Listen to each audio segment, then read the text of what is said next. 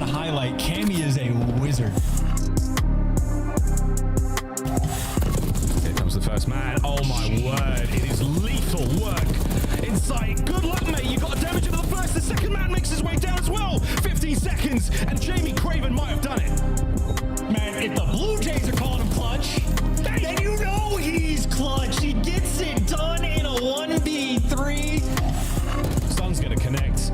Awakening. There's a chance. Gwyn gets away though, and the trade's rolling through. Purge 1v3 wants to get active. 1v1. MP Rex, the new man on the block, dead and gunned down. Purge for the ace, given the defuse. Mr. Do-It-All. Now that was absolutely rancid. Good research. Starting to spring on forward. Shotzzy gives you 2 again. He's been terrific here at P2 so far. Shotzzy just holding by himself. Beautiful plays there to get 3 on that first push. It's gonna have to be perfect, and Shotzzy once again from the stairs and goes demon mode. He's got 46, 47. We might hit 50. 47 out of Shotzzy. This is the Shotzzy we have not seen. And the pinch from Tobias Yul Jonsson. Trying to keep this spree rolling.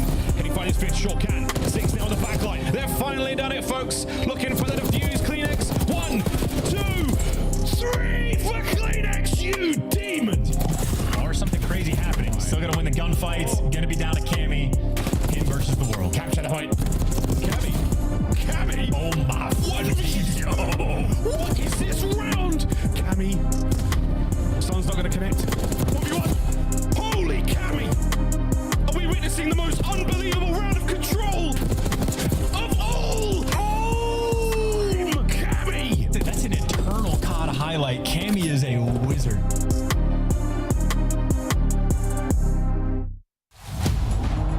The timing on this could be unbelievable. No one from the Ravens have turned. Oh, Sim, and an emotionless kill. Are we witnessing the most unbelievable round of control of all? Cammy. But he's still in and behind, swapping weapons, streak up to 9. Purge for the clutch. Purge for the ace. Mr. Do-It-All. Spots them out. Super. And what a series it was.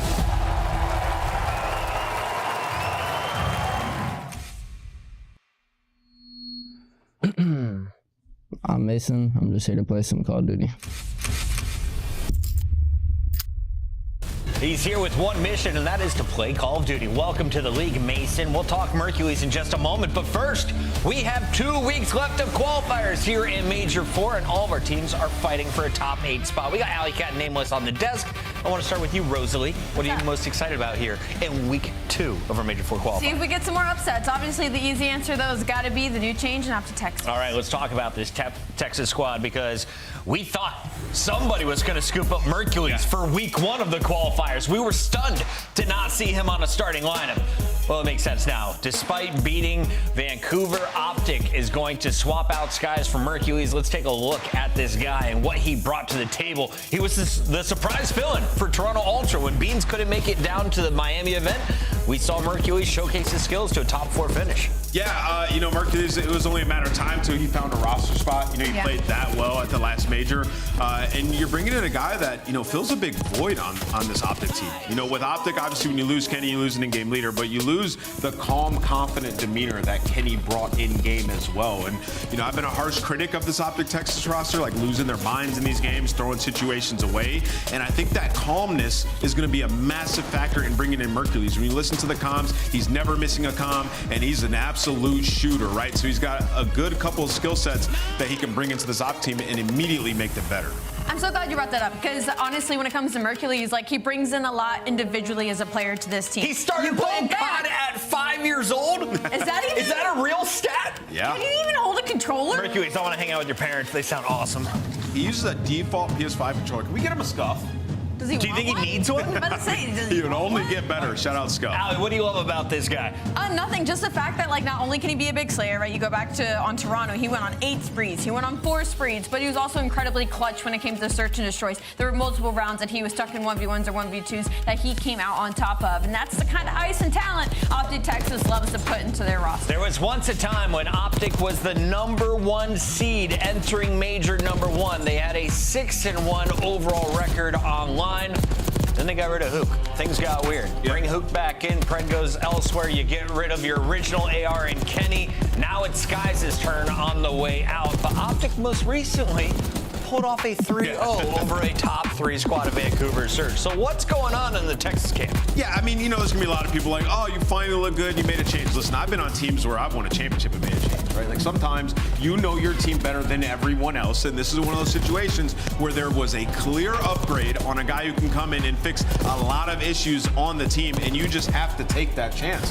Now, given they did beat Vancouver, but what happened in that match? Shotzi dropped 48 kills on that map number 1 to set the tone. Right, so you could consider that match a fluke, and now you're in a situation where you're up 40 points and you got the next best guy in challengers coming up to your team. If you're an Optic fan, you should be elated. Allie, we take a look. We have the worst and the best teams in the league in action today, but then you also have 4 squads right there in the mix of things where everyone is fighting for 3 of the top 8 spots. How far off is Cloud9, and can they catch up to the 4 above them? They're still pretty far off. That loss versus Toronto Ultra does kind of hurt them, but they did get a win versus Vegas Falcons. The problem is it doesn't get easier from here. We keep looking at their schedule. They have easily one of the hardest during the split. One of the surprises on that list, maybe that Miami, with 2 rookies, is ranked higher than Optic Texas. Let's talk about the star-studded squad that comes from Spain. This is a ridiculous performance after finishing top 3 in Madrid. We're like, oh, that was a crowd buff. Yeah. No, they keep improving and they keep evolving behind the rookies. Let's take a look at Super and Rancor. The ARs have been bringing the firepower. I mean, they have one of the best AR duos in the league. And you talk about search and destroy, Chris. They're 13-3 since adding in Super to the lineup, and he has been a superstar in that game mode. I mean, this Miami team have had an incredible season. You really think about it. 2 Sundays on the year so far. They're only getting better, Allie. And look at the individuals. They got 2 guys contending for Rookie of the Year. That's what I'm saying. I mean, who wrote the anime arc into our rivals that are on the same team fighting for this Rookie of the Year? If anything, I just see it as an opportunity for both of them to push each other to get better. And they both kind of add very different things to this roster. We saw the success with Rancor when he was initially added, and they have a top 3 placing already. He brought the fire, he brought the engagement and the pace. And then you bring in Super, and he brings the brain. He brings the search and destroy. I mean, my God, the guy is a 1.48 overall in the year in search and destroy. I love seeing the race between these 2. Let's remind everybody at home, these are some grown-ass men. These guys are in their mid-20s. Rancor, though, is going to be one of the stars that I think caught a lot of people off guard. We've heard the rumblings of Super. I never heard the name Rancor before the start of this season. True. That's a really good point. And, you know, with Rancor, kind of like my assessment of him as a player is he's just a solid player. Like, gunny-wise, makes solid decisions, right? Values his life. And I think he admits a lot of the traits that will be good year to year in Call of Duty. Obviously, there's a period of time where when we go to a new title, you have to be able to adjust that. And I think Rancor is going to do well in that regard. It's just a true AR player. And, you know, on that graphic with the stats, it didn't show it listed. He leads their team in hardpoint damage. Respawn, he's a monster. I feel like Super is the monster in Search and Destroy. It's such a complementary duo. Yes, they play off each other so well. One of the better AR duos in our league. That is a look at Miami as they are just a few games behind Carolina. I was taking a look. Who does Miami want to play? Well, they got their choices ahead of them depending on their performances. But you have a chance to play against some of the best upcoming players in the league. And not only do you have a chance to earn some serious prize money, but if you place high here, Allie, the gold is getting a trip to EWC. We also have an invitation for the Challengers Champ runner-up. You don't want to miss it. Make sure you get your tickets now. I mean, EWC is going to be one of the biggest events of the year, and also Challengers players still got to keep making names for themselves. You see what they're doing in the league. Everyone's fighting for a spot at Champs, and of course EWC. Before that, though, is Major 4, and we are going to have our 12 teams in attendance with 8 starting in the winner's bracket, the bottom 4 seeds in the elimination bracket. And break it down for me, expectations. Yeah, I mean, looking at this, it's going to be a world of pain for some of these teams if one of Surge or Thieves end up in that lower bracket. I mean, imagine needing to make a run and you got to play one of them. That's going to be hell. So expect them to move on up. And then Minnesota Rockers still sitting on a donut. They need some points, need some wins. Allie, true or false? Thieves and Surge both start in the winner's bracket despite an 0-2 start. Both start in the winner's bracket. I don't know for Vancouver Surge, just simply because they get handed to a loss to Optic Texas, which is just unreal to me. And I think that kind of sets them up in a weird spot because following that, they have to play Boston Breach. Okay, not that bad. Then they have to play Toronto Ultra. That's a top 4 team. Talking top 4 teams, Atlanta Faze looks disgusting. This is the right one now. team that I don't feel has shown any weakness. They silenced the haters with the win over the Thieves, and now the team with the win over Vancouver as well is looking clean. Yeah, I mean, that match, like thunder, is selling him, reminding us who he is, dropping almost 40 on that map #1, and then the search and destroy. This split so far, ridiculous once again. Beat Vancouver on 2 of them, Thieves most recently, and then the Control, obviously still world class. Atlanta Faze team still probably has some things to figure out in terms of Hardpoint outside of Rewind, but that being said, they're still top 2 in the game. Alec, this is probably the hardest start to a major qualifier. You've taken down 2 of your top 4 teams. Does Atlanta Faze finish 5-0 with the #1 seed going into the last major? Easily. Easily. They go up against Cloud9 today. I mean, sometimes Cloud9 with the makeup of that roster could turn up, but with the way Atlanta Faze looked versus LA Thieves and the fact that you follow that up with Gentlemen In Vegas. Falcons. Thank you. They should go 5-0. They go 5-0. Speaking of the Falcons, they're 100%. playing first, and here is a look at your schedule for our Friday, May 9th. We've got 3 matches coming your way. The big one, your Monster Energy matchup, Cloud9, desperate for points. Atlanta Faze, really nothing to gain at this point. You're in cruise control, but the games begin with Miami looking to continue their climb. Meanwhile, Pred looking to hand Vegas their 3rd win of the season. Stay tuned, it's the CDL.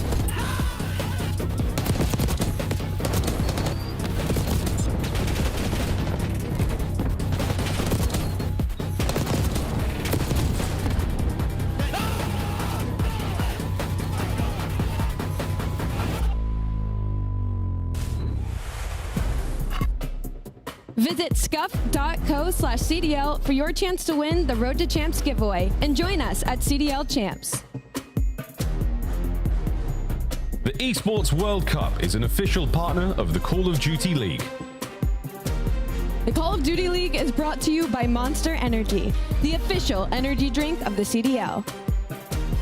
The 2025 Miami Heretics team pack is available now. Each pack includes home and away operators, as well as this spray. Vamos, vamos, vamos, vamos, vamos! Next time you boot up, suit up at the in-game shop.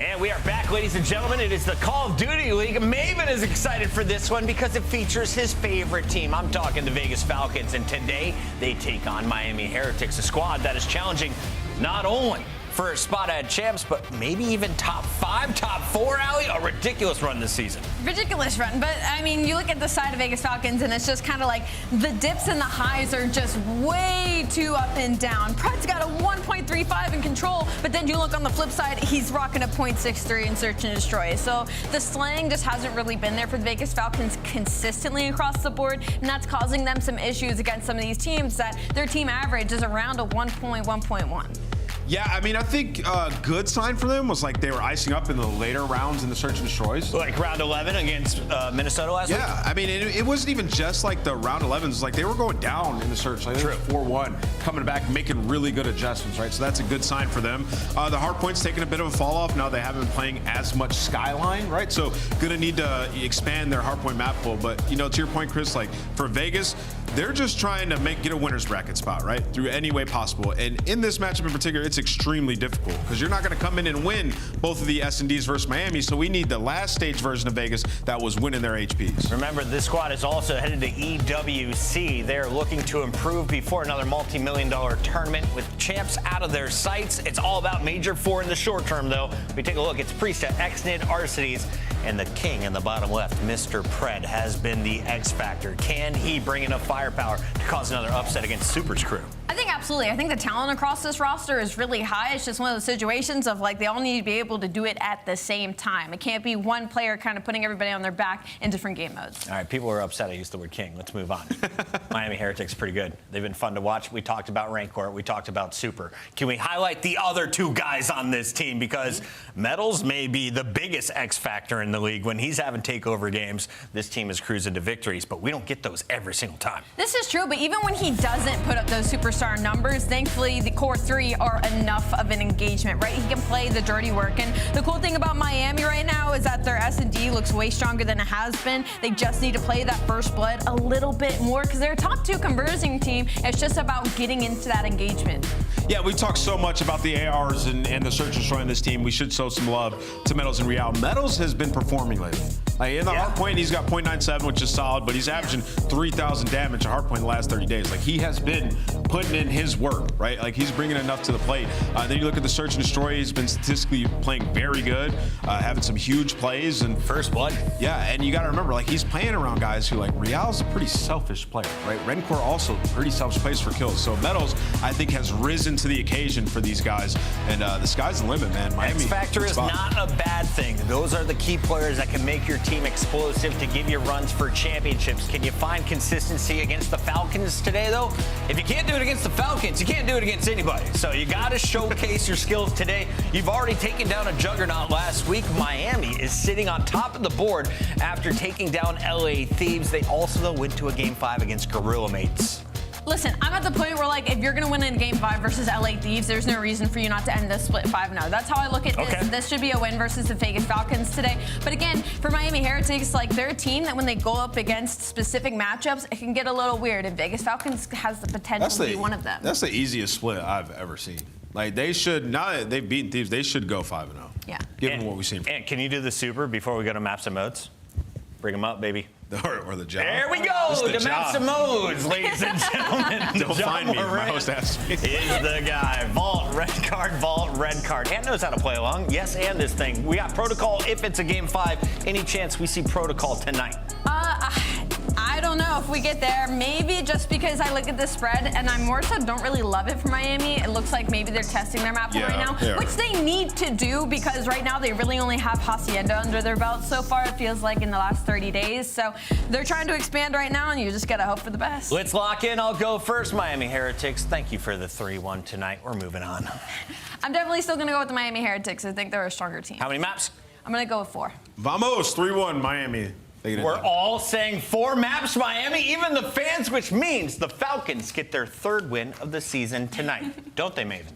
Yeah, sure, why not? I think we're cosplaying that we're in Miami. I think it's 78 degrees inside this room. So when I start sweating and already complaining, Joe, we'll have a little fun. Pants are off at any moment. Yeah, if my pants come off, that's 100% because we're in Miami, apparently. But no, listen, this is going to be fun. Miami, let's see if you can get to the 3-0 start. I think I agree with the desk. They should have a good opportunity here to go 5-0. Vegas Falcons, I mean, they already played spoilers once already by beating Rocker. Maybe they can do it again here. Yeah, I mean, you know, you heard Tris kind of talk about it. They're just sort of locked in on the rest of their year. Their big tournaments. Can you win some money? Major 4, maybe major splash at EWC. Outside of that, yeah, they're just, again, we talk about it every single time. We know what this team is now. It's Pred, it's Exited. What else is going to be for the future? They're building for something. And yeah, I mean, what would be a success this year? I mean, if I don't know, you're able to pull off a top 4, top 8. Yeah, no, it's insane. What is a success? Because you do have this, you know, you have champs, maybe EWC if they keep the same roster. I don't know. What would be, honestly, what would it be for you? Because, all right, take the players aside, like, with the start they had. But top 4? 6. Top 6, maybe? Just get like 1? Like, that'd be a success considering how it started? Yeah. Okay, no. 100%. I mean, that's 2 match wins at LAN. So that's true. That'd be pretty solid. We'll see if they'll be able to do just that. Might be difficult to do considering the level of competition we've got in the league currently, and they've got a test right now. Yeah, and on the other side for Miami, it's like you have to lock this hard point in. Your search and destroy is so good, 1 in 3 on the stage. You lost 2 to LAG, which is a big surprise. I mean, we've seen LAG have some good games, but we're considering Miami, you know, to be in the top 4 with how good they have looked with Super, with their recent LAN performance, so they have to lock in their respawns. No, absolutely do. And yeah, this might be one where you can catch them a bit if you're Falcons. You heard the devs talking about maybe working on some maps, trying to expand the map pool. We'll see a lot of the top teams try to do that, especially at this point in the year. So maybe some openings for Falcons to catch them with some favorable maps within the matchup, but let's not get it twisted. Heretics absolutely the favorite here by a wide margin. Looking to get a good kind of winner's bracket start and back-to-back majors here. Yeah, you had Real and Rencore trying to spawn out back P2. Falcons, I think they had everybody spawn out, so bit of an odd one. Great shots for Rencore right there. The headshots onto Pred. Well, you still have these close spawns, so nice plays from Real and Rencore on the rotation to lock this down. No, that was a snap and a half. That was very, very clean out of Rencore. Now let's see his POV if they try to hold this from the front side. The pressure is here. The damage is in from Rencore, but not able to finish the kill. 3 are going to drop really on Real to try and hold the cross and make sure nobody gets through, and he does a beautiful job of that. Despite the fact he loses everybody, they still have the back spawn. He gets 3. You're still in a good spot. Yeah, and he's the guy who's been a little critical of himself lately. Just feels like, you know, he had a strong start to the year. It was really him and Rencore. Maybe there was just more room for him, more numbers on the map with some of their past rosters, where right now I think he's just trying to get comfortable back with Super. Yeah, he sort of said like uncomfortable or trying to find his rhythm again. I just think when you're a player like him, I don't know, or a Shotzi or whoever to place it like the pace they do, anytime there's a team change, anytime you're trying to add maps to the pool, anytime the game changes a bit, you're probably the one that feels it the most. It takes a little time to get back into your rhythm. Well, and also I think last year he had the who is this guy sort of, right? He was a rookie. How does this guy like to play? Yeah. We all know, like, he is this lurker, likes to go on these flanks, sort of, and teams are going to look for that when they're playing Heretics. So he's got to learn how to switch that up. I think that's been one thing we've highlighted a lot this year. Players in those positions with some of these maps, it's been difficult to find their openings.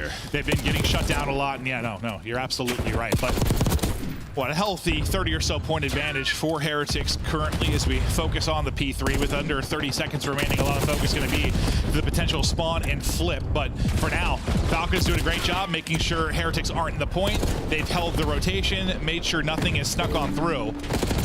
They played safe enough. The spawn's still coming in by Art. Yeah, everybody pulling out the ARs. You see exited the feed. Priest to RC's finding kills at the right time.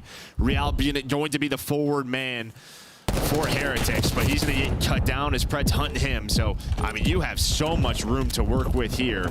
I say you just got to be careful. That back spawn was open for a second. Yeah, there it is. So, yeah, no one plays safe. Metal spawns in the back. He's like, okay. Number 5 and Priest is going to spawn out. That should be the call. Luckily, they had that. But yeah, I was going to say, no one was blocking. No one blocking. Now Metal's just trying to capitalize, hoping his teammates can get a little bit closer before he pounces. Now he's going to go, finds the opening.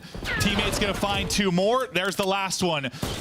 That's just misplayed by Falcons. You do probably the hardest part, right? Like, you play that basically perfect throughout the later stretch of the P3. You not only get the time, but you hold the spawns, and that's a blunder that might cost you the map. I mean, yeah, nobody's in Art, nobody's statue.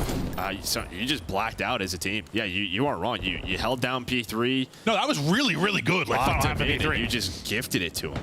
No, that is going to be a tough one to swallow. That's just dumb. No, it is. You're not wrong. You are not wrong. And Heretics are going to turn that into a healthy chunk of time. And I was going to say, like, really good job by Falcons, too, because I think Heretics, like, when they really get their ideal set up at 4, like, they're one of the better teams at holding it. Just the AR firepower they have, their comms are on point. They're great at holding their crosses. I feel like we see, like, Rancor and Super go on good sprees there at all times. Yep. So not giving that to them was great. But then you didn't give it to them. Sure did. And on top of that, someone who's giving it to him, it's Real. He's on 19. I mean, he was at 13, 12 or 13 at like P3, so he's kept it going here. You know, I think he's just kind of locked it on himself, finding that game again. Seems to be working on it, and you know, Rhaegar, who's been sort of their superstar, not really having the numbers right now. He's been their respawn demon more often than not, but hey, fact is, you've got an advantage right now. You got to assume he's going to start to heat up. I'm like surprised to see him at that because we haven't watched his POV much. When we did, it was like that ridiculous snap, and I'm like, okay, he's hot, but well, it just had the tough spawns, right? You're fighting up the street for half of that first set. See if it gets a little bit cleaner. See Prisha trying to play safe alongside Exnid for this P2. Real, though, is on the hunt, but does get cut down. So Falcons with a chance here to cash in at P2. Yeah, good job by Prisha, just playing patient off spawn, just L-triggering up, not letting Real maybe catch a timing there and disrupt things. As you said, another opportunity maybe to bring this back in their favor, but everyone's just going to get smoked. It's the ARs from Heretics that light it up. Falcons have the back spawn still, but I mean, if you're good at the time of your Heretics, this is everything you want and more. One player going to spawn, I believe, in Pred. He's going to be able to pinch this, and we'll see if it turns into something. Yeah, you would love to find maybe a little bit more if you're Pred, maybe to peek out Cap, but maybe he thinks they know he's going to split there, so they would have looked for him. Had a chance. They would have cut off the reinforcements. Instead, plays for the catwalk, and I don't know if it's really going to work out. Heretics do a good job again fighting back. Can you do the splits, Joe? No. Dude, not at all. I'm pretty flexible, but I can't do that. Oh, not a chance. That's part of my body that's not flexible. No, too much gaming. I'm trying right now. It's not going well, Joe. Why are you trying to do this? I don't really know. I think I'm going to pull something. We used to always talk about splits, and got me thinking. Oh, split spots. Yeah. Yep, that's how my head got there, Joe. That's the ADHD taking over. Heretics trying to stay in control of this one. They'll have the left side early control. Last time, yeah, this is where I think they went to the blender a little bit when you talk about the slaying department, at least early on before they gifted P4. They were battling from a tough position throughout. This time, how long can they hold it? So far, so good, but RC's POV for now is he's trying to find openings into the P3. Pressure to Heretics to make sure nobody is flirting on through. Holding the line for now. Yeah, that's just really it. You see Rencore just making sure they have spawns hard side. RC's trying to do what he can. But yeah, this is why I think you saw Rencore kind of struggling on the first half, because they were dealing with this just from the opposite side. Super, he's on the hill. He's up to 24. Like, look at the map control. Like, yes, so much. They are going to find a couple of kills, so there will be some early pressure. Do they get a spawn out? They do get one, so you have a 4-on-3 right now at Real on the other side of the map. Your best opportunity to capitalize if you are Falcons. We'll see if they're able to do it. Rankar still trying to heat up, able to win that fight though, and maybe solidify this hold. That's a great sweep to the board there from Heretics. And now they get into their position. I think when they get to their setup, they're one of the better teams at holding this. Can they do it now? Funneling everybody through poolside. All the ARs out and hitting.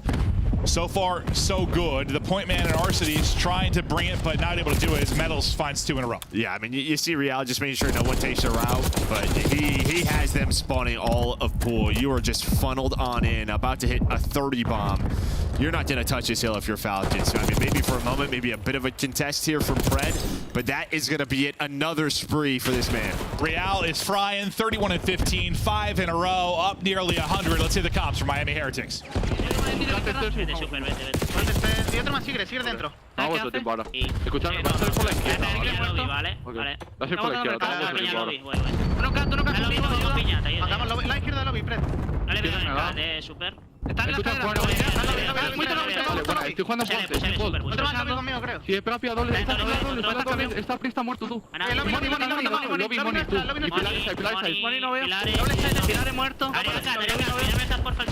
Cati, Moni. Vale, Kate, Sexy, asaltar. Pilares de Rencor. Pilares ahí son 2. Voy a ir por Doris o Vaca. ¿Podrían hacer algunos Split and Otro más derecha, Siempre 4, chavales. Punto conmigo, Pilares. Ahí en el lobby. Yo no lo veo. 4, ¿qué te uno canta, Pred, me pincha. Una bala. El de blanco no lo veo. Muerto, Un tiro Cat, Vale, sí. Cat, Pred. Y punto, Cat y punto. Doble side esa win. Doble side es un tiro. Y otro Pilares. Una bala presta. Y buscamos por el de la izquierda. He naciado. Palmeras. Va por siguiente. Vale, estoy al fondo. Corre el lobby. Unos camión, me están buscando al fondo. Necesitan ayuda. Está el pato, Chema, El camión no se va a pillar punto. Palmera, abierto a sitio, es un tiro Palmeras. La primera punto con piña. Escúchame, falta al punto y otro Bacali. Aguantar. Buena, queda abierto al fondo. Estoy jugando el punto, creo que Estoy jugando los nuevos. Jodate el fondo. Un tiro. Pred en gas. Mete el fondo, mete el fondo. Todos de cara conmigo. Sigue de arriba, Muy tocados. Eso es súper lejos. Piscina Sigue de arriba. Muerto. Han nacido en todos lados. Vamos a ir una vez más. Vamos a ir al fondo. Ahí no cambian de pedo, mente pedo. Un tiro muerto. Van a sentar para acá. Por ese lado. Le queda punto. Hace Bacali. Están a bala. Estoy jugando por... No, vale, gas otro, va a ir sacando de derecha. Hay que parar mío, chavales. Gas, hay un camión de pedo para... Que me mata y otro Bacali. Son 3 y crack, los 3, todos, ¿sabes? Todos. Tengo el P1, bro. Son 3, sí.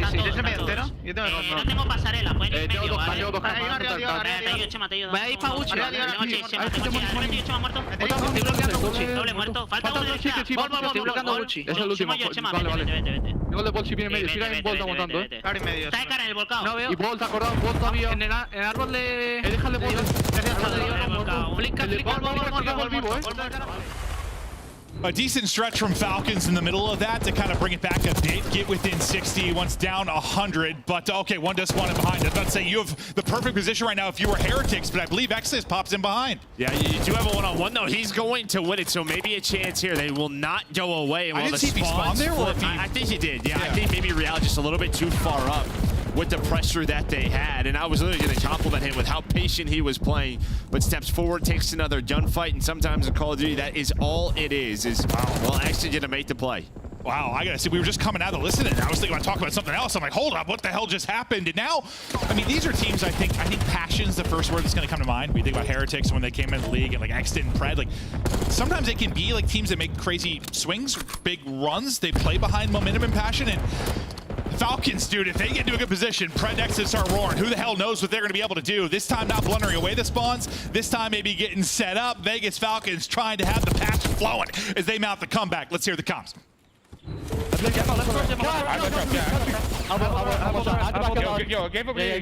Right, crossing, one shot. Medals. I'm out of ammo. They haven't crossed deep yet. They're gonna cut front, maybe.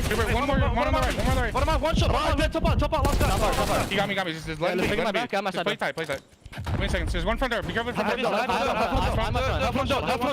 just cut it back. Square. One shot. Let's go. Come on.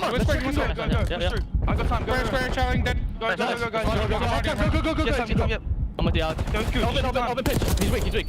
I'm with you on you, Alex. I got an 80 cap. Cap super, guys. Cap super. Get time. Play kills. Come on. I'm still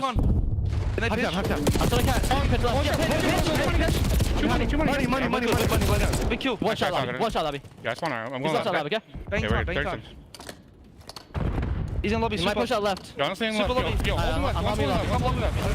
Well, it's a perfect time for listening. And Falcons were starting to click, but unfortunately, they don't get a single kill. Then perfect collapse there from Heretics as they break. But still, you're in this game. You're down 30, once down nearly 100, back in control of the Hardpoint. Yeah, they flipped again. There's the flip. So, I mean, there's a chance here at the P2, but they had to get medals off the Hardpoint. Reinforcements now here from the rest of Heretics, but Prisa finds the double. The play clock in as well, down to 25 seconds. Super, he's got 34. SMG out, another 4 dead opportunity. Miami to try to close out. It's 1 second, is it? Maybe. They either get the tick or they need one more second. We'll see.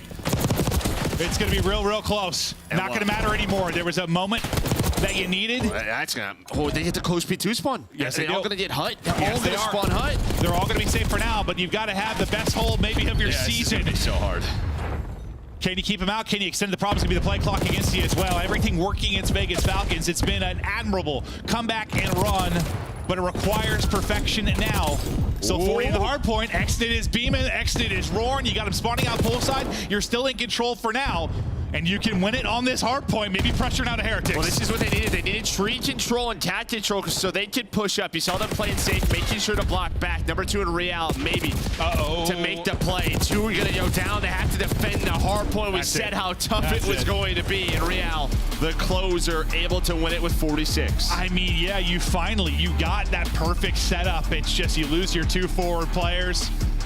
They get caught and shut down. Nearly an insane comeback. And like this Falcons team and the respawns, they have been streaky, dude. When they start clicking, getting to good positions, they can be a big a threat as anyone. But you went down 100, and it's going to be so tough. That first P4. And the first P4 is maybe why you lost the map. And absolutely as much as I know that one was a blunder, I'd have to see the other one again when Exit spawned in behind.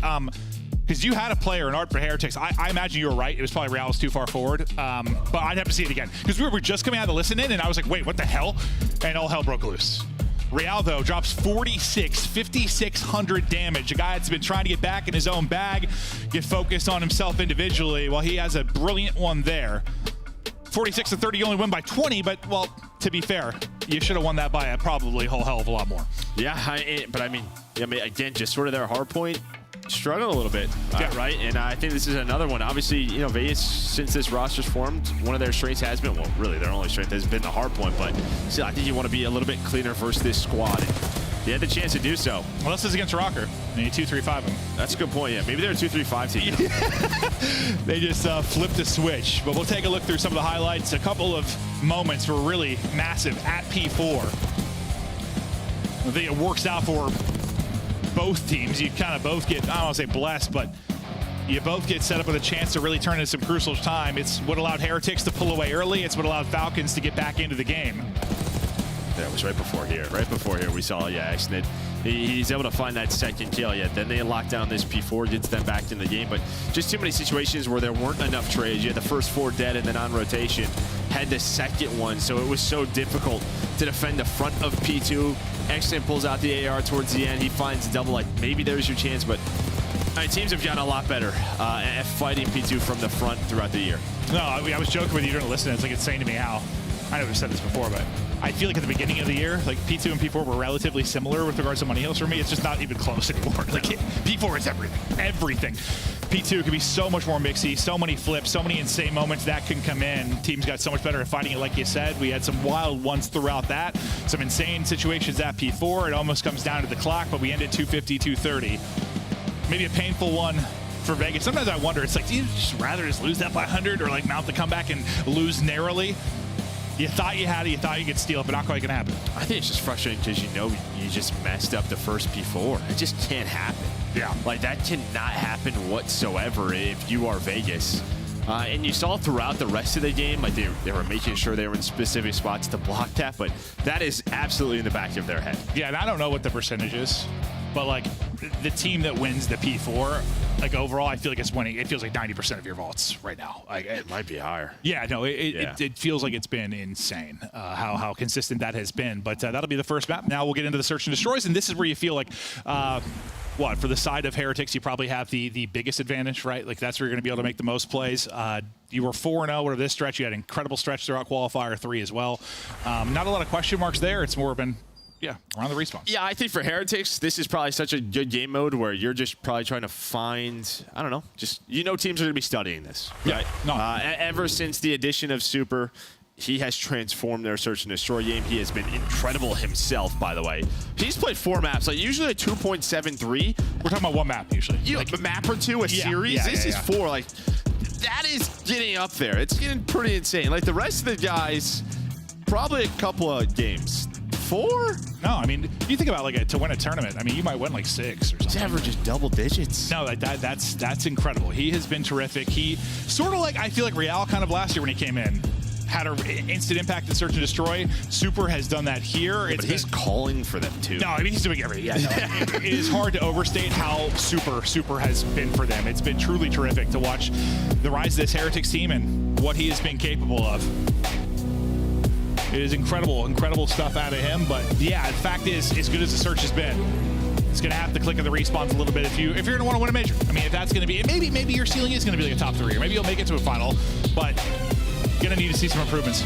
Yeah, at least get it back to like 50-50 in the hard point, right? It's almost like the way we talk about Faze in the past with how good their search destroy has looked. But yeah, we'll see if Miami can keep this up in search, or if teams gonna start to figure out maybe super strats in his notebook. Yeah, no, exactly. Like the other teams learn a bit, and then they get countered or shut down come major time. But they're trying to stay ahead of the curve, and probably the hardest to do it in search and destroy. But we'll see what they have in their bag of tricks. As we get into this opening round, playing it pretty aggressive, but Real not going to find the timing. Sometimes he does, sometimes he doesn't. Priesta able to hold here for now. Pred trying to send it forward. I'm thinking maybe someone's going to trade it out with him, but that's not going to happen. So you get the first blood, find the patient play from Priesta, then Pred kind of throws his life away. There's going to be no follow-up there. So we go into the 3 versus 3, and well, for Heretics, they are pushed forward and hunting. Yeah, they just got to find these kills quickly. I do not think RCs and Priest are going to be ready for this. The way that they are playing, well, maybe they are. Just sort of telling Exton to play your life. We're giving up a lot of space, so it actually works out. They do not expect them to be that far back. Heretics, they don't see anything for a while. Maybe they think they're just pushing up to the bomb site, leave them alone, and what Priest is like, gets a free 2. Yeah, except Alex just like, I hear something close, like the way he was playing that. 3 though, 4 Priesta starts it off with the first blood. And yeah, maybe that's one of those things where you know how aggressive Heretics like to play maps, whether it's offensively or defensively. And it's just sort of excellent. If you see anything, we'll try to help you, but you're on an island. Just play your life and watch the bomb. Make sure they don't defuse. Oh, and you were wrong. Like they had to move because it was a 10-second run just to get to the bomb, taking that route. So they had to find openings quickly. Weren't able to do that. Now let's see what they can do it on the flip. Metals, I thought maybe getting caught with bomb, but instead he's going to find Pred. So Pred's kind of been blooded for his team in back-to-back rounds with absolutely no follow-up. As Rancor gets caught, though, you bring it back into 3 versus 3. So well, at least a little follow-up that time. Little follow-up, but yeah, nobody really helping him out there. He just takes a route. Meanwhile, Real, speaking of routes, able to find an opening top ladder.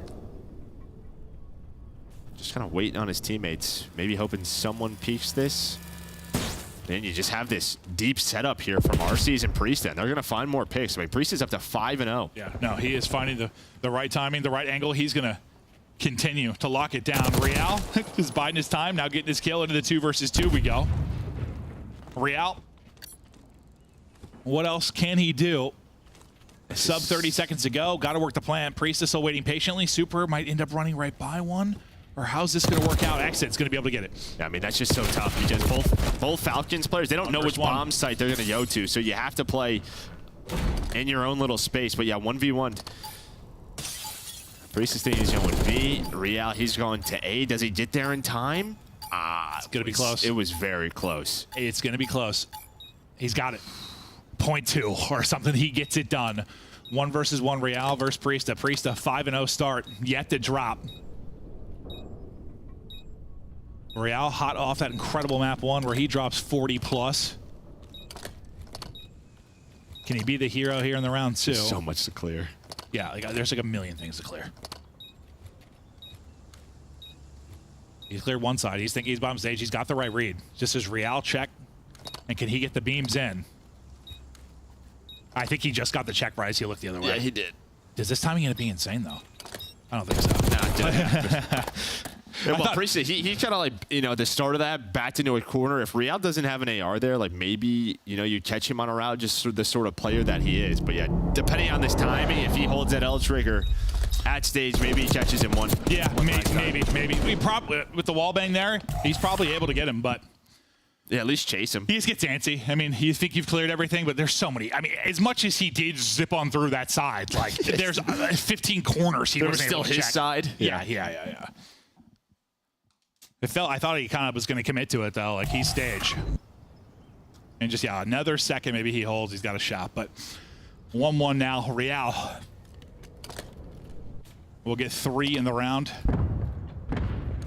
And what, 3 in the first 4 Priesta. So, a couple of individual moments for either team. Pred has not found any early round success. Maybe in this one he'll be able to. That out? Maybe he was. Maybe he saw names.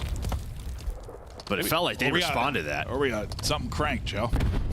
Maybe. I'm assuming he maybe see through names to the doors, but it looked like he gave that call out to his team.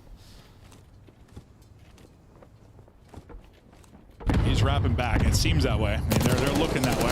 They're trying to catch him. This time, Pred able to get the first blood. Can't get away with his life, though. RC's trying to trade it out. A tag in, looking to get the angle. He is able to finish it. Had a little help there, too, coming through. I mean, they know the last 2 flights, so they're just waiting for this. The problem is they're getting caught. It's like they have the right idea, but now this is getting messy. RC's cannot find a kill, but able to resnap onto Metals. 1v1 again. Priesta, another opportunity to take it. Gets bomb back in hand. 15 to go. Super is just holding it.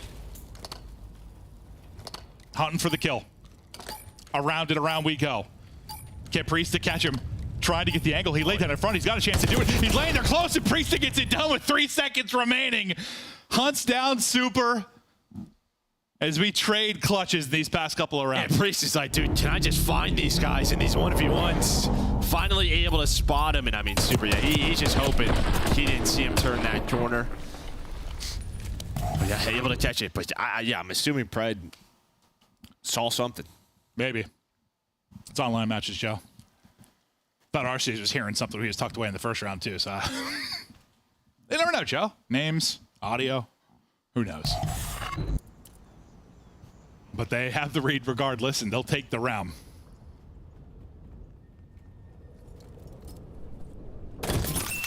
Advantage Falcons now. Okay, what are those shots from Priesta? Well, it's also, I mean, you're just getting blasted by your own trophy you're sitting on top of. That probably didn't feel good, Joe. Feels, I mean, sit down and take a spin. Well, it depends. Friday night. True. A couple of drinks, you never know.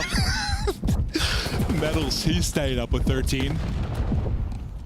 Advantage, though, over to Falcons.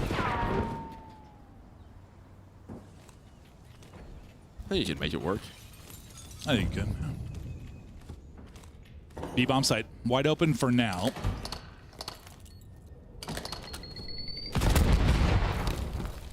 We'll see if they can get this in and get this down clean. Very winnable round if they can get this bomb planted. And taking a long route is going to be RC. So you kind of have a 3-on-3 here for a while. Card, though, going to be coming in. Some info there on the spot from Real. Falcons players trying to buy time till RC's gets into the play. Some damage in, but not much. Real's still on 87 HP. RC still trying to work there. The fight going down. He's almost there. Can his teammates stay up? Priest nearly dropped. Metal's able to get one. That's your teammate's head, unfortunately. Suddenly, it's going to be all on Metals to now clutch up. 1 versus 1 again, and Metals was able to get both. A circus there on the B-bomb side. Well, you're right. I mean, they were just waiting for RCs, and Miami does a good thing and gives him no angles on anything. They all push into the room, but then he activates. Well, you just have the advantage with the SMG, and I think Exton runs out of bullets right there. You see him stop shooting, so I think you get a little bit of luck, but you have the sub, the Jackal in hand, and Metals clutches on just keep going down to 1v1s or clutches or a player getting 3. Like, these rounds have all been insane, I feel like. A wild one.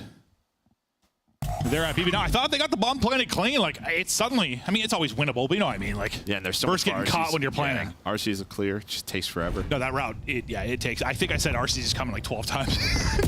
Finally gets there just to get hammered with a sub. He did what, 12 times?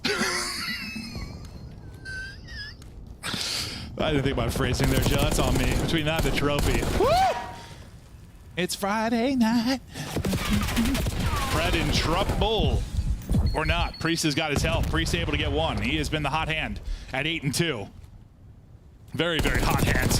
Can he get more damage in? Able to get one. That's all he needed to do there. RC trying to follow it up. You take that, because he looked like he could not move. Oh, no, prone blocked. And, yeah. It's like, because someone's kneecaps just find their way in front of my gun? And it worked. It worked out. But now can they win this round, go up 3-2? Rentor 1 versus 2. What is this time going to be like with RCs? Well, the way these have gone, he's going to come down to 1 versus 1. And I think this one might or will. And I mean, again, this is the timings. RCs gets behind him. Hello. I see him.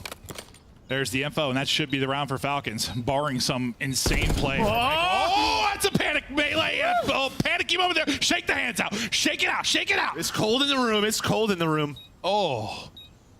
Still going to be tough to win, though. I mean, a lot of time goes by. Rankar's still going to drop, but God, I thought there was one way to maybe throw it away. That was it. Yeah, Prez just laughing. I'm sure you laughed that one off. Like, well, it's one of those situations around that area. You want it to be a clean kill because, you know, you start shooting and all the players can do is slide behind the cars, right? There's so many cars. Yeah. The cover is insane. So he just wants a clean, free kill, and instead it didn't. No. I swear I've seen Alec melee like so many times. On Vault 2, he's twisted, bro. That was me when I'm slamming a couple monsters, dude. It's twisted. Just punching air. Just got the tight grip. Yeah, the tight grip, 100%. Nothing wrong with a tight grip.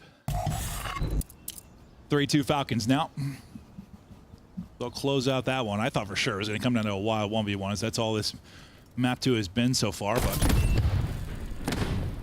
stun hits right before trophy goes down, but they're okay for now.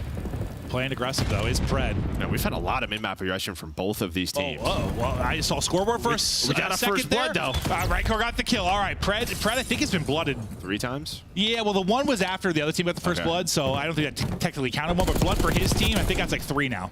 I think he has 1 first blood to work with. But the early rounds have not really been working out great for him. RC's, though, chance to bring it back. Him and Priest, the ARs continue to hit. Now down to a 2 versus 2. But Real's behind you. I don't know if you know about this. 50 to go. Maybe he does know, because they just kind of give it up. Flip the map. We'll flip it for now. We'll see if they can track back and get bomb. They're able to do that. So Real scoop bomb. Maybe they've got the info. They've kind of rotated out of this. Can they get it down at A before Falcons get a presence back towards it again? It looks like that'll be the case. They'll instantly get it down. Yeah, they were trying to guess they were going to go rapid through B, right through the spawn, but that's just not the play. So a bit of a 50-50 call there for Falcons. Now you're in a 2 versus 2, and a lot to check. The good thing is you're in this area. So Real and Super are here. It's not like they've backed all the way up to the attacking spawn side of the map, so you're going to have some early gunfights. Good position there from Real. He gets great damage in and able to get 1. Super. Just chilling. Gotta play the clock. Yeah, it's playing backside. He's just got to throw a shoulder. RC's gets caught on it. Is super. We'll close it out. Easy one for him there, but yeah, Real kind of decides it there as he gets one. And yeah, that's been one of the big things. We saw it on Hacienda, just sort of where they decide to plant the bomb. Obviously, this is a little bit different in this 2 versus 2, but just sets this up so he can clutch. Making the game simple and easy to keep them in the game. A lot of clutch situations in this one as they trade blows. 3-3 now. This is what Super was, what, a 2.73 or whatever KD through their 4 searches. We'll see what he's going to be at the end of this one here, but it's really been kind of the Priest to take over on one side, and on the other, I'd love to tell you. But we're not sure about that. I have no idea. The full numbers, we have no clue. Yeah, no clue. One day. He's got 10. I know he's having a good one. That's about all I know. Oh, I love Call of Duty. Dude, can you imagine just running through glass? I don't think that'd feel very good. Probably not at all. Nice stun there. Yeah, well, bye. Yeah, I'll see you later. I'm going to hop in the elevator. We'll take this engagement down the road. Real might be continuing to hunt for him. We'll see how that timing works out. But the plan is in for Falcons. The collapse now from Heretics. This is different, right? You really haven't done this if you are Priest. You've just been playing the far flank with Arcades. Oh, nearly line up for Priest. Not going to happen. All on RC. Not with the clutch. Good thing for him, 20 seconds to go. Could be a scenario where he only needs to get 1, maybe 2, and he can close the round. Problem is, sneaking up behind him right now is Metals. Bomb's out plenty for him. And he is in trouble, has to peek out and check. Metals was working behind him, and that'll be back-to-back now to Heretics. And I really like that play from Priesta because every single round it's been him and RC just hiding, right? Forcing them to look for you. This time he's like, I'm just going to peace out, flank through the middle of the map, going a long route, but what ends up, his teammates die around the bomb, right? So he just has to go. Well, it's the reason, it's the way they're playing, why Pred's been having issues, is he's playing at a different pace. No, that's the 4th time he's like died first. I think maybe he's just trying stuff out. Okay. Yeah, maybe just trying out different strats, different timings. Yep. It's like, yes, maybe he's having a rough game, but it seems to be setting up the others. Okay. Yeah. So maybe he just is like, I have to do this. Super, who maybe started a little slow. Now we can see 6 and 5 on 4 straight. Guy's been a lock for double negatives in Search and Destroy. Or double negative. Double positives. Double positive in Search and Destroy. Double negative does make it positive. I was actually going to say double digits. I said double negative, double digits. Double digits, double positive. Both are true. Just not what I said. Let's see what he can find early. Just clearing. Slowly working this up. It'll be Real kind of lurking on the other side. Some tags and info for Super, but nothing to write home about. But I think enough info that you feel you can get this plant down, and that's going to be the call. Trophy doing some damage, but he is still up. Yeah, does he get out of here? Trapped here, yeah. Trying to make sure he can't get out as Arcides. He's doing a good job just wasting time. There's 2 players just like locking him in, but yeah, he's still alive. Breaker now getting to help him with the kills. Real going to capitalize. Priesta able to get 1, but it's all on him and Pred now, and you just have no time. 20 seconds to go. Pred's going to drop all on Priesta. As he's just stat padding at this point. Well, we're just whiffing. Too much to do for Priesta, but still, he's on 12. Yeah, I mean, that's just Metals. Metals playing his life. Right, the trophy, he looks over him. His teammates got his back. Just do not move from that spot. Oh, you saw what it looked like from the 2 RCs and Priesta's POV. They're trying to just lock him in. They're both so focused on that. I'm sure that's why Ranker gets the pick, right? They're just trying to stare at it. And yeah, buying time is everything. May not be a bunch of kills he's going to get, not anything that shows up on the stat sheet outside of the bomb plant, but great job there for Metals. Yeah, it's almost like if you're Falcons, you have to start that retake on somebody else. You just kind of know he's there, and then, yeah, start the fight elsewhere. Dude, and I had to roll my pants a little bit. It's warm in here, bro. I look like Huckleberry Finn or something. I don't know what's going on. But 1 more round needed for Heretics, though, to take the 2-0 edge. We'll see if they can shut it down here defensively on match point. Heavily stacked over towards A and playing it pretty tight and aggressively there, but we'll see what Falcons opt to do with bomb. Yeah, it's another look at this, where we've done this couple of rounds, but this is it. You're holding this. You're waiting for this if you are Falcons. Metals at least trades out 1.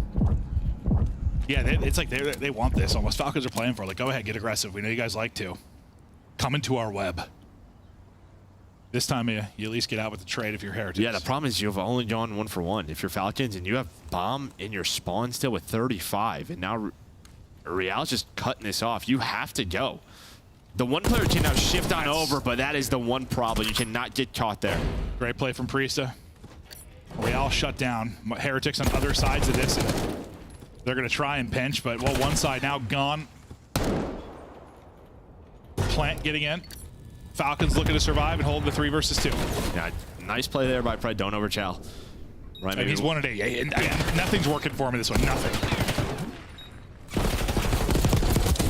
Nice shots. Priesta is feeling himself right now. All on medals now. He's on 4 straight. Can he come away with it? Well, gets a dead slide, and that'll be that. Probably would have been dead regardless, but movement gets him caught at the door. Falcon's able to hold. Pred's just laughing this one off. He's like, all right, Priesta, pop a P, carry me to victory. I mean, this is what we always kind of joke about in the Dream Room.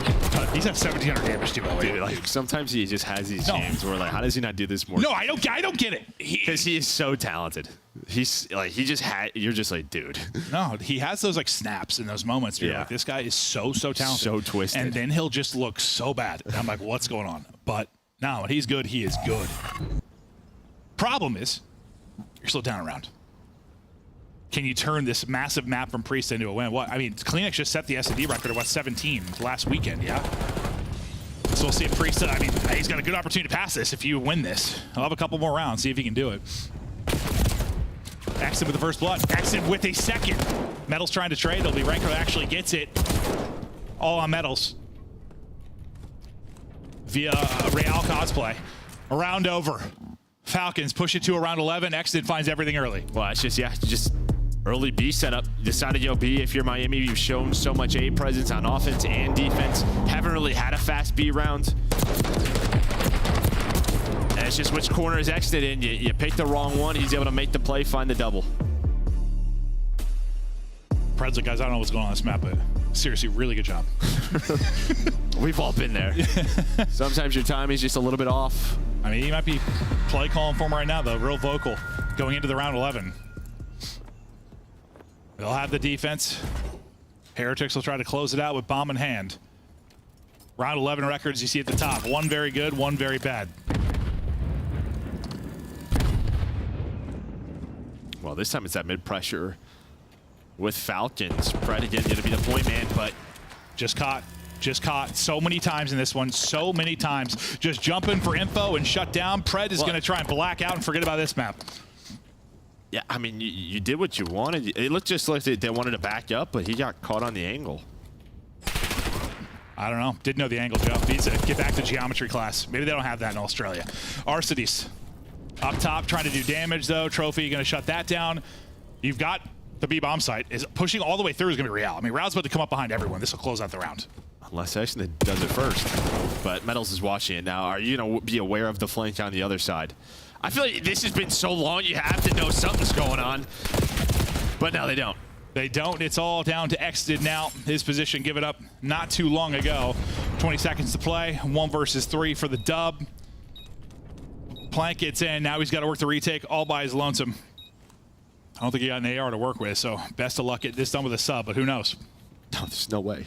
Who knows, Joe? No, Renkor's just going to be chilling on the stage. Oh, I agree with you, but I'm trying to preach the miracle.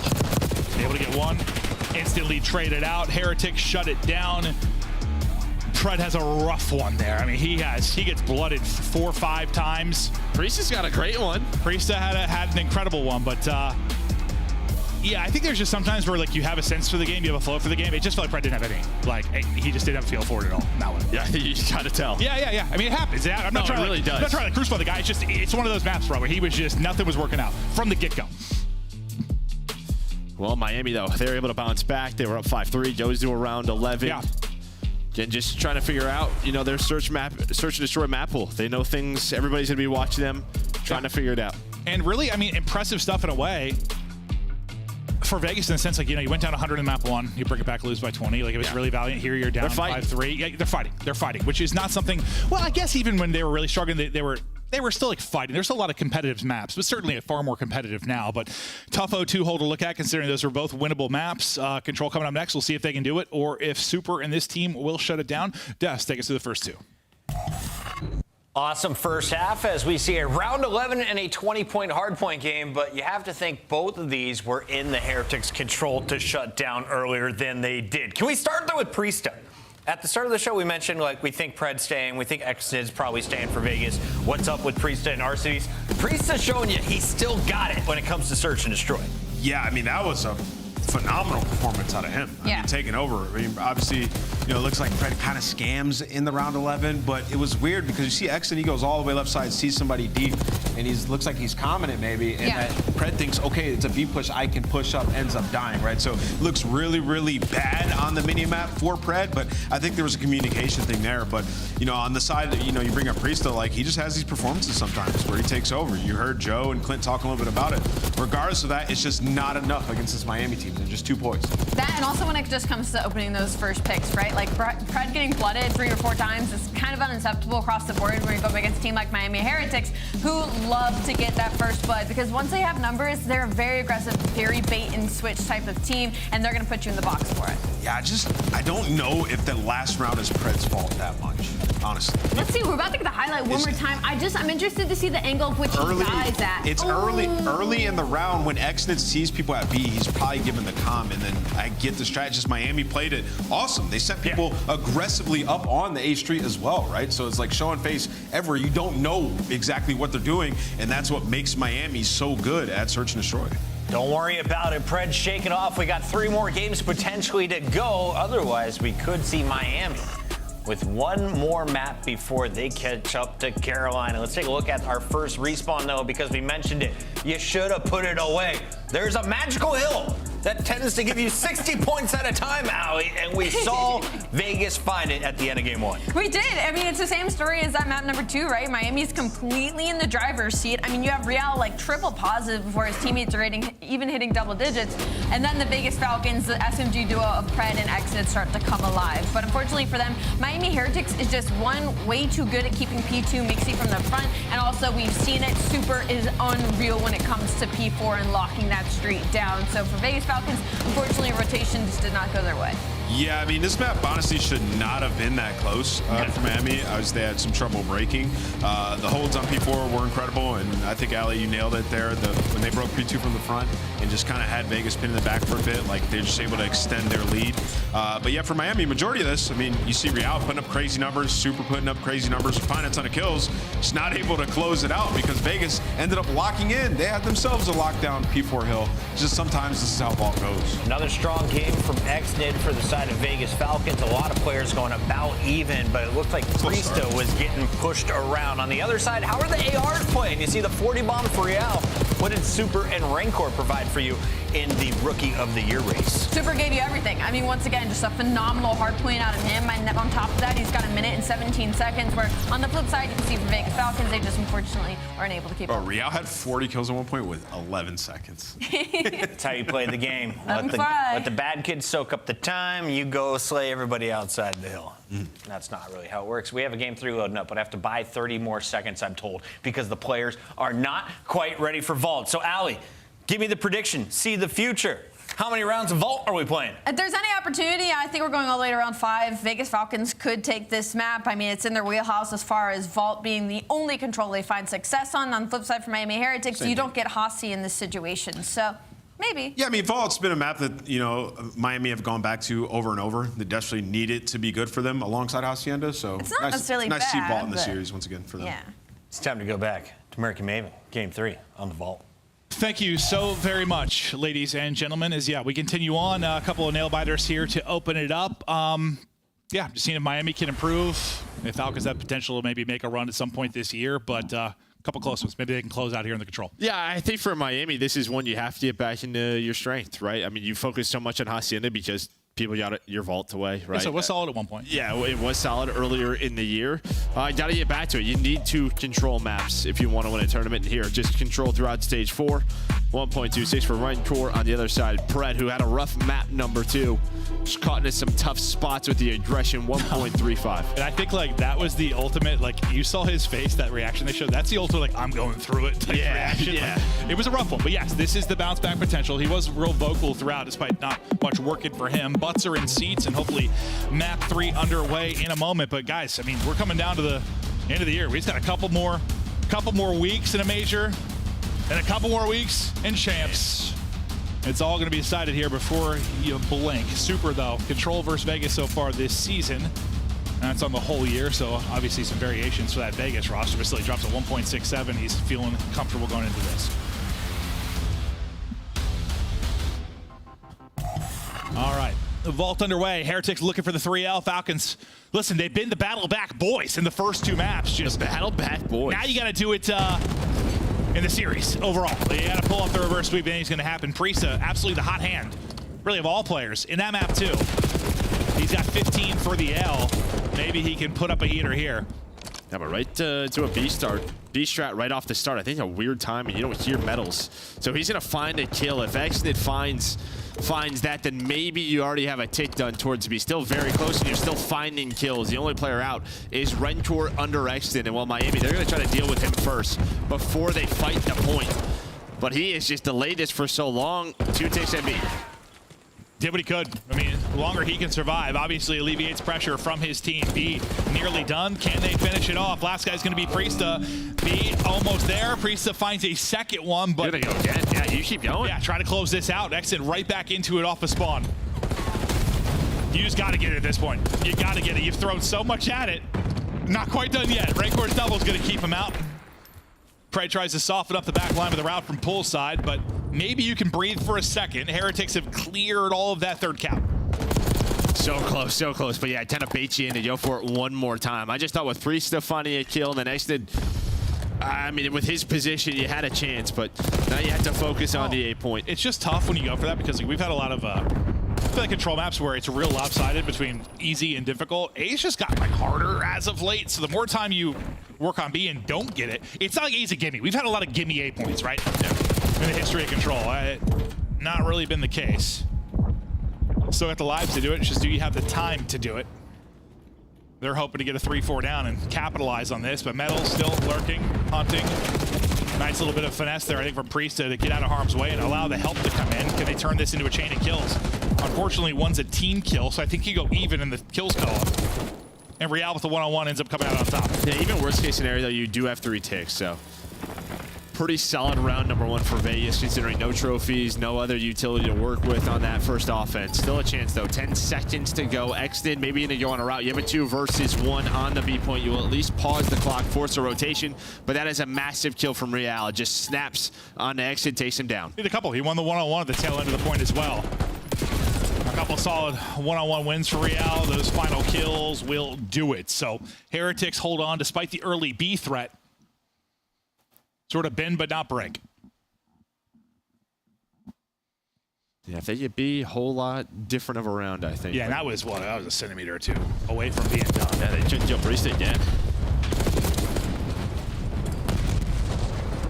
Let's see one of the retakes here. I think that was the... I think this was the big sequence from Rancor that kind of got them off and ended up clearing the point. So you saw there sort of the full sequence.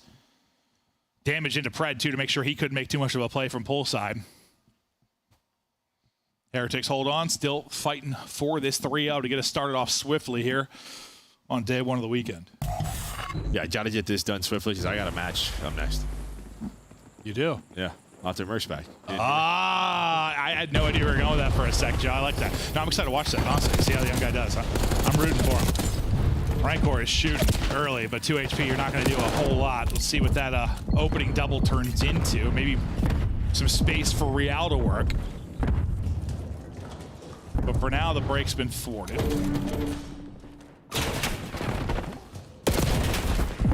Real just trying to finesse. Continues finesse, 3 HP. Just able to get on through. I mean, just could not find his toes, whoever was chasing him. But the problem is all his teammates are dead and the next inflation. I thought that like you're finessing forever. You're like, I know where they're all at. Doesn't matter. Yeah, I thought maybe it was going to turn into more kills for his teammates, but he didn't really get damaged in anybody either. He was just sort of running for his life. He could never get back to full. The second he did, he'd take more damage. We got Tom and Jerry skit. No, honestly, kind of how it felt. Metals, sometimes Mr. X Factor, trying to get locked and loaded in this opening offense for Heretics. That I thought was going to be 2 dead, but instead it's Priest that changed it into 2. Real's double, though, maybe a clutch one again, just to keep a presence on the point. First bit of progress now done. Clock paused at 30 seconds. Well, this was the issue map 1, right? Just too many moments where there weren't trades. Just four or five kills in a row.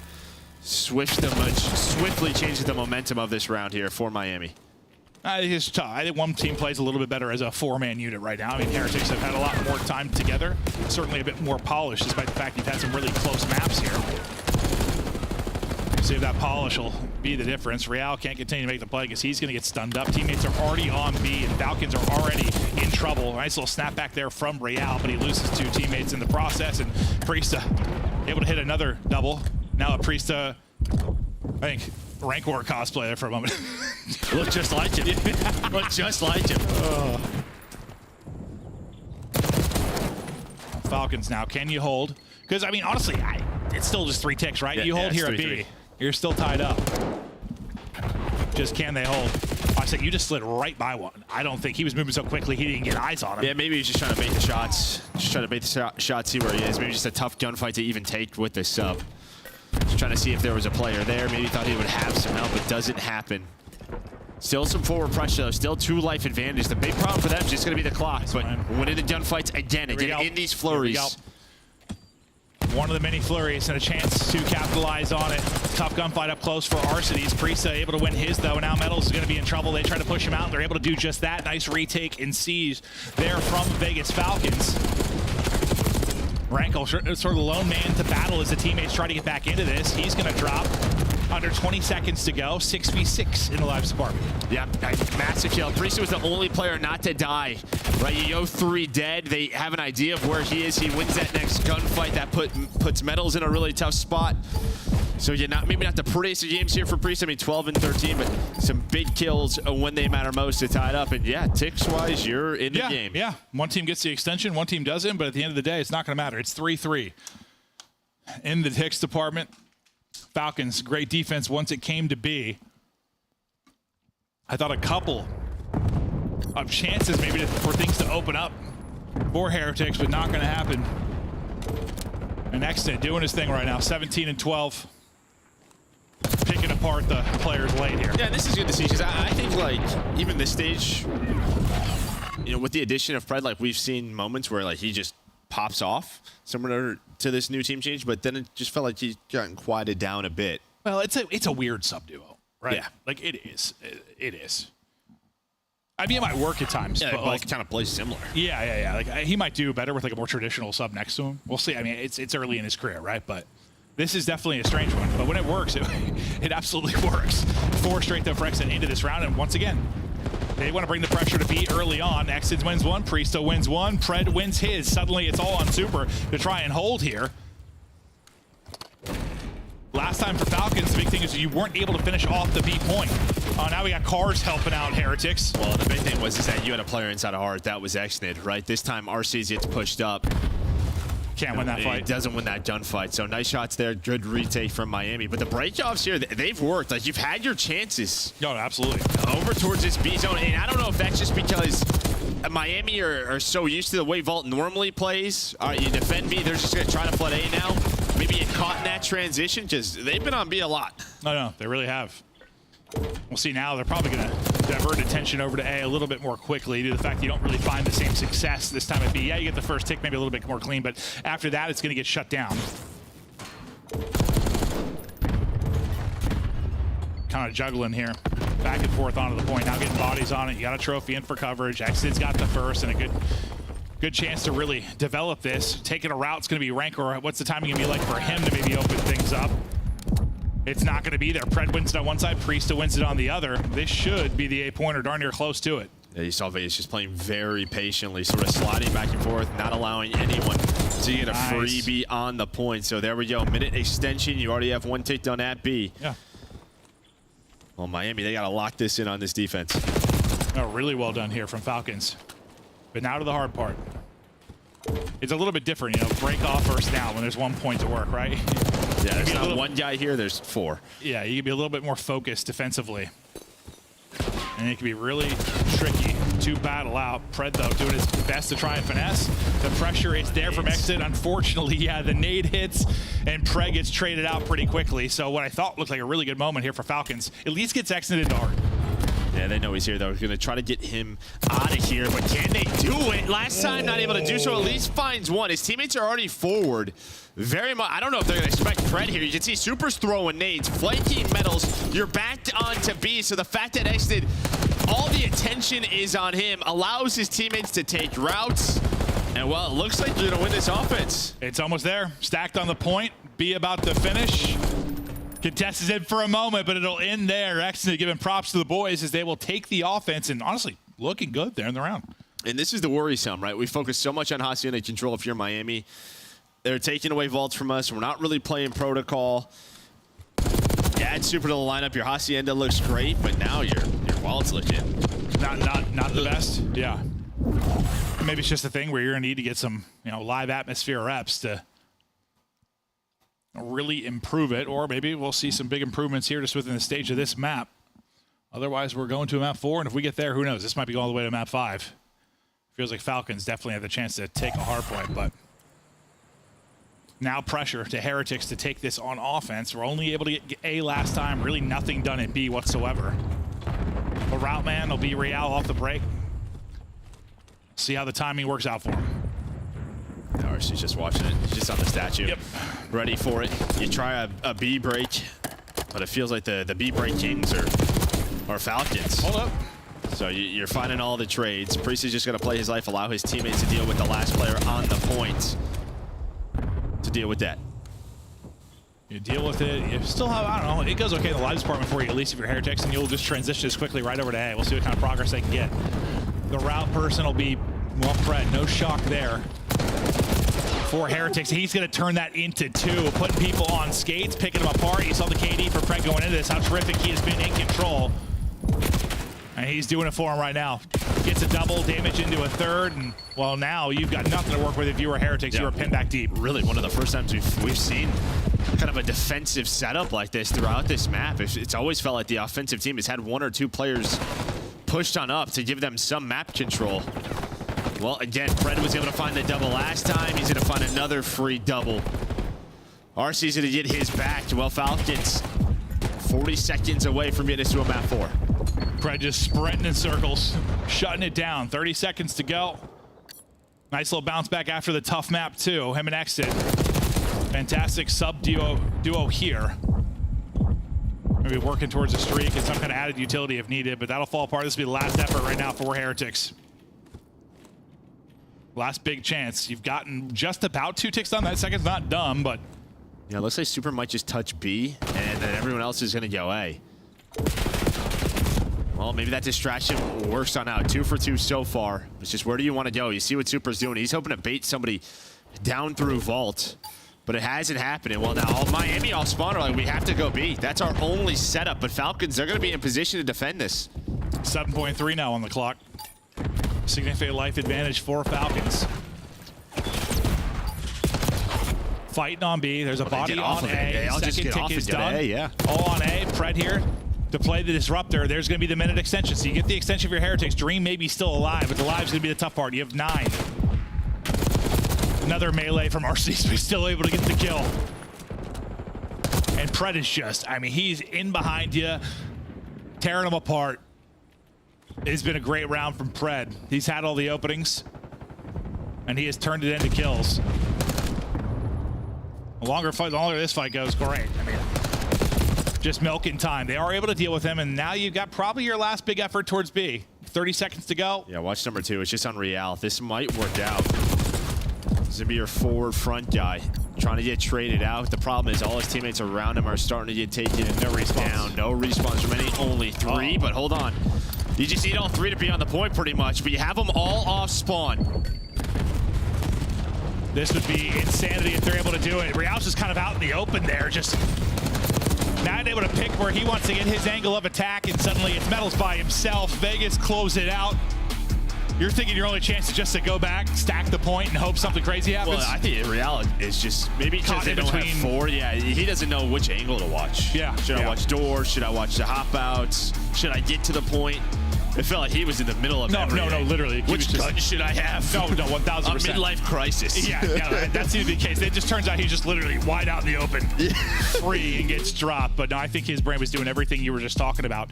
But impressive win from Falcons there to make sure they don't go down in a quick 3-0. They'll extend this to a map 4, and then where are we going to map 4? Well, red card hardpoint, which I mean, for Miami, they're 0-2 this split on this map. So this is one of those ones where they're, again, try and improve their respawns. You're looking at red card hardpoint. This might be going all the way to a map 5. Thinking 3-0 for Heretics based on their early vault with super lineup, you know, trying to work it back in and not looking strong there. On the other side, Falcons look great. You get 30 out of Xnid. I just feel like it was Xnid or Pred at some point picking them apart. And that feels like, you know, we're talking about how they're kind of an unorthodox sub-duo, but like that feels like a map that they should enjoy quite a bit. Yeah, I mean, honestly, their breakoffs were fantastic. Because there were a lot of times, like, when Vault started to become a lot more sort of, we were capturing A so quickly as attacking teams. Teams are trying to find like a B, I don't know, break off to just catch it early. Then teams got away from it. Seems like Vegas figured something out right there. No, I mean, they were always at least applying some form of pressure to kind of keep, I don't know, Heretics from getting to their spots, put them on the back foot early and take advantage. Exton nearly a brilliant double there from top art, but it still turned into a round of victory here as we get deeper into it. They took a pretty big life advantage. Pred had a really nice stretch, really through rounds 3 and 4. And this in the round 4, I mean, he finds a ton of multis here. He's getting yelling. If he's yelling, everybody else is going to get fired up, and that's just all you see. Just gunfight wins. And yeah, this is sort of that last life where Real just, I don't know where to. I have to watch 5 different angles. Yeah, I mean, listen, that probably was a situation you're not winning regardless, but it was someone is probably in his ear like, stack. Yeah. Nah, that's just a tough spot to be in when you're down a man. So maybe some frustrations now for Heretics as they'll try to bounce back. They're trying to get to a 3-0 start, trying to get to a nice winner start position like that in the last major. I mean, you kind of sneak in. You go back to Major 1. Were they the 2-5 team that got in? Yeah. They got all the way back at Major 1. You've become a much better team since then, despite the fact I know you end up making a run to a top 3 at one point this year. But Heretics, maybe the best they've been, but this is a series that you certainly need to win. Yeah, I was just looking like, if they didn't have the 3-2 win over Thieves, and you just had like a 3-2 over LAG, losing 2 hardpoints, and now this series, true. There's a bit of worry. And maybe we're thinking Thieves have a little bit of a hangover, like post-win, because absolutely, they got slammed by Faze. Like, maybe a little. I mean, we're in round 11, or 20-point map 1. Like, this could have been a Falcons win. Yeah, no, 100%. Looking back to the map 1 from this series, yeah, Real was everything. He drops 46 in that one. A nice map there from Xnid as well, but Real definitely the kill leader, the damage dealer in that opening map. We'll see what both are going to bring here on the red card. Are these the two you look at the red cards? Other players that you really think are the ones you want to highlight? I mean, red card. This could be a mix. Yeah, I don't expect this to be the prettiest of red cards. I don't think so. No. Well, I mean, the one was Miami and Optic. Was that the one? Yeah, no, that one was painful to watch. Yeah. There have been some red cards. I think maybe I don't like maybe a Rancor and Priesta, right? Okay. Sort of your ARs and see if Rancor can get going. Yeah, he didn't have the best map 1, right? They still got the victory, but he's been a demon on Vault Hardpoint at times. Didn't really have that effort, but the ARs for Falcons have been battling with him. I mean, you probably say that's where your biggest advantage is for Heretics, like the Rancor and Super versus RCs and Priesta, but it hasn't necessarily been the case. It hasn't been. And well, here you can see the last 5 red card hardpoints. So they were 5-1 on the year. They've lost 4 in a row. Trying to get it back. Trying. Some big losses there to like LA Thieves twice in Ultra, but now you have a recent one to LAG, and you're just thinking, we got to get this back. Again, sort of vault control, red card hardpoint. We need more maps. Teams are going to take away our vetoes. Yeah. And this is why we thought the series maybe early on had potential to get a little bit deeper than maybe you think, is because some of the tough maps for Falcons and tough maps for Heretics, and this being probably the one you headlined the most as being a pain point for them. So chance for Falcons to win this and get it to a map 5. Falcons got 1 win in a map 5 fashion already this qualifier over Rocker as they played spoilers to the potential champs run for Rocker. Maybe just want to slow down this Heretics team. Is starting to feel himself a bit, starting out 2-0. A nice little break off and start at least for Heretics. We'll see who can get the hard point. But yeah, this is what we might be going to the clock. I mean, the vault almost went to the clock. I imagine this one will be on the clock. Yeah, that's a good point. I forgot about that. Yeah, vault's got 20 seconds left. I'm assuming this one might be going to the clock. Watch, we just have like the cleanest rate right of the year. Yeah, that's how it goes sometimes, Joe. That is how it goes. Exton saw his numbers from the map 1, trying to keep things rolling. A lot of pressure that RC is right now. He continues to dance, hopes on maybe a little bit of help. Gets that help. Just finessing now around the stun. Priestahh can't get there to get the angle to help him, so RC's gonna have to win that one-on-one. Not able to do it now. That's gonna be Priestahh that's in trouble. So early setup and control here at the P2 now for Heretics. We'll see how much time they can turn this into. Yeah, well, Super, he goes on the long flank. Nobody picks it up, and they just get picked apart. So you did just that if you're Miami. Great plays, taking the routes and then winning the gun fights from everybody. But you flip the map, you got the P2 setup that you want. Just try and turn this into a ton of time. Real's looking for Ghost. His teammates got his cross and shuts it down. One more to pick up, and they're able to do that. They're winning it from the front. They're doing it so beautifully. 20 seconds still to go, and maybe not much time earned in the P1, but this has been nearly flawless after the first 10 burned off the P2. And you just got a Falcons. I mean, if you're going to be in this bad spawn, and when you think about the next Hardpoint, you got to hope you can at least contest a lot of this, right? Like, you would like to get some contests, turn this into some time, but you don't really get anything. Well, nobody takes a route. And now when you're taking the routes, there's 3 seconds left, and Real's like, okay. Oh, well, I thought he was just going to watch the long route, but he ends up maybe just thinking, I have to get on the objective or they're going to spawn out garage. Maybe overthinking a little bit. Yeah, overthinking maybe a little bit there. But yeah, it's just one of those situations where nobody really got pushed forward for Falcons, but it doesn't matter as they find some kills. He's still in the vault, dude. Maybe. Yeah, no. Suggesting everything. Try to deal with Rancor. Not able to deal with him. His 2, maybe an opening. Now to get onto the hard point. Trying to find his timing, and ooh, I thought the headshots might be enough to do it, but yeah, maybe the stun will bail it out. Falcons, here we go. Make it. He was just drifting his aim up, and I think just the stun connects. He probably would have had a double. Yeah, no, he hit like a headshot tagger too. And just stopped it in its place. But now here is your chance. But again, 10 seconds, you get out if you are Miami. You flip the spawns. Just have to deal with the player at stage. That's going to be on Priestahh. We know this player is sometimes like a raid boss. You need everybody to focus on them, and they do just that. Okay, don't allow him to get to bottom stage or make too much of a play. But still, I mean, yeah, you got Metals there, and you've got Rancor with the angle for the shots, but everyone's just going to kind of try and cut this off and go straight towards the stage fight and try to pick him out of the point. But Metals, he's got the help. He's held strong. I thought Metals was in trouble. I thought all 3 just found a timing to get across to him, but that's not been the case. It's a health buff under there. No, it really feels that way. Well, it probably is, realistically, considering how much of it's like wallbang damage usually when you're getting taken out. But Falcons apply the pressure. They'll take that close spawn and get in. Rancor's streak comes to an end as he finally has to get out of his bird's nest. And great life out of Pred. Somehow, yeah, they kept up the pressure, and then he was able to find a double to get them onto the point, start to get their time. And similar to the map 1, they are just keeping this within striking distance. Now you got to take the lead. And nice start from Pred. 4 straight, 12 and 10. Last time we were on right card in this series, CBC and cross-eyed. This time, though, feeling a little bit more comfortable into the hard point. Early setup at camera, though. We'll fly out to the bird's eye and take a look. Pred spree continues, but it's hard point time currently. I mean, you'll take this first 15 seconds if you're Heretics.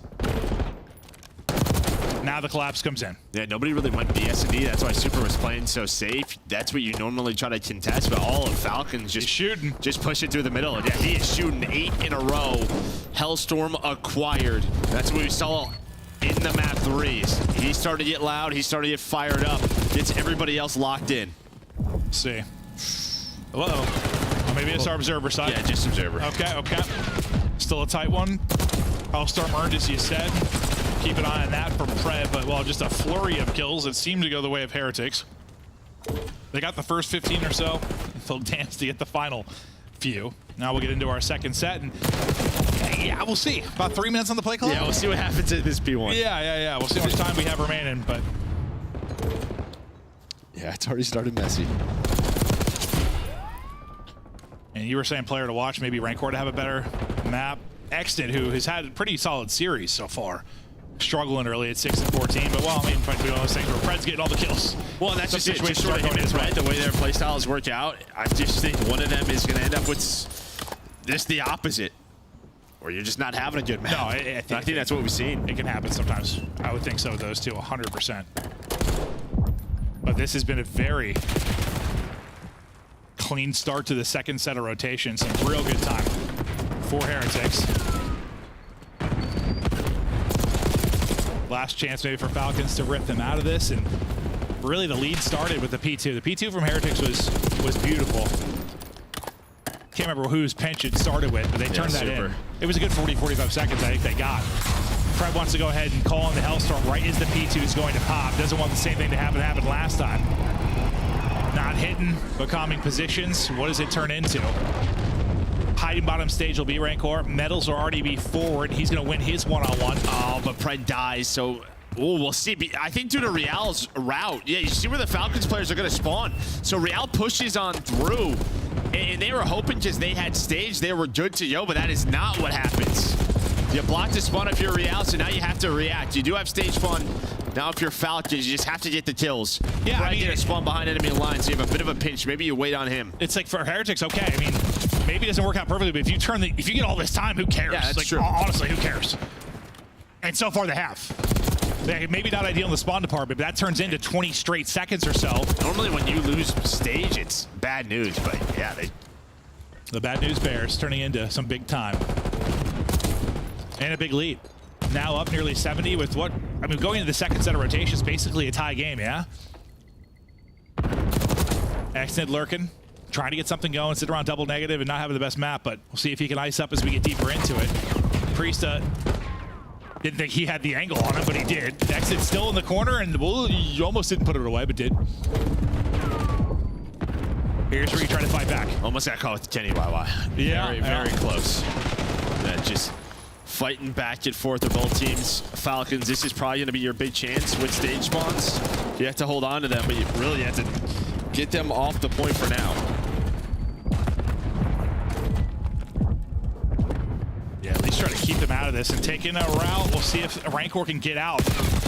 Doesn't get out. Big kill there from Exit to make sure he doesn't sneak through. He gets that kill, can probably get away through on the cross. Well, yeah, you would just have the angle up us. Yep. You probably just get mowed on down, and then you lose spawns for this P4. But here we go. You already see Priesta on the hill. Middle steps, Exit. You have to capitalize here if you are Falcons. This is your comeback condition right now. You need this desperately if you are Falcons. Trying to battle this from two fronts. Real wins his one-on-one on one side. Pred, though, there to trade it out, so now you can really focus hard on that bottom side of the map. That's where everything's going to be coming from for Heretics now. Falcons trying to group up and deal with it. You lose mid-lobby control. Focus has got to shift now for the Falcons' defense and hold. Exton has really started to heat up after the slow start. Yeah, I think he started to pull out an AR more, maybe to match a 3 AR setup, right, depending on the hill. Just slow down his gameplay, find some easy kills in some better spots, but massive kill there from Rancor on the Priest. Gets them off the time. Maybe you're not earning it, but you were at 140. Would have been close to a tie game. And sometimes Red Card is like literally like, what kind of time do you turn bad spawns into? Like when you have the bad spawn, like, are you able to just get them out of the hard point, get some white time? Like, it's definitely a bunch of little like scrappy, not perfect moments more often than not. Yeah. And it feels like Heretics has been a little better to this point, but Falcons starting to make some noise. Still within striking distance, just like a lot of the second half of that map one or just series. Well, we talked about it, but minute 20. On the game clock, so that should come into play with we'll see P5 and P1 coming up. You would think. If I was a betting man, I thought maybe we're going to the clock, but we'll see. It's going to be close. I mean, the cleaner this camera is right now, I mean, maybe not. This is again a lot of really good time for Heretics at camera. Real goes on 5 straight before he falls. RC's gets the pick of the player on the point, I believe. So nobody in for now. This is what you expect more often than not at camera. It's a white hard point and AR fights all over the place. But I think you got to clean like 20 to 30 for Heretics at both cameras. Yeah, it was about a 20-point game. Now up to around 47 or so. Falcons on spawn. They had to rotate for this P1, and well, they're going to find some of those early kills. Priest making sure there's no funny business outside towards stairs with Pred. Going to spawn him up, but pressure going to be through Ticket. Yeah. You lost ticket, will it hurt you? So far, you deal with it pretty well. Nice angle there from Priesta. Metals up as he finds 2. A chance to get his team forward into the point. Play clock continuing to tick. Now, just over 40 seconds remaining in it. Who would have thought?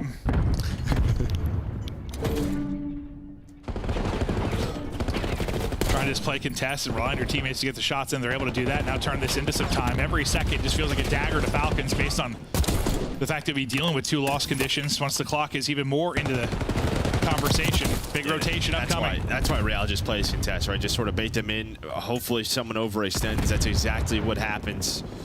Pride almost up to 40. RC's only 13 and 28. One player gonna spawn up close. That'll be Priesta. Rencor from the hill. He's gonna take that gunfight, but Falcons have to go. Nice win there from Exit. Priesta maybe an opener too. Real on 21 HP. You've got to go. This is your moment to stand tall for your Falcons. 31 seconds on the clock. Well, 30 or so on the hard point. Already playing deep will be number 8 in our cities, just trying to hold anybody through, almost giving up the angle to Rencor. Renkor's just going to go ahead and drop down and party, trying to pinch this out with Real. I mean, they'll take any second they can get at this stage of the game, and this could be a massive 20 seconds in the scheme of things. As RC's drops 2, you no longer have that rotation one if you are Falcons, so you just got to send bodies at this. Yeah, Heretics can't win it here, but yeah, every point. You're feeling it, and Rencor is feeling it as well. Nearly a little slide for the triple, but he's up to 37. I mean, you do flip it, though. Okay. So, yeah, I mean, you're in position here at this P3. It's just the time, bro. Oh, yeah, I know. Another one where you should just, you know it. Someone's going to find a couple of kills if you're Miami. See if that's the case. Now eclipsing the 200-point mark will be Falcons. Map 1 into 250 to 230. Maybe we're headed there again. Every kill so massive for Falcons as they try to continue to hold. You can't dance out of the hard point too long, though.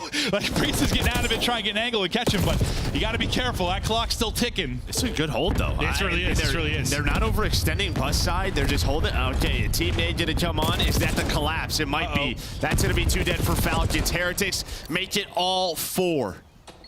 All 4. And 19.7 now on the clock. To Metal's POV, I think you get the tick to win it here. Any contest, though, might change that conversation. You'll get in, you'll at least be able to see another hard point, but early on rotation after the races, you see Rencor is coming. He's going to be the guy to head there. Give him a trophy at stairs for coverage, and you get in here at stage, it should be GG. Yeah. Next hard point pops. Nobody can get close for Falcons. Heretics get it done. It doesn't come to the play clock. They make the plays late. Heretics need to improve here. They're on a 4-loss stretch. I mean, you're seeing a couple of smirks, like Real's kind of laughing, but outside of that, it's sort of like, that wasn't our best match. No, just the series? No. Yeah, no. I think you can kind of tell, like, You think that's playing down to their competition type of thing, or it's some stuff to work on for Heretics? We got to figure some stuff out. Yeah, no, I think you're probably right. I mean, we were 1 and 3 in hardpoint jumping into this. I mean, that boosts you up to 3 and 3, but these were very like close. the Death said, there were some maps that weren't your bread and butters, maybe, for Heretics, but they just don't have a lot of them right now, do they? No. They'll continue to try and improve, and yes, they take the win. Yes, no, 100%. You take the win, and they put some separation between them and the middle of the pack, 100%, especially with their form as these last 2 qualifiers. But I guess the question for us is just how far can you push it? It's become less a conversation for me about their ability to perform against LAG in Vegas. More, was that win over Thieves legitimate in the sense, was it just a hangover for Thieves? Do they have a chance to beat a team like that on land? Can they do it? Questions gonna be answered over these last couple of tournaments, really. Yeah, Hardpoint's just got to get better. Got to get better. A little messy right now for Miami Heretics. Comes down to 20 seconds on Vault, 20 seconds or so on this red card. And for Vegas, again, you're playing tough. You're right there. You're battling. There's been some bright spots. But yeah, I don't know what the expectations is for this point. You said like a top 6 to a tournament, and you feel pretty darn good about that. I think I'd be happy with it. Yeah. I mean, I don't know how they feel, but considering how the year has gone, I mean, they haven't got a top 8, so they haven't done anything, Joe. So you'll take anything. I like that about you. That'll be it for us. Hey guys. Absolutely. Hi. What? Stay with us, because we got Optic Merc taking the stage soon. But right now we got to break down Vegas taking on Miami. And Miami, as expected, walked away with the 3-1. The 3 of us called it on the desks. The fans nailed it at home. This week is different, Al. It is different. Well, It doesn't really feel like it actually when Miami Heretics are winning like this. Close. This is the Vegas Falcons. It was close, but I feel like this is just a case of Miami Heretics tend to do this when it comes to closing out some of these hard points, and HB hasn't been easy for them recently. They lost both to the Gentlemates. They've lost one to LA Thieves. So for them, that's probably their focus throughout the split, which isn't great because Control has not been strong, but they take both in the series regardless of it being close. And if you're going to win, you might as well do it in this fashion. I mean, it's close, but you were always in the lead. You were never trailing in the hard points. Yeah, I mean, I just think that there's like, you know, certain aspects of these maps that Miami prioritized. Like on this one, it was P1 to P2. The first two rotations were really good. That's where they got a lot of their points. Obviously got a little dicey towards the end. Pred started to kick up, right? And, you know, Vegas started to have some better holds. But if you're Miami, for the most part, like the way they're playing the game has been pretty solid. The hard point has fallen off a little bit, just in general since bringing in Super, right? So it has been a constant work in progress if you're Miami. But the kill part, like they're finding the kills. It's just about closing these games out and snowballing it. Like after that P1 to P2, like how do we snowball that and get a nice coordinated break in on P3 to just go up a ton? That'll be the thing that they work on going forward, and obviously that takes time and practice. Miami entered the day with 205 points. That was good enough for 6th overall in the league. Now with the win, we give them 10 more, and they are just 5 points back of 5th place in Carolina. What a team. Right? They've had an incredible year. So is this kid. Welcome in the junior. It's Real. Real, how we feeling, bud? We're feeling great, you know. A win is a win, so I'll take that. Were you ever nervous because you look across the first 2 games, it's a 20-point hard point difference and then a 1-round difference in search and destroy? No, we were not nervous at all. I feel like we were not playing as good as we usually play, but, you know, we close out, so. You did close out. Of course, Real. Congratulations, of course, on the win overall. But I do want to ask, Control still seems to be kind of a struggle. Why do you think that is? Honestly, I don't really know, because in scrims we played pretty well. So I don't know. I guess we just have to translate what we do in scrims to matches. True. Real, I got to put you guys in the likes of, like, you know, I look at Thieves in Atlanta in terms of in-game skill. I mean, all you guys are straight up shooters, and I really mean that. Yeah. But I want to ask you, how do you make your kills matter a little bit more? I feel like a lot of these hard points get super close. You guys will have great moments, and then the teams just start to reel it back in. How do you improve on that? I feel like whenever we're getting kills and everything is going good, we do really great. But whenever we fuck up something or we make a mistake, like it costs us a lot. So that's what we have to work on. It just starts compounding, right? Okay. Real. Yeah. I couldn't pick one play. Can you guess which scuff play of the game this play comes from? Honestly, my 1 bolt when I was on P3. Here it is. There's spawn. Boom. That is Real. He called it. It's his scuff play of the game. P3. This kid is a menace. In fact, anywhere on Vault, he is a menace, dropping over the 40 bomb to open things up. Yo, he had 5,630 damage. 600, is that good? Did y'all hear what 5,600 damage. That's 2 SMGs worth. That's like 2 maps, bro. This guy was going crazy. Now, that being said, by the end of the game, he literally had like 11 seconds in the hill with 40 kills, but that's because his team allows him to do that. And when he starts to take flight, Real is that guy. It was a good showing from Real, and he's not done, Ali. I just got up to 360. I'm excited about this. We're going to a break. When we come back, Optic Merc in the building. Can Boston hang on to the 7th seed, or is it Optic starting to climb ground? Stay tuned.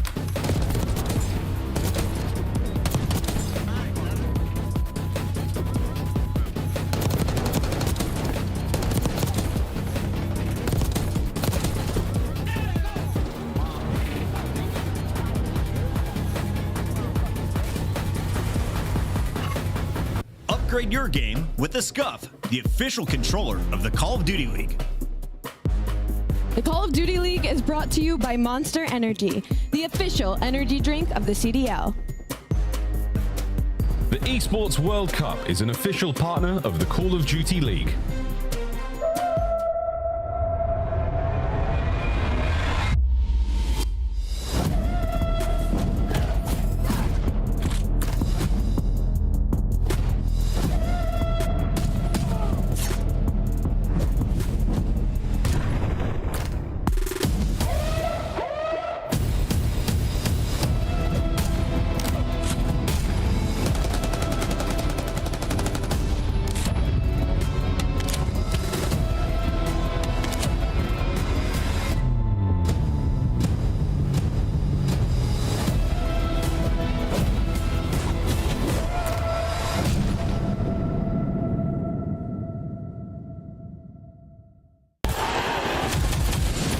It's more than a game.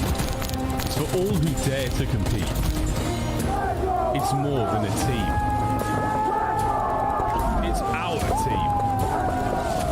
It's more than a feeling. It's unwavering passion. It's more than just talent.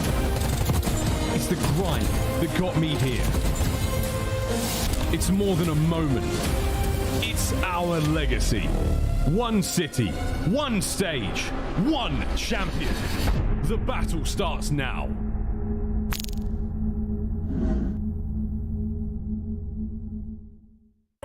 On match day, everything matters. What you focused on the night before, how you slept, what you ate. Players gather in the arena, ready to go toe-to-toe, fueled by the dedication, passion, and love of the sport. The mind has to be focused, clear, locked in. Any unknown variable can mean the difference between winning and losing. And when you have your pride on the line, every decision has to be perfect. Every movement calculated, and every shot on target. If you want to be remembered here, you have to make them believe. Scuff has been a proud and passionate supporter of Call of Duty esports for 14 years and enables you to play like a pro.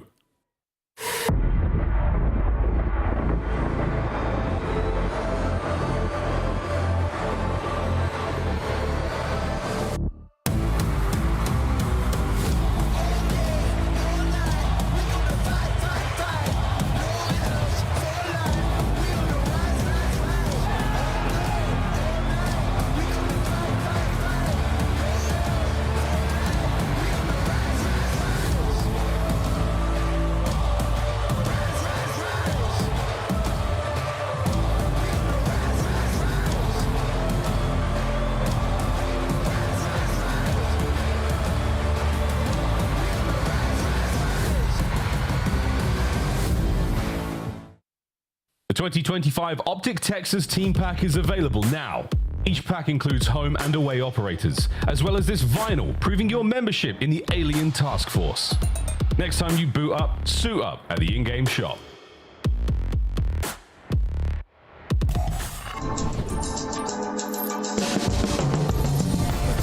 I was wide awake and laughing. The doctor didn't even have to slap me. Cut the cord 10 years later, I'm a prodigy. Got more letters on my name than the Ivy League. Now I'm an MVP, CEO, VIP. All the youngest want to be like me, cause I walk like a champion. Double helix, Swiss pedigree. Call me Red One, everybody gaga. For me, fame monster. Sand squad posture. Big footsteps to follow, so use caution. Never duplicated, imitated so often. Feast on opposition, that's why I stay flossing.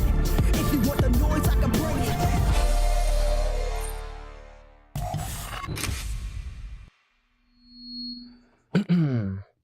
I'm Mason. I'm just here to play some Call of Duty.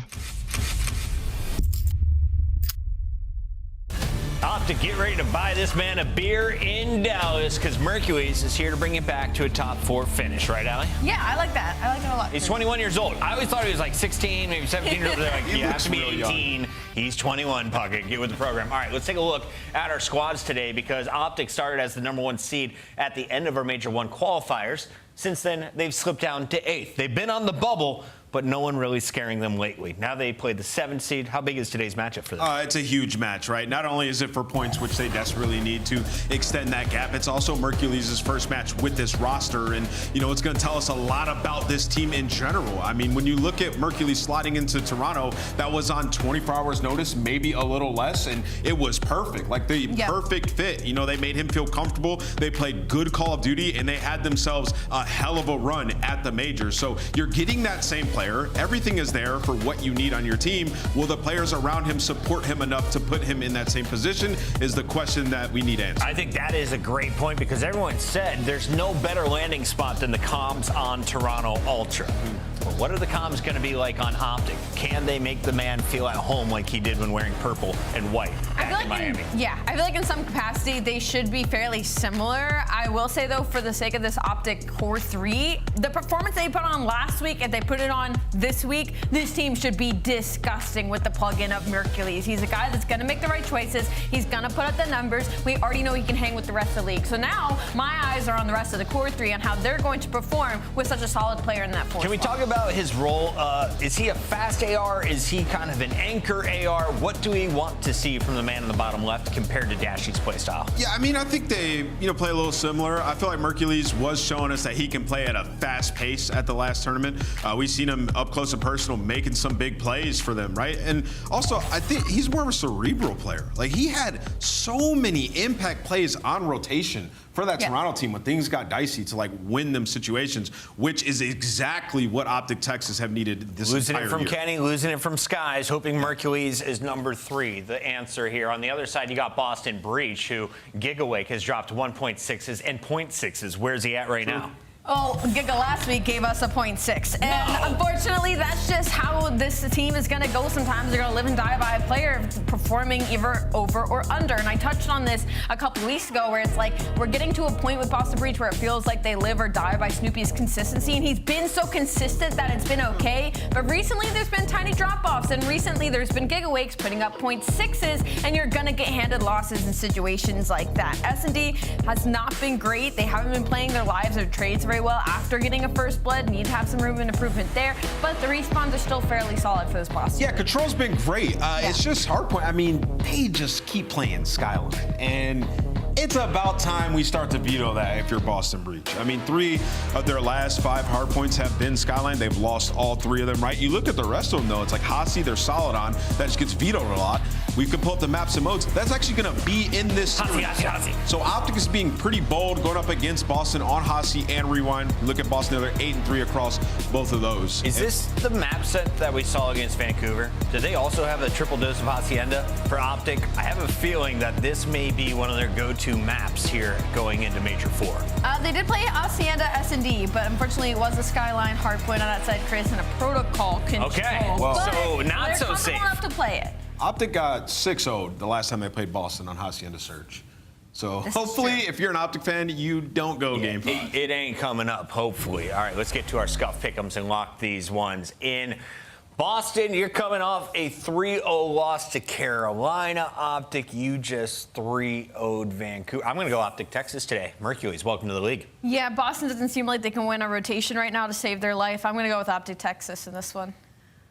I'm going Optic as well. I think Optic are going to win this. Congratulations, I believe in Mercules. Congratulations, Boston's crazy. I would like to change my prediction. Gigawake Revenge Tour, and he saw your prediction. He's about to take it out on Mercules. We go to our casters. Miles, what's your prediction in this series? Honestly, I think Boston Breach are in a downward trend right now, and I think the loss last week was an absolute stinger. We really get to find out if the core of Optic Texas is rotten or not. Will Mercules cook today? My prediction was in there somewhere, chat. It's up to you to pull it out. Chance, how we doing? I'm doing great. Very excited for the matchup, and I mean, it's going to be an interesting one. I'm almost baffled that last week Optic Texas 3-0 Vancouver. Like out of nowhere, and now they got a brand new Merc on the squad, so a lot of moving pieces. But Boston team that has trusted their roster the entire year since last year's EWC, they have stuck together. So really a tale of 2 different styles being brought to the table. And Mosley, the series with 3 Haciendas in it, and let me tell you, I've been grinding ranked. I'm the Hacienda expert. I know everything there is to know. I'm prepared. About these new spawns as well. I've seen Reddit posts about a lot of Haciendas as well. Something's in the air or in the water here on Hacienda. Map 1, here we go though, folks. The debut of Mercules here in the league on a starting roster. There's a place that is rightfully his. He got it after a stunning show at Major 3. Let's see how he goes in the black and green. He's gonna have it's white today. Time, what the visitors, man? You gotta pay attention. You're right. We're getting I'm there. sorry. I'm sorry. Well, off to the opener, as we like to call out his first death. And that is that. Opening soiree finished now as Cammy and the Boston Breach boys find themselves time. Counter attack on now from the Optic lads, favoring down low. And I'm trying to figure out the mini-map. Either the scoreboard is already broken or Hook somehow off the break. Maybe, yeah, just took the route. Actually, they had the spawns. I don't know what just happened off the break, but Boston getting 14 seconds already on a P1. Not too shabby. And right now, Cammy effectively just a cleanup crew, but traded out. And I mean, all things considered for Boston, happy for the time they've been able to collect, and good news from Optic, at least you have the rotation over towards new.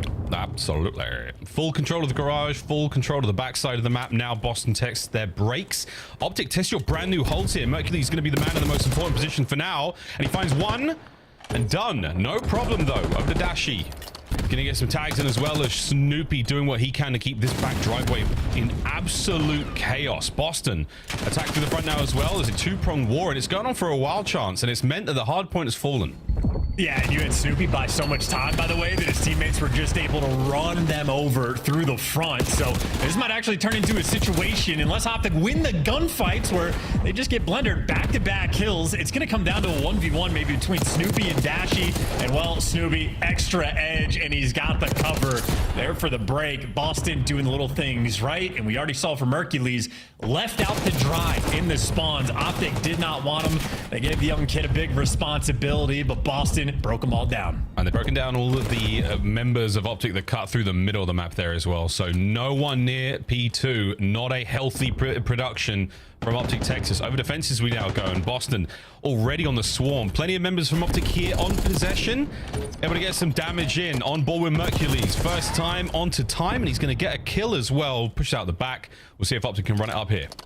Well, he heads up to blocking the spawns. Unfortunately, he gets really bad timing that ends up going his way, so never mind.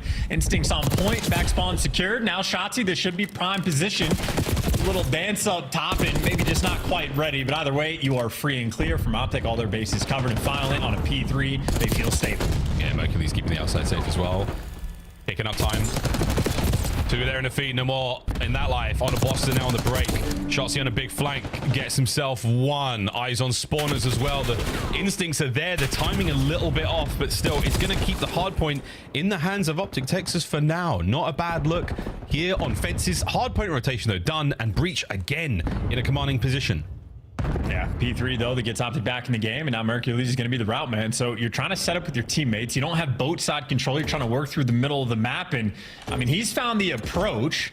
It's only going to be Purge actually looking for it, and Purge ends up hunting him down. So how about awareness coming in for Boston there? Purge gives you two, and this will not be a break from Boston. It'll be a hold coming through so far, at least on the first push. Optic, now it might be all four players flooding through the front. Here come the nades, here come the stuns, here comes everything, and here come Optics into the point. Can they get anything out of this one? Cammy! Oh, baby, lines up a pair more. Snoopy with the cleanups, and Boston Breach. What a brick wall of defense this is. Optic, they have crashed off of this one. Yeah, and poor Dashi just keeps having to take the exact same gunfight. Optic now are taking routes to try to break the time, but a little bit easier to read when there's only 20 seconds left on hold. And I mean, Dashi finally get a little bit of help there on the gunfights as Merc gives you two. So we already see the new man on the squad flexing just a little bit, showing off different guns, but ultimately, I mean, that is a nearly perfect kill coming in from Boston. So the moment that Optic gets something going on P3, they get slaughtered, and we got a 70-point game. Our first hardpoint set complete. Second set now underway in Boston Breach. They are in time, and it's the montage maker Cammy finding himself there at the top of the board with 13 and 8. Great break out of Optic. 3 dead off rip, and they're in time. Yeah, now you can use montage, right? See if you can line them up. Dashi 1 HP. Dashi got him with the pistol. There you go. One up them there, but still at least a little bit of pressure from Boston. You got Mercules right now, not comfortable on the time. They have lost every single position in the hallways. From time, though, he's able to give you two before he falls, so a hell of an effort there. They certainly want to make the rest of this hill mixy, and Hook playing a dangerous game. Got to make sure you block those spawns. 8 and 6 rat back, and all's well that ends well. So Hook 14 and 9 in the meantime. Really trying to kick it up in the slang. And while the trades go through, another P2 opportunity here from Optic. That's not how you want to start it. No, not yet. They had a good hold first time around. It amounts to, what, 16 seconds of time. Dashi winning a nice one there on it. The players do zig now. They will be up next. Reinforcements get their ASAP. Dashi finds 2 from inside point. Can he keep the kills going? Hook flies forward and evicts Boston Breach from any kind of power position. Awakening last man on the back, and he's going to be the split spawn. 3 through the front, Awakening in the rear. Yeah, he's going to make it weird. I mean, Dashy popped off at the start of this hill, and Dashy might need to make plays once again or not if Shotzi's there to shut it down and maybe making amends for the P2 hold. Yeah, Dashy the bailout. Now the back spawn's coming through. Going to be a head smash for the final bit of time. Final bit of time going their way. Rotation be on it his way as well. While this chaos is going down, let's go for a listening with a new kid in town, Optic, Texas. Contain him. I'm gonna go. I'm gonna repin Seeker right here. I'm backing up. If I have rock, they're gonna flood Oh, by the way, they're going through. They could be through dark. Yeah, dark. He's in dark. They could get through left. I know. I'm gonna back it. Top goes in. I got time. Yep, we got it. Yo, there's a guy out bottom mid or something. Yeah, I blocked bush. Where are they spawning, huh? Buddy. They got the zero close. He's dead. I'm holding our office steps, okay? On me. Yeah, flooding. Yo, really weak top dark, Kimmy. Outer fence wake. I need Dark on me. Come up dark. Yeah, That's really weak. Outer fence wake. That's Where's outer fence? I win you. Wait, there's one behind me. I'll put you Alright, Snoopy spot. What's up, Bart? Just on. I need time. Taking time with you. Tin door, one shot. Yo, top dark. Come on. Top dark weak. And I stun 2 on time. Enter Top dark. time. Watch out for dark. He's gonna be platinum. Top dark, Snoopy, let's go. I'm on shot. I'm on time. He might go plat on us. I spawn well. Alright, he might be plat on you. I'm running. I'm going Lambo, okay? Give me an awakening. Take your time on this race. Yeah, top art. Top art? He's still there. Went towards like mid or open. I think he's like open somewhere. I'm the rocket. I spawned well. You guys are by yourself. Okay. I'm trying to do short. I'm gonna go open. Clear me? Yo, top open, Snoopy. Top open. That's 2 dead. Watch your time. 2v2. Yo, I spawned with you, Brandon. He's there, shot in there. I have outer. Nader shot, huh? Outer weak. I got naded. He might shot me out open. Oh, I'm flooding open. I'm sliding. Nader shot. Too close. I'm naded. I got naded. Shot. Snoop. All good. Yeah, we're good. Take your time, man. I'm nade time. I'm nading. What up? Nading me, Lambo. Yo, one guy's out. I stay left. I'm nading in there. Last two are so. Nading in there. Dead. Last guy open. Dead. Nice. Maybe got a well spawn. I'm going bottom. I'm just sticking. I'm pretty sure He's one's already our top art. Yo, listen. I'm just holding open. There's 2 top open. Yeah, they might hit us. I'm holding this. Yeah, I'm holding this as well. They might. Put it in. Dead. I'm still blocked. They're spawning boat. Okay. This guy's probably top art. Yo, he's top open in the corner. He's still there. Top open. Wait, I had him once. He's still top open. An exhibit A of the difference in comms between a team like Toronto and a team like Optic, in fact, you're trying to fill in for. But ultimately, Optic, certainly no lack in talent. It is a 15-point game, and we go back to a P1 where you are just vying for hallway control, and Hook is the one taking it. He's finding a lot of really impressive kills. That 24 and 17 is looking good. Dashy now starting to get his gun rolling. P1's looking decent for Optic Texas here. Lead changes on the cards. 3 dead though is not going to help. Last man left for life. Mercury's gone. Wiped out. Good news though, you maintain that right-hand side of the minimap. No break here from Boston in terms of spawns. Snoop though, oh dear. Oh, this is what you wanted. That was it. Oh, the cost of the Costa. It's still absolutely there. What did I just say? Doesn't matter. Back to you, Chance. Yeah, some of the most important gunfights on the map, and we are just full sending right into death. And Optic maybe earlier struggled on these holds to actually pick up well side. Purge has that. 2 players for Boston looking lobby, and they're leaving Cammy by himself to watch the front. Ultimately a good setup though. Purge overwhelmed, but that's as the hill pops. A tie game. We'll see what Boston can do. Oh, come on. Optic, let's get us a good break here. This is what you're looking for. Statistically not looking ideal at the moment. Shotzi's going to get himself one. A couple now on time. That's going to be the cleanup from Snoop. Score still ticking away now for Boston.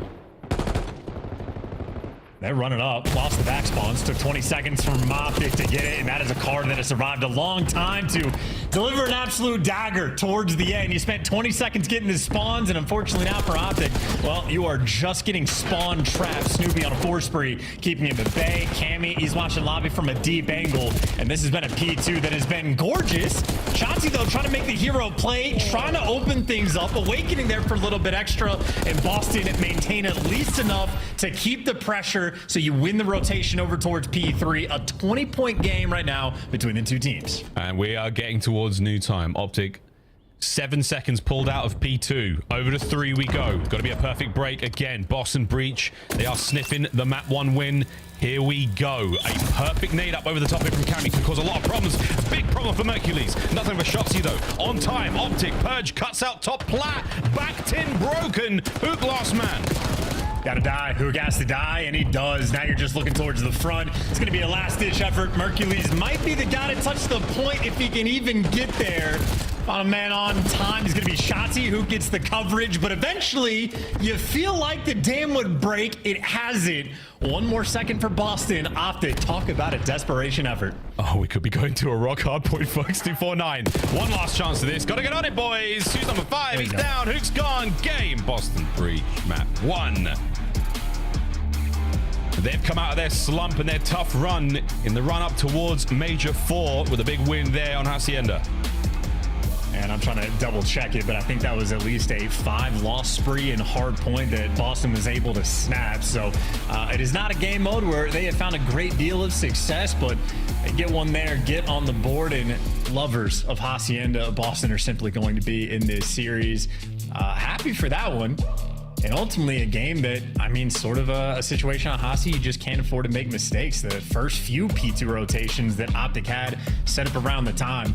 It's okay if you get broken, like, eventually, but I think the first one especially, they traded out extraordinarily quickly. And you see Mercules, the new man on the squad, 22 and 28, a minute and 22 on time. Certainly had his moments to shine, but I think ultimately Boston were just able to play a more comfortable game, including, I mean, just perfect P4s. The first one they had to have gotten maybe 52 of the 59 possible seconds, and even their second P4, they were starting things off right. Absolutely, man. The first P4, this one, I mean, Cammy, a top rock, just spraying him down. Beautiful work here. A nice couple of pieces out of Mercules and Co as they try to find that time of those P1s. Actually, which treated Optic pretty well. They were able to get some scrappy moments happening there, which definitely worked out in their favor. But yeah, Boston, as you said, it was a comfortable game start to finish. They didn't really look like they were in any trouble at any moment. The breaks were good. Their setups towards everything were solid. I liked what I saw. Absolutely good stuff there at Boston Breach. See if Optic can bounce back in the search and destroy. Dude, those wall bangs are crazy. I tried to do that on the P2. I can never make it work. And then Shotzzy, meanwhile, just laser beaming people as if he had X-ray vision. So, yeah, pro players certainly build different. But I just know from Optic, a handful of painful moments. Even when they, like, on the final P1 and P2 rotation, they spawn up with the good spawns on P2. And then players are just getting caught left and right. And you lose the spawns instantly. A lot of painful moments there. And honestly, maybe the comms having something to do with it. Certainly not the hyperactivity you're going to be looking for. And, well, Optic off the back foot from the start of the game till the end of the game. They had the lead for 2 total seconds in that. Red Colors to D on its way. We'll hear, I mean, I'd like to do it if we can. Production, another listener would be quite cool. Be interesting to hear how things are going for the Optic squad in their control game as well. Can we double dip? Is that an ask that I can do now? We'll find out, folks. S&D though, no listeners here. A difficult mode when it comes to a brand new squad chance. Of course, for the Ultra team back in the major, Mercury stepped in for, they managed to figure things out quite quickly. They had to. For the squad here, for Optic Texas, I don't think they've had a tremendous amount of practice, especially with Mercules joining the squad very, very recently. We'll see how much time they've got in the lab, see how much they can figure this out, because that seems to be a problem we had there on that Hacienda. Comms, chemistry, there's a lot still to be done here. It's a brand new squad, essentially, and a team that has gone through the ringer and has had a very, very difficult time this year as well. Well, I mean, in fairness to Optic, they've had at least a little bit more time than Toronto did at the major, so S&D might be the most difficult one to orchestrate, but if Mercules is a player that has absolutely shown off that he can bring the goods in the playmaking department, should be able to plug into a red card without too much difficulty, but maybe letting Shotzzy and Hook put in the primary work. I know Shotzzy's a player that's had an incredibly interesting year, but I know a very standout stat for me throughout stage 3. He was the first blood king. Might have like slipped under the radar just a bit because, you know, we're used to Shotzzy popping off in the respawns as well. But in S&D, he was bringing out some of the goods. His stat looked ridiculous. You really just need to actually get some wins off the back of it. Maybe find a shining light of a game mode there from Optic. They took down Vancouver in an S&D. So obviously the potential is going to be there, but at the major, they did not have fun playing against Boston. It is funny how the major 3 went down. Boston 3-0'd Optic and then ended up getting knocked out of the tournament by Mercury. So get revenge in some capacity in this series, whether it be a Optic thing or Boston's revenge on Merc. Boston's revenge on Merc. We'll find out if that is going to be the case in a mode, folks. See how the S&D treats both our green teams going forward. Boston starting things off on defense. We're going to see Young Hoog flying forward, bomb in hand, looking for a lot of love towards the A bomb side, but it does look that's the case for Boston as well. That's a good stat. And the stun's already slow him down. Merc spot checking for information, and he's got intel on too. Does the smart thing, backs down. Take it nice and slow, but maybe Optic with all that mid-map pressure they're concerned about. Not yet active in making a play. Plenty of time to work with, though. They're in absolutely no hurry. And Boston have just hard read a B push that does not exist. And Awakening for the moment, or at least had a few moments where he's buying himself. It's going to be him and Purge trying to hold down this site. Easy to overthink things here in the league. Yeah, slow approach here from Optic. Texas not really getting anything going here. That's going to be the shoulders thrown and the shots delivered. So that's a tiny bit more intel. Enough to pull back Purge. Awakening's blood helps. Purge, all reinforcements, runs into trouble. Dashy's trying to keep Awakening at bay, and that damage just meant he's not going to get the regen.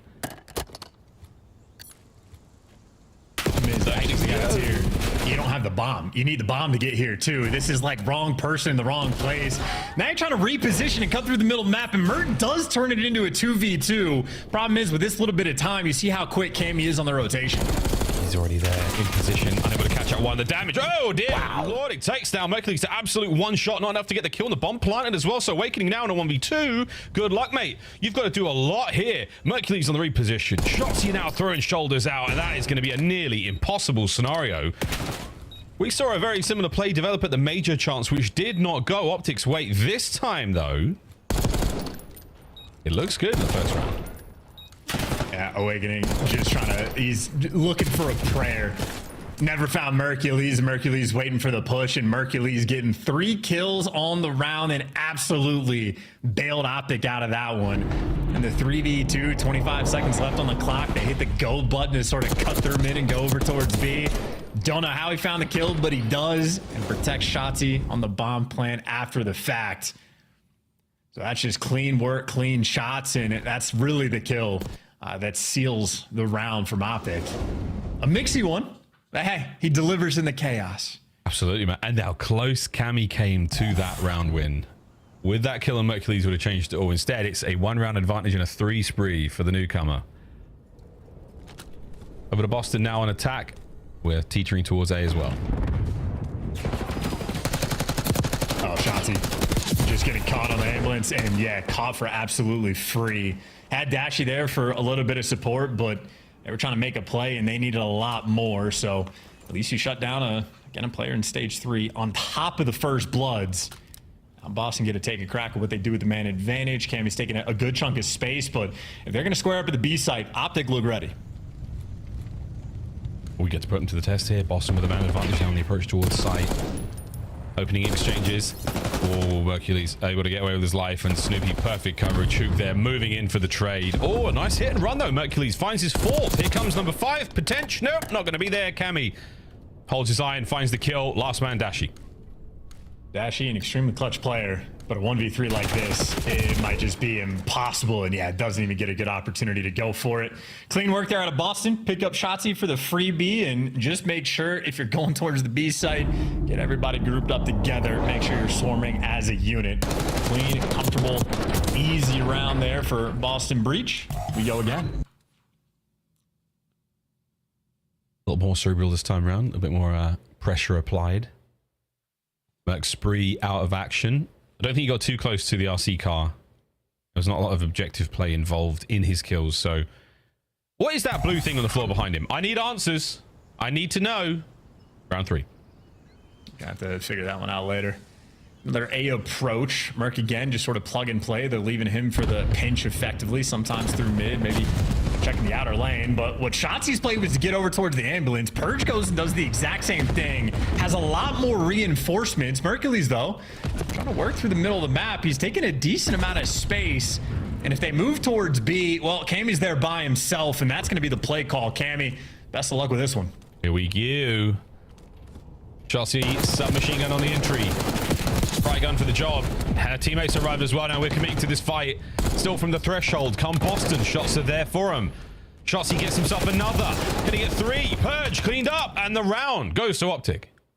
So fast as well. And yeah, the Jacqueline shots he's saying, able to provide. I think Cammy just has to get one in that situation or not die. But I think Cammy may be a little bit concerned about overcommitting and just giving away one for free and just gets overwhelmed. So clean shot coming from Optic. The A approach, swing it over to B, do it nice and quick, paying off there on the attacking rounds. An offensive shootout so far in this game. Both teams just controlling the pace. Took 9 seconds there for Optic to dispatch the Boston lads after the first shot hit a player. Well, around now on the go. Shotsy with a 2 spree. Eyeing up some RC cars today, mate. I'm feeling it. I'm really feeling it. Purge, though, puts that dream to bed. Absolutely eviscerates my hopes there, as he does. Optic here in the round, 2 to his name. Yeah, look at where those white skulls are on the map in between all 4 players of the Boston guys. So, yeah, there you go. Shutting down the First Blood Reaper in Shotzzy. Making sure you're not letting them make plays. And now Hook and Dashy see what they can pull off in a 2 versus 4 with Boston. They just have everything covered. He's got so much information, but Dashy has perfectly slipped his way through into position here. As soon as he makes any noise, though, he will be attacked. That's going to be on Hook to save him. And Purge in a prime position here to really cause an issue. Wait for it. The second man is what Purge was worried about. And with good reason, can't get the kill. Hook wins it. 2v2. No trades. We're not trading anybody. We're letting Dash get through. Thank God for a Cammy. That actually could have been a round, but now for Hook, not a lot of time left. And everybody in this lobby, oh, we're tweaking. We can make this happen. If he's one shot, you probably just don't have enough time. And what just an absurd rounds. And as you say, Dash might have found the perfect route, but I can't believe a single trade did not roll through. Not a single. That was getting very, very spicy indeed. Cammy, though, holding it together. He was a one shot. If Awakening goes for that trade after Cammy gets killed there, that would have been an unbelievable round from Hook. But hey, worthy attempts and a lot of energy. That is the sort of the blip in the heart rate monitor that you wanted to see there for Optic Texas. Keep things rocking here in Search and Destroy. Keep up that pace. Keep playing your game, because Boston, we know what they are capable of. Here on red card. L2-2, here we go. And also 4 offensive rounds in a row, so the onus on Optic Texas to win this one. Snoopy creeping up on the flank. Mercules spots it out, though, so Boston not going to be hyperactive. Happy to play it patient. In the meantime, shots getting rung out. Awakening, tracking the players on the cross. Once again, a similar setup. Purge is here to help out Awakening. And Dashy, they're wanting to force this A site. No hope of a flank whatsoever. Mercury's going to be out of the play this whole time. So this is on the 3 core members of Optic Texas to get this bomb down, hopefully get a kill. Again, Mercury's long line of sight to work with here. And what a push out of Boston. 2 there. 3 now. And Snoopy has caused the damage. 1v4. This is Boston Breach. This is their round to lose. Yeah, they just hit him with a nice little punch. Dashy, again, very aggressive on the A site. Okay. A characteristic. And there you go, Boston. That's how you trade out some players. But yeah, Dashy making a lot of noise by the bomb site. In Awakening, he's sitting there doing a little dance, going back and forth, dodging nades. I don't know if it's him or Purge, but they just make the call. Just hit it. And Dashy, way too slow, completely caught off guard. His teammate gets run over, and then he's stuck in between 3 players. So Boston active on defense. They break the mold of the offensive shootout. And now with bomb in hand, they'll be back in control. Yeah, that's a very, very important round there for Breach. You got 1 on defense. Now you've got Optic thinking again about how both these rounds are going to go. They're now on defense. If they can pull this out, we really can go back and forth and find that equalizer. Hey, we're going deep here, folks. 3 spree for Killer Cam. Close enough to the RC car. We've seen it happen many, many, many times here on red card. Just doing your due diligence, checking out the flank, making sure Cammy's keeping everything under lock and key. Purge clearing out the A site. And right now, for the moment, Dashy's the lone defender, and Snoopy's actually dropping the bomb for Awakening. So I think Snoopy sort of feels something. He wants to get active and make a play. And Purge taking the space. They're eyeing up Dashy. They want him dead for this first blood. This is it. This is going to be it. Unless he can find it. Not a chance. Snoopy strikes here. Hold the bomb. I'm going in for the kill. He might get 2 here. Movement now as Snoopy red hot. And Cammy gifted a freebie as well. Mercules is going to challenge this, and with good reason. Cammy, though, 4 spree, a streak in hand, and Shotzzy now all alone. And he's going to die. Wow. Yeah, great round out of Boston. I think the sort of pace, like the round before, Boston recognized the play that Optic was trying to make on the attacking round, so they just hit him before they can get hit. And I think in this one, it was a similar situation. They had a full-blown conversation, it felt like, of like, okay, I want to go kill this guy. We know Dashy's in the back. He doesn't have any support. Someone needs to take this bomb for me, so they're doing a nice slow transfer, give it to Awakening, and then Snoopy snaps into place. Quite literally had the timing down to Dashy just getting caught mid-reload, but that is sort of the sussing out the round, figuring out what the defensive setup's going to be, and looking for the play to break it. Boston execute, and Cammy, on the meantime, on a 5 spree. That's a really nice sort of veteran-style play there from Snoopy, identifying the weakness, identifying an opening, and making the most of it. Cammy's not going to be able to make much more of this RC car as the frag grenade greets it. But that's a lot of intel passed over either way, and that's why the bomb is making its way maybe over towards B. Can we see something happen here, Optic? Well, different setup. We've seen Cammy get over on by the B side as the lone defender. It looks like Snoopy is going to be the guy they leave on this site. So Optic playing a delicate game about what direction they want to go, but they're choosing A to square up at. 47 seconds left in this round, a little bit of time, and for the moment, they have the numbers by A. His supine position as well means he's not going to be able to shot by anyone through long. So Snoopy's sitting pretty, hanging out. Cammy starts things off, and a wicked kill there on a hook. So that is now an opportunity for Optic to try to flip this, and they are going to. Bomb now towards site. Awakening v Dashy. The battle will continue in a moment, but the bomb is being planted as well. 3v3. And you just don't have space. Dashy is standing on top of this site. So Optic, this is a very turtled setup, and Purge trying to overwhelm. They know a lot of players are nearby. Shotzzy's doing the dance that he can, but just too many bodies. First trade rolls through, and Merc maybe just called the round. Awakening in a 1 versus 2, 30 seconds to play with. Awakening, the man of many nicknames. Can we add Clutch Joe to this one? It's terrible. We'll workshop it, and with good reason, because it might not be happening. Mercules with the pressure. Couple of jabs right now from the 2v1 situation from Optic, and he has split the defenders, but it might not matter. Doesn't check behind. He will be shot in the back, and that is the round. Optic back in it. Yeah, there's just such a degree of awkwardness to the A side, I feel like, about how the timings are going to go. Merc, as soon as he gets that kill and the player hopping up P2, might as well go ahead and call the round. Awakening not showing off the goods there, but I don't know how many times even today we've seen players try to retake this A site. You have to clear what feels like 97 different things before you can safely defuse, and obviously that is a Herculean effort. Too tall of a task, and Optic finally get the A execution they were looking for. They had to force that play through Boston.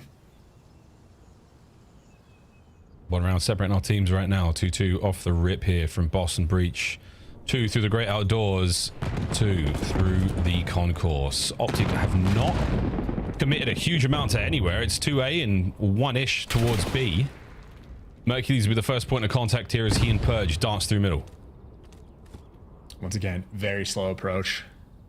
I mean, Awakening is in the back line here with the bomb, so we're not in a hurry. They're looking to go through mid. Purge waiting for the timing. Merc does get back down, so that's going to be the most open the middle of the map is.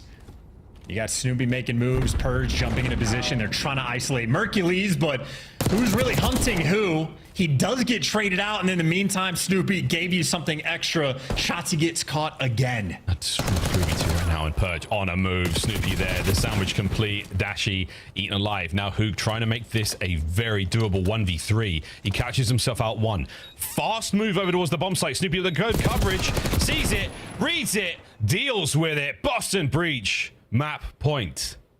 Yeah, dude, and I'm enjoying these rounds in the sense that we can actually see the ideas from Boston rolling through. Like, they are having a conversation about who they're trying to, like, identify an Optic to take down.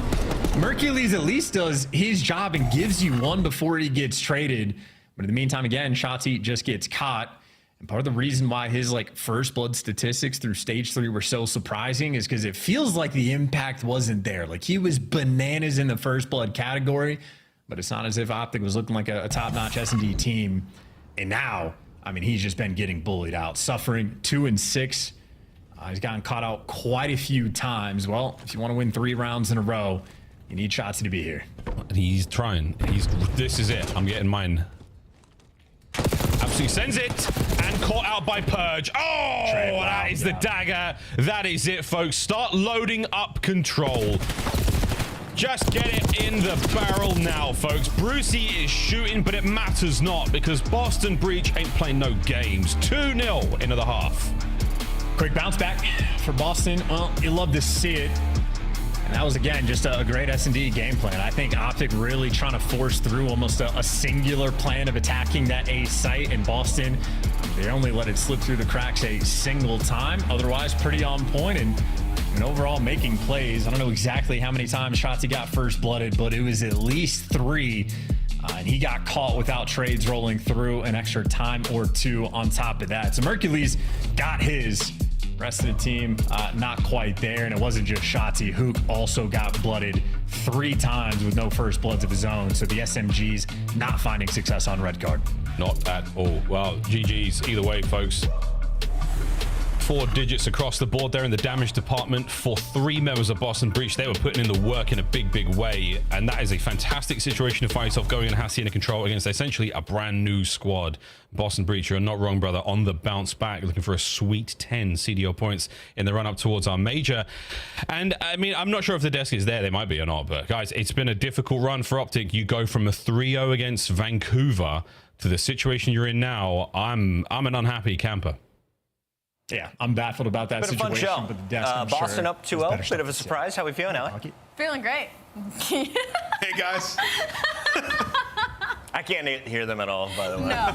I threw my headset 30 seconds before that. It's been a good series so far for Boston. I mean, it's kind of reminiscent to the match that we saw at the major. Boston able to take down Optic Texas, and Optic trying to get acclimated. You went up against them on Hasi Hardpoint though, when we know that is Boston's best Hardpoint map. Usually gets vetoed up against them. Exactly right. So Optic are in a weird situation where they kind of just have to get rid of the red card, right? And now you go into the series, you're playing Hasi map 1, down 0-1. This was a must-win search and destroy map alley, and Boston is too strong. And it's difficult because you look at Boston's series and Hardpoint, they were on a 5 Hardpoint loss streak. You had ample opportunity to capitalize on that on the side of Optic Texas. So you touching on them playing Hacienda. Then you go to search and destroy. I more so have to tip my hat to side of Boston Breach because they have been going into this split and they were just not playing their lives or trades very well after getting those first bloods. Well, Purge gets 3 of them, a teammate gets another 2, and then you add 2 more on top of that split across the board. And you finally seen some success for the side of Boston Breach and search and destroy, which will be huge for them moving forward. Cammy's pretty good, right? Yeah, he's really good. Clint, 6 streak. Clint was in the back absolutely gassing Cam. He said, man, Cammy still got it, man. Rips people off ahead. He's seen so many times on Hasi, on fences, and then in this search and destroy making some big plays. What they did really well was a couple of their retakes. I mean, we know Optic, they like to slow play it towards A, get that bomb down, and kind of play from there from the clutch top window, set Dashy up. Well, early on we saw Boston, nice retake on that. Just a thunderous couple kills by the bomb before they could plant. And then that final round, they just blind read at B, find the first couple of kills. Just Boston, well prepared. Allie, you're wagging your pen. What's on your mind? A couple of things are on my mind. I just think that search and destroy is huge on the side of Boston Breach, especially because they've needed to work on their post plants. And for me, red card is a very one-dimensional. Once you get the bomb down, there's a pretty specific way that you can play afterwards to ensure the win. And for Boston Breach, I feel like they've cleaned up a lot of those strats. Clean.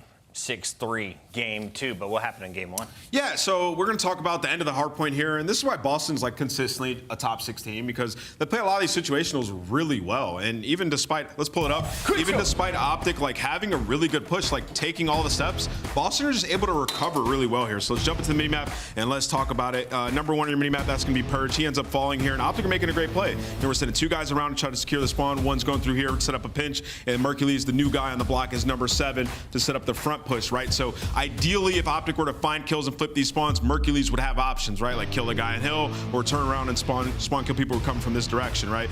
But what happens here is all the guys on Boston after he dies, they're gonna play a tight setup inside hill, and then number 3, which is Snoopy, is gonna play with number 2 to make sure nobody goes side door or front. 3 is Snoopy. He wins a massive gunfight inside of the hill on Mercules to secure them a ton of this time. And then afterwards, we'll jump back into the minimap and show you how Boston recover here. But you see Optic taking the steps. We're going to take out Purge. He's going to end up spawning once more in the back. You see Boston all kind of just backing up towards the hill, playing tight, knowing players going to be coming side and front. Shotzzy gets a kill, gets traded, and then right here on your mini-map, I mean, this guy just kind of gets smoked. I mean, Mercules loses a big gunfight here to Snoopy, and then Boston, they're going to be spawning mid. They're going to send players through lobby to sort of pinch out the players in Optic that are spawning in the back. This is played excellent if you're Boston. When we talk about making Hills mixy, not allowing the other team to get a big chunk of points or contest, this is exactly what we mean. You don't have the spawns if you're Boston. Hell, you don't really even have map control, really, and you're just making huge impact plays by finding individual kills and good timings repeatedly to get a huge chunk of time here and win yourselves the map. It was tied up until that moment, Alec. Yeah, and it helps that Snoopy gets a 4-piece in Hill, right? And also, look at the time spread from Boston Breach right now. All of them are sitting over a minute. They're playing their trades. They're stacking the time on side of Op Texas. It's only 2 players around a minute. We've got some watch parties brewing. Adam Apicella is drumming up the DreamHack noise, and he's bringing some of the biggest mouths in Call of Duty. I'm bringing the Flank, Scump's watch party, and Breaking Point, all in Dallas. A lot of yapping. A lot of yapping, bro. A lot of yapping. Listen, man, I'm a podcast merchant as well. I love it. Yeah, it's going to be a party. For now, Miles and Chance, what were you trying to ask me before, Miles? I don't remember, Chris. It might have been something about the Marvel Cinematic Universe. It could have been something about Star Wars. It could have been something about, geopolitical events right now taking place. It could have been something about Purge. You never know. You never know. You might have to go through the VOD and find out yourself, mate. Chance, welcome back. Thank you, man. I want to talk about the geopolitical events. That's really what I want to discuss, but probably not the best place for it because there's more important things going on. Boston up 2-0, looking to get 10 extra CDL points. And I don't know exactly how Boston would necessarily feel about this series, but certainly they're looking to get a bounce back and really try to fight to get the highest seed you possibly can. Boston do not have the easiest road. Dashy, though, a man that has been on point, in control, decent spread there on the kills per 10 minutes, certainly dealing out a hefty amount of damage. Only him and Scrap, you see on the list, are players above the 3K margin, so no mistaking. Dashy, absolute shooter. I know we're all remembering Kemi's 1v5 he had on this map. That was the only round that they won. So Boston, not necessarily the happiest to see Hacienda control a map, though, that's about 50-50 for him. Well, at the very least, after a moment like that, surely you do go back to the lab and figure things out. But we'll find out if we're going to get the clutch moments or if we're going to get the game-winning moments right now for Boston Breach. Can they close this one out in 3? So far, a decent start for them. Man capturing the B zone alone right now is going to be Hook, and he's done. He's been dealt with. Now Mercury's out of spawn. He managed to find a window for his boys to fight their way through. And again, those green arrows of Boston Breach setting up for nearly anything Optic can throw at them. Mercury's able to get 2. He's able to get 3. Not going to read the Purge corner, though. Or maybe he will. Ends up going for the snap, and Purge drops him. But Merc really opening the map just to get his teammates over towards the B site. Shotzzy, though, does not have the support because he hopped off the time. They know he went into 10, and now Shotzzy just going to get overwhelmed and back down. At least, though, he did get a segment of progress, a small victory for the Optic camp. Nice one. Wow, a couple of kills. Hook's still fighting. Oh, nearly winning that one. Trades there for Mercules, though, keeps his 4-1 run alive. Over towards both zones, we're getting a little bit of love. He vacates position for a second, and Shotzi's going to be there to pick up that kill. So now an opportunity to cause some real damage over by the A zone here. Trophies in play. They've got some numbers. It's a big commitment, though, on the defense here from Boston. If this doesn't work out, lads, you're in trouble. Slam. It didn't work out there from Optic. Merc continues to give you everything. He's 6-2. He's had great lives. Unfortunately for him, just a disjointed effort from the remaining Optic players, and they do just get every single kill.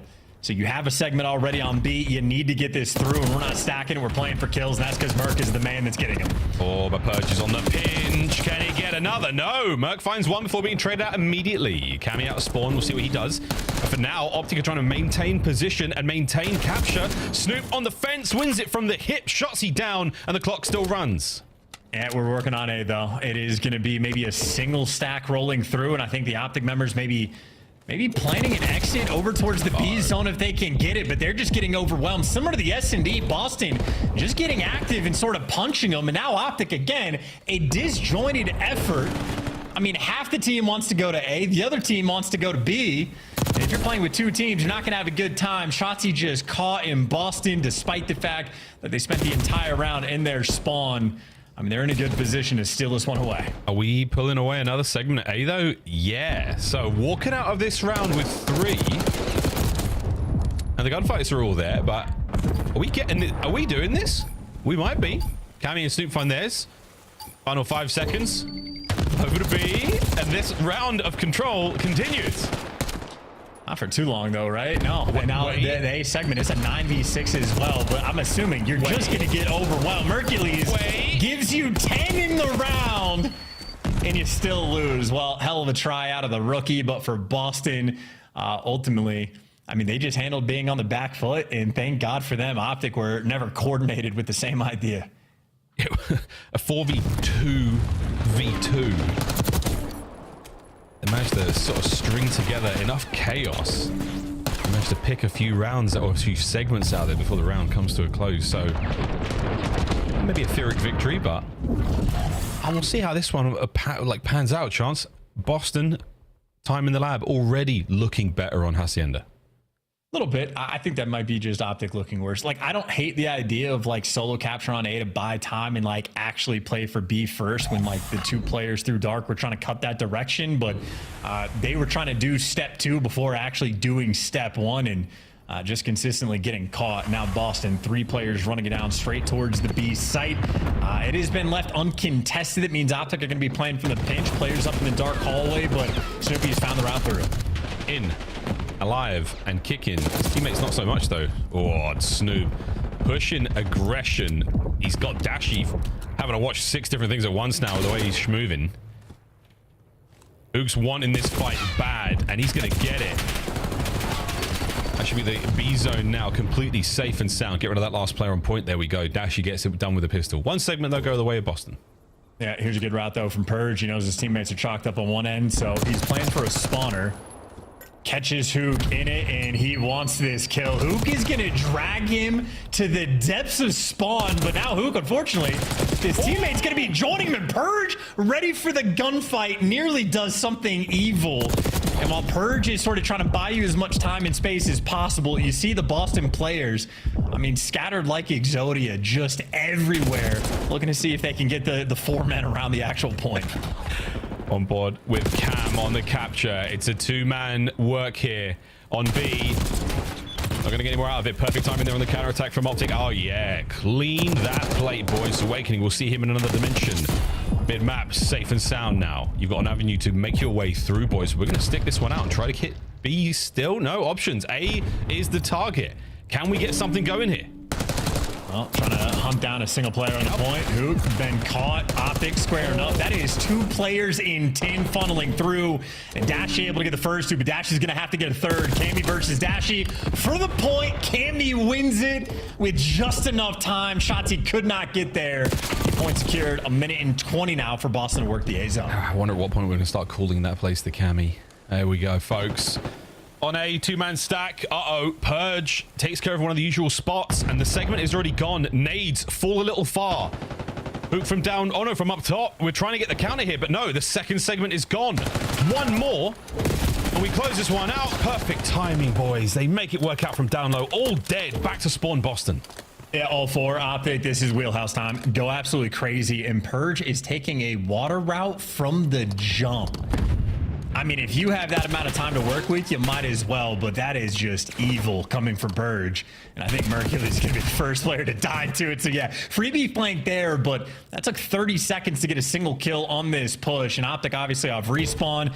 I mean, they're crawling around their base. Yeah, they're everywhere right now. And yeah, you've still got that lobby presence right now for Optic. So the spawners, every man that gets sent back is in a very difficult journey to get into the fight. Ook trying to get active. You've got this hit and run moment right now from Boston. You've pulled a lot of players of Optic out of position. Hook's been gifted a freebie. That's his. And the capture still cannot continue. 7-10. I mean, this is like Hacienda control in a nutshell. When you end up in your spawn on offense, the amount of things you have to clear out, it just takes so long to do. 20 seconds to go. Yeah, and they go 3-man hit from down low, trying to find something. Mercury's and shots he finds theirs. That's Hook as well. No lives. Boston, breach, Optic, Texas. This is your defensive round. And things got, wait a minute, things got a little bit messy. Wait a minute. There you go. Things got a little bit messy. But in the end, defense reigns supreme. They're going to dive out for this one, Purge. Good luck, have fun. Not a great time there from Boston towards the end. Optic put it together. Yeah, and credit to Mercules as well. Back-to-back rounds, he has been in perfectly fine form.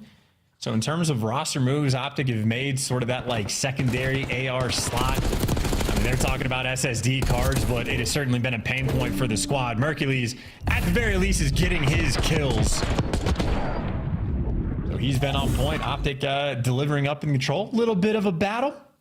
Now back to the attacking rounds where hopefully for our sake, they're going to be a little bit more coordinated as a squad. Not easy to find those moments on Hacienda, but certainly they had a few opportunities squandered in round one. You don't get a huge amount of opportunities in these games, especially against the top level teams. As soon as that mistake is made, you are punished viciously and quickly. Force from Mook, see if we can't get ourselves a Hellstorm. They've been handy dandy indeed here on Hacienda, but for now it's going to be Mercules fighting his way forward. About halfway towards it. Who could get something going if he can capture these points and get kills from it? Shuffle continues here across Hacienda. Breach now trying to maneuver into position, and here comes the fight. And it is on. Purge is in first. Trades are there, and it is an ugly one, but Breach win it. Yeah, Boston, I mean, they're the ones taking the fight to Optic. Optic just stuck in weird situations, and it feels like they don't quite know what they want to do. I mean, who caught on a swivel, or head on a swivel rather, but he just gets caught. And I think the scoreboard has officially broken, and unfortunate for Awakening, we're going to be stuck staring at 5 and 14. He's got to kill this round, but yeah, a lot of deaths like that. Going to deliver up Dashy a free 2. That's a free 2. That was 3 though in the feed. So Purge is going to eat that Semtex for breakfast. Mercules on the capture. Teammates now backing him up. It's going to be Dashy behind him at long range. Hook there with a Swarm. My word, with a Jackal. At that much of a range, he's getting a lot of damage, and a Snoopy finds the kill as well. Mercules pushes him out. The capture now, a solo man getting the job done. One on the flank's going to be Cammy. Is this going to be read by Dashy? It should be. B-Zone in the bag. Yeah, poor Awakening, dude. He's just getting slammed gunfight after gunfight. And now, last man standing is going to be Snoopy, the only one that can really make a dent on this play. And he does. He gets Mercules before he can really get mixy and get behind enemy lines. So Boston stabilizing on the defensive end. They've got nearly everything covered. The rock side of the map now going to be open. Cammy going to be watching that passively. Boston, they're a little bit turtled right now. Sounds great about it. 6 and 17. He's having a bad game. It's one of those. He's got 10 less HP than everybody else, it feels like. Brucey's 5 though. Spree, his game is absolutely fine right now. He's feeling good. Slow and steady on the approach here from Optic. That's going to be a single man on the capture now. They get picked off. Okie dokie. On the offensive, we go for a second, but Shotzi, he keeps this position up for Optic Texas now, and Cammy trying to keep the players in lobby. A capture now on it. Optic are cooking, and Merc swing and a miss. Cam traded out. Yeah, probably a good sign if you're running out of ammo. You've just been killing too many things. And poor Awakening just getting overwhelmed in every sense of it. This is going to be an Optic round win. Hey. 16v5 in the life department, and Shotzi, I mean, he has just existed around the time in top office. And Awakening one final death just because, I mean, hey, he's playing for the win, right? He's sliding out into death. He is not worried about stats. I respect it. He probably looks at the scoreboard now and he's like, oh, boys, my bad. But at the same time, you're trying to make everything right with the decisions you are making. You're trying to put yourself in there for the lads, and that's exactly what's going on. Who knows? It might have 35 assists chance. You never know. Like, it's... I'm not trying to do that. I mean, just he's gotten shot in the back a few times. We've watched him lose like 10 different gunfights to the Jackal where he's just getting like headshotted and dying in 4. So from my perspective, it just looks like an unlucky game, but it is tough to bounce back. And Optic right now, at least with a little bit of momentum, cooking something up, and the more good sequences Optic has, the better, certainly. But yeah, Awakening from 5 and 14 to 7 and 20. Snoopy's been doing great. Great. He's having some real fun on this map. Trophies are there, Cam. Bad news, mate. That's not going to land. But your shots are good enough. 3 dead. Once again, Optic. Oh, wow. Off the rip. They're doing it, baby. But so is Snoopy. And look at him go. Oh, he's so sneaky. So devious. Capturing B. And the longer Optic leave him here, at least like his teammates have time to work out a spawn. You see Shotzi's crawling around the base. Good Hook working on the pinch as well. And this is 3 Optic players surrounding Snoopy to make sure they do not make any mistakes. So flawless on that. And there's Awakening getting shot out of spawn. Yeah, he's been in hell this game. Yeah, good stuff, Shotzi. That was a 9 spree before he died there, fully streaked out, as you can see on the right-hand side of the screen. And the tables have turned indeed. Boston now with an opportunity to get this capture going. Can we stack this one up, boys, and put it in the bag ASAP? Because this is Optic on map point. Yeah, and you can stack it because Optic might be a little too far away. They're not making moves. And Shotzi's calling in the Hellstorm. The point is captured. So, yeah, we're just not even... Hey, got 3 though, baby. Let's go. That might be the biggest on the year. 3 instant Awakening now left alone. And 8 and 22. Joe, he's having a bad time. He's having a real bad time indeed. Life count still in the favor of the Optic boys, and still right into spawn they go. You have got Snoopy trapped, dead, cleaned up. Awakening, no! Time it goes the way of Joseph. Shotzi from spawn, cleaned up. Fighting your way out now, lads. And looks like we're going through the B side of the map to try to get towards A. But Hook's there. Oh, covering fire was good enough for damage, but no kills. Here we go again. Yeah, and I can't remember what players showed it off first, as these players just getting blendered. You can land the Hellstorms outside of 10, like off the map, and it kills everybody inside of 10. So Shotzi, a man certainly that knows his tech, and Mercury's a man that is gonna win his ones, if not 2. Optic very happy that Awakening had a slow map for sure. Yeah, this some of the stats are broken, but Optics right now, they ain't. Big 2 from Hoog. Is it 1.5? Awakening right now is having such a difficult time. It barely feels like he's, I mean, it's PC check time for me at that point. 30 and 22 for Shotzi. 30 and 19 for Mercules. Hacienda control. Absolutely looking good for the new Optic roster. This will keep them alive in the series, but it's still got 20 seconds to close this one out. Absolute slamage. Game, Optic, Texas. We say goodbye to the second Hacienda in the series. And if you're an Optic fan, you really want to see the third and final for that game 5. What is the blue thing on the floor behind Mercules? Is it the crayon they used to write up the game plan for the first 2 maps? We'll find out in just a moment. Yeah, well, he's also playing on a unique chair as well, so I respect it. Plays on a default controller, default settings, and he's got a default chair to match it. Either way, from Optic, the 2 defensive rounds that they won, the second they got a clean 4 down, they never looked back. That was completely dominant. And here's a second look at the Hellstorm, showing off the tech.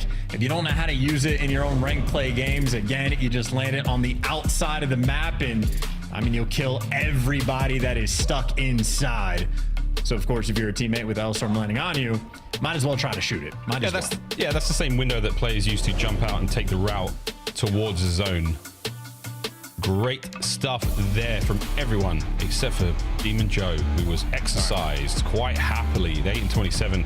You watch that game back, nothing was going his way whatsoever. It happens to all of us at some point, folks. That is an absolute stinger of what was actually a very long game of Hacienda control. So 12 minutes and 10 in COD years. That was about a month of difficult game for Boston Breach. The bounce back is still in effect. It's a 2-1 right now for them. They can close out this next hardpoint. They'll be feeling great otherwise. Hacienda, S&D, game 5, Optic won it. I just feel like we're getting really close to the part of the highlight package where Awakening's gonna die. Yo. Yeah. He's getting, that was one of his 8 kills. All right, well, yeah, Shotzi's about to make his presence known in the highlights department with the 10 spree or whatever it was he went on. Mercules, ever-present force, has yet to have a bad round of really anything, so incredibly consistent player. Love to see it, but yeah, Shotzi's farm time and Awakening will be on the receiving end of quite a few. Yeah, we saw it. It will taking place basically in the spawn of Boston Breach. He's hitting driveway and he's just running laps around them. Really nice stuff. Although with Cammy, this was a moment where he found a few kills in spawn as well, just instantly trying to relieve the pressure that Optic had all map long on them. And that final round as well, so decisive. Merc needs more pieces here. He gets himself up to a 6 before being brought down there. And yeah, Shotzi and Merc, they're starting to work together a little bit better. This is what you wanted to see. More of that cohesion. Looked a little bit lost in the first hard point. Managed to pull it together to 220. Now to rewind. So again, first time we get to see Mercules running this with the Optic boys. Oh, who knows, folks? Hacienda game 5. It does look nice, doesn't it? It does look good. It looks a little succulent, a little bit more seasoned, maybe a flip it, time on the grill. Let's see how we go. Looking at the map 1 in this series. Yeah, and these are 2 players getting after it in the kills column, both getting the hill time as well, where for Hacienda, oftentimes it just delivers. You want to be on a lot of these hills. You want to soak it up on P2 and P4 as much as possible, but I think Rewind will play out very differently. while Hacienda there is 2 hills you put primary value on. Well, it's the same thing on Rewind for the P2 and the P4. You have to lock them down, and certainly a situation where the route men get paid. Who's getting the bigger paycheck between these 2 squads? Well, not entirely sure. Conceptually, I do love the map from Optic Texas, right? Like on a P2, I want to get Dashy on those back like dumpsters, put him in that little square pocket, let him absolutely fry. Just calm when you're going to be flanking. Like Shotzi and Hook can absolutely be the route men to go and break the P4s and set you up as well. I don't know if I have a ton of confidence in the squad though, because I think this is the first time they've played this map all year. Yeah, granted, it was only briefly in the mix throughout stage 1, but nonetheless, a pure unknown quantity for the Optic side. And I think that could be a good thing for them, you know? Catch Boston unaware. We don't know how great this one's going to go for them either, so... Still on that match point for Boston Breach, and clearly a lot more work still needs to be done in Hacienda, but for now, we'll put that to the past, and we'll eyes forward as we quickly get into this hardpoint, map number 4. Don't forget, Optic, they're still in that run towards champs. You want these points real bad. They certainly have a cushion. I feel like anyone they get at this point, their odds just like they'll be jumping dramatically every single time. Trying to bring the big trunk to champs if you got it. Waggle it around. And on a Rewind, a map that has delivered one of the most electric hardpoint maps we have seen this year. Very excited to see it back in. And again, P2 and P4, the punishing rotations, you need those spawns, especially P4. P4 might be the most extreme example we have in the game. And that's wild because nearly all the P4s are cha-ching, pure cash. P1 is confirmed lit, not for Optic. Awakening Fight. There we go, Big Way. Ooh, Big Way gets himself alive and kicking. Here in P1, Mercury stays alive for quite some time, dashing the trades, and it is an absolute mess in that store. Well, here's Route Man at the very least. So Hook already trying to flip the map on its head, and Boston not heads up in the slightest. So he'll have a couple free tunnel vision, and he at least got one. That is a wild moment, but hey, teammate's gonna get the break. Awakening, last man standing, and you sort of half flip these spawns. There you go, number 8 spawns up. So from Optic, this is beautiful. Yeah, beautiful stuff. Just looking good, and Mercury's on a roll. Dashy on the pinch. P2's gonna be great, but spawns now for the Boston boys. They're going to flood the south side of the map. Hook's going to get there in a second and try to help out. Oh no, right through mid. So we're going to smack our way through the old time. Try to end the spree of Mercury's on the way if they can. But right now, it's good kills out of the Optic boys. Dude, is he playing with 3 world champions and he's just insane? Is he really the best player on the team? Look at him. Actually? Look at him go. Get another 6. Can we get 7? I mean, we're on an absolute tear here. The Hardpoint. Okay. Snoop picks up the red dot when you need it at the most, and Optic are now vibing in P2. I honestly can't believe, I mean, again, like the Toronto sort of storyline in my mind, like it makes sense to be able to join that squad and be this consistent. He's just straight up this good. So yeah, remarkable stuff from Mercury so far, and overall a fantastic P2 hold from the team as well. Shotzi, a little bit windy there on those shots, and that's actually going to allow Snoopy to get 2, but it is not going to allow Snoopy to get any degree of time. He is stuck in a corner while Optic have just been soaking away. But Snoopy's actually bought you so much time that Optic still have 4 players over towards Old, so Boston, happy for the rotation. Yeah, no row to go for Optic Texas. It's going to have to be a clean break. There's this little trash fortress that Cammy has set up. His teammates are getting dropped around him, and as Mercury's there on the slide and the break. 2 big kills from his teammates off the back of it, and that is going to be Optic once again in firm control. 1 man on a pinch here for Boston Breach, but otherwise everyone is in trouble, and Hoog trying to close in around them. Hardpoint still going. Mercury's still dancing. The contest. Oh, come on. He's going to get another hit. He really wants this one. The movement is on. The trophies are in play, and the snap is in. Go on, Merc. 1 more. Get the 5th. Gets it. Hardpoint still his. Can somebody get in there? Hook fills the gap immediately. Optic are alive. Yeah, dude. All right, Mercules is the truth. I mean, confirmed. He just out-movemented Snoopy. He's pulling out the ARs and gunning Awakening, like literally doing everything. And in the meantime, the gunfight, Hook actually wins against Awakening in the back spawns up Dashy next to him, and well, you've won the P4 rotation. And this is looking like a devastating setup on the minimap. Hook is aggressively pushed up, and well, he'll chow in 1 shot. He doesn't care.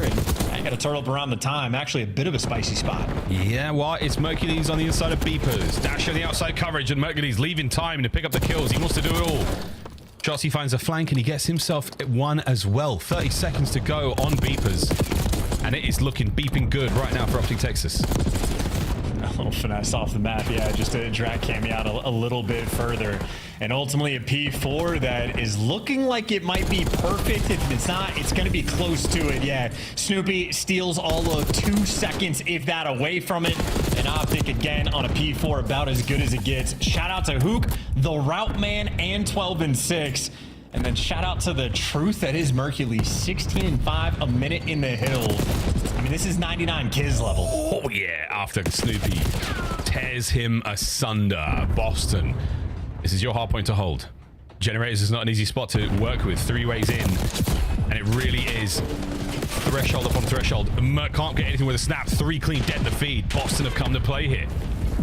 Well, signs of life at the very least on a P5. Nade's not coming through just yet. I don't see any trophies on the time here for Boston, so you expect the overwhelm to kick in. Snoopy gonna have to give you so much extra, and as good as the dance moves are, Mercules, he brought his tap shoes. He's ready to play. It was just a different style. It was a line dance versus the tango, folks. Well, Boston, Indiana boy, you're right. There's something in there, don't worry about it. There's a little bit of time still going the way of Boston as Merc. He's absolutely skating his way through store. Chelsea brought down, so that's going to be that middle of the map. All safe now. Back over to P1 we go, and Boston breach a firm hold, firm control from Gens to P1. Here we go, second set. Well, yeah, I mean, keep in mind for the rewind style, especially if you're playing in ranked, the team that just won P2 and P4 are up by 70. Absolutely no surprise. So right now, the long term from Optic in the better spot, had the left side spawned, but Mercules, I would say overwhelmed, but he can just give you something extra. But Optic have lost the spawns. That means you want to battle and try to get as much P1 time as you can. Yeah, they're battling. At the very least, you're keeping the kills as even as you can. So Boston unable to really get set up. Oh, look at this Hook. Just, oh, everywhere you go, there is a man sliding with a PDW, folks. Snoopy from the elephant platform. Oh, wow. Shotzi pinches upon pinches. 3 dead and a moment to breathe for Boston breach for 15 seconds on P1. One of the more mixy hard points we've seen all year. Oh, and they got Purge pushed up to the deep burger. This is actually, I mean, this is an extremely good setup right now for Boston. Optic trying to break it down through mid and successful, at least the route, but Purge, yeah, too good of a spot. So you shut down the deep route, and making it to time is one thing. Winning the gunfights after the fact is another. At least you keep the pressure away, and there's Hook for 2. Awakening Snoopy simply could not deliver. Oh my word, Optic, what a break it is. Uncharacteristic of us, folks, but I want to hear the energy. I want to hear how it's going when the shoes on the other foot, and they are kicking. Listen in, Optic. Nice, hard focus blue in the back. Nice grab. I still push that front. Yeah, They're floating mid, bro. They're spawning mid. I stun one blue. I stun one blue. I got time, brother. I got time. Oh, so one. Absolutely, he's not gonna jump. Yeah, I'm gonna nade that. I need someone front, dead. Yeah. I'll show you back. We should start push forward. Yeah. Blue, kind of awake. Still there. Yes, nice. Go. You just go in front of the hill. Go back. One shot. There's 2 court. One guy, one Zig. Zig dead. One shot. There's one behind us now. Let's go. Go. One top court wall. He's at the B search. Nice, they're going for the new, by the way. The guy's 2 spawning out. There's a guy on us. Yeah, he was. He's top court roll. Where? He's in the corner. He's set. One shot's bigger. Go on time. Wait on time. I'm one shot. Wait, watch it down. Behind the front, lay down, watch out. Okay, those guys flip. I'm trying to hold you. Yeah, in the back of me. Cammy, I knew it. Cammy's in the back. Okay, they got split. Stop drafting them. Alright, Cammy's in the back. Snoopy's a little weak. Middle. All the way in the back. Time on me.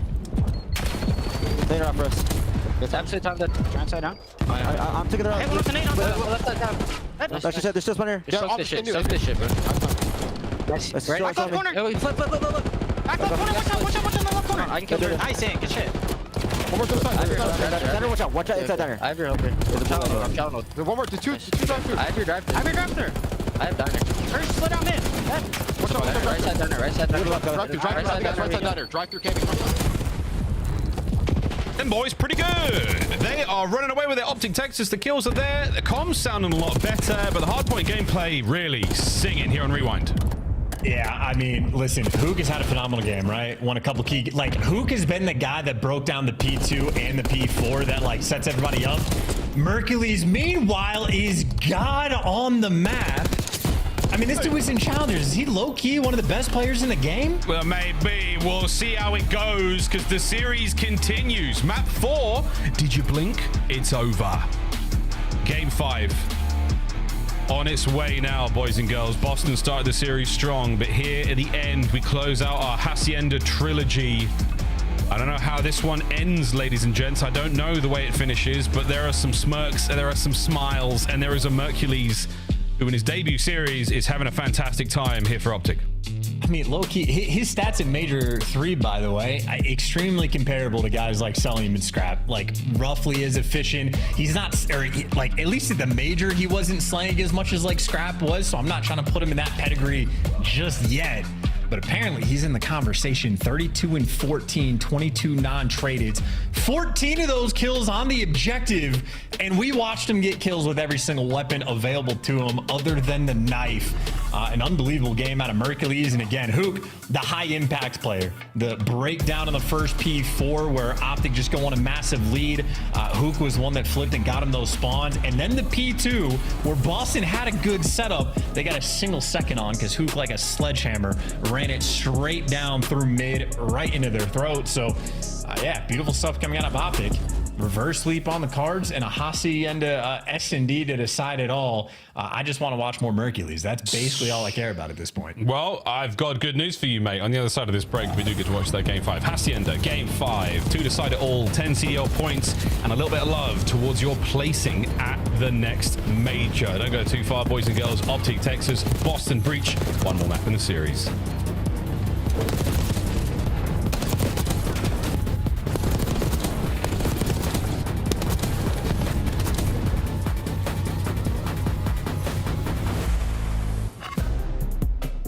Esports World Cup is an official partner of the Call of Duty League. Visit scuff.co/CDL for your chance to win the Road to Champs giveaway and join us at CDL Champs.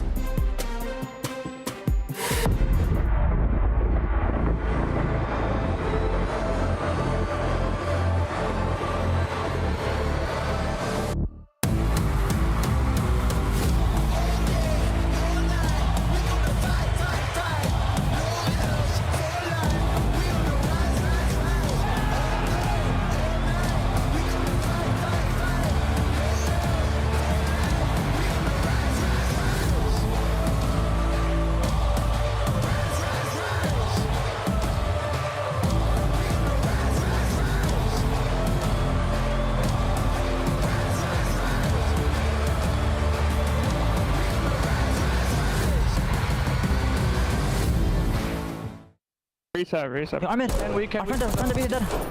And we gonna heady. One more me. I'm in. Dashing one shot dead. I'm in. One shot. Dead. Wait. One more dead. Alright, push it. I'm pink cross. Go one more me. In the corner.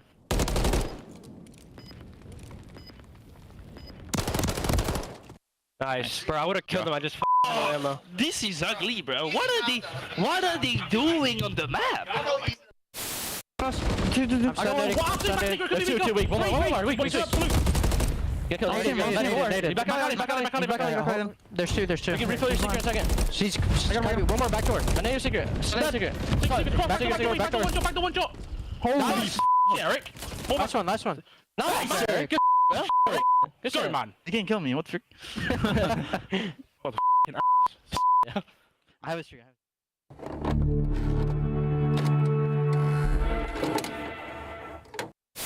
What do you think of my shirt today?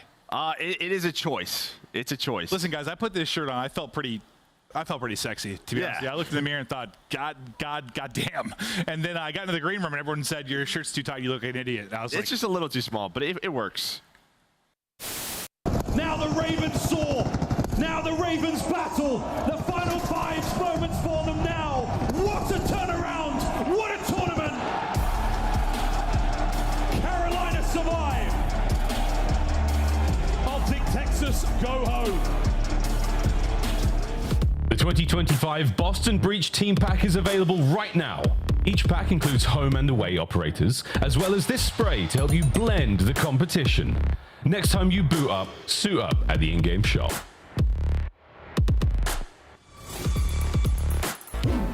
your Scuff Player of the Game from our Rewind Hardpoint. Yeah, one guess, folks. You didn't have to guess very hard, did you? The young Mercules takeover map. I mean, he doesn't miss. How many Jackal kills as well? He was doing it all. The shots are going to get more and more ridiculous out of him. And play the game. I mean, we're everywhere now. Okay, I don't understand what a play actually is, but I understand what a phenomenal Hardpoint performance was, and he was gross from start to finish. And frankly, might have been the best in the comms department as well. Like, he's playing with 3 world champions, and he's the shining light on the squad right now. Yeah, get the money ball out. He was absolutely the correct pick. And who gets credit for this? Is this like the Toronto scouts or like the camp that they had that like spotted him out?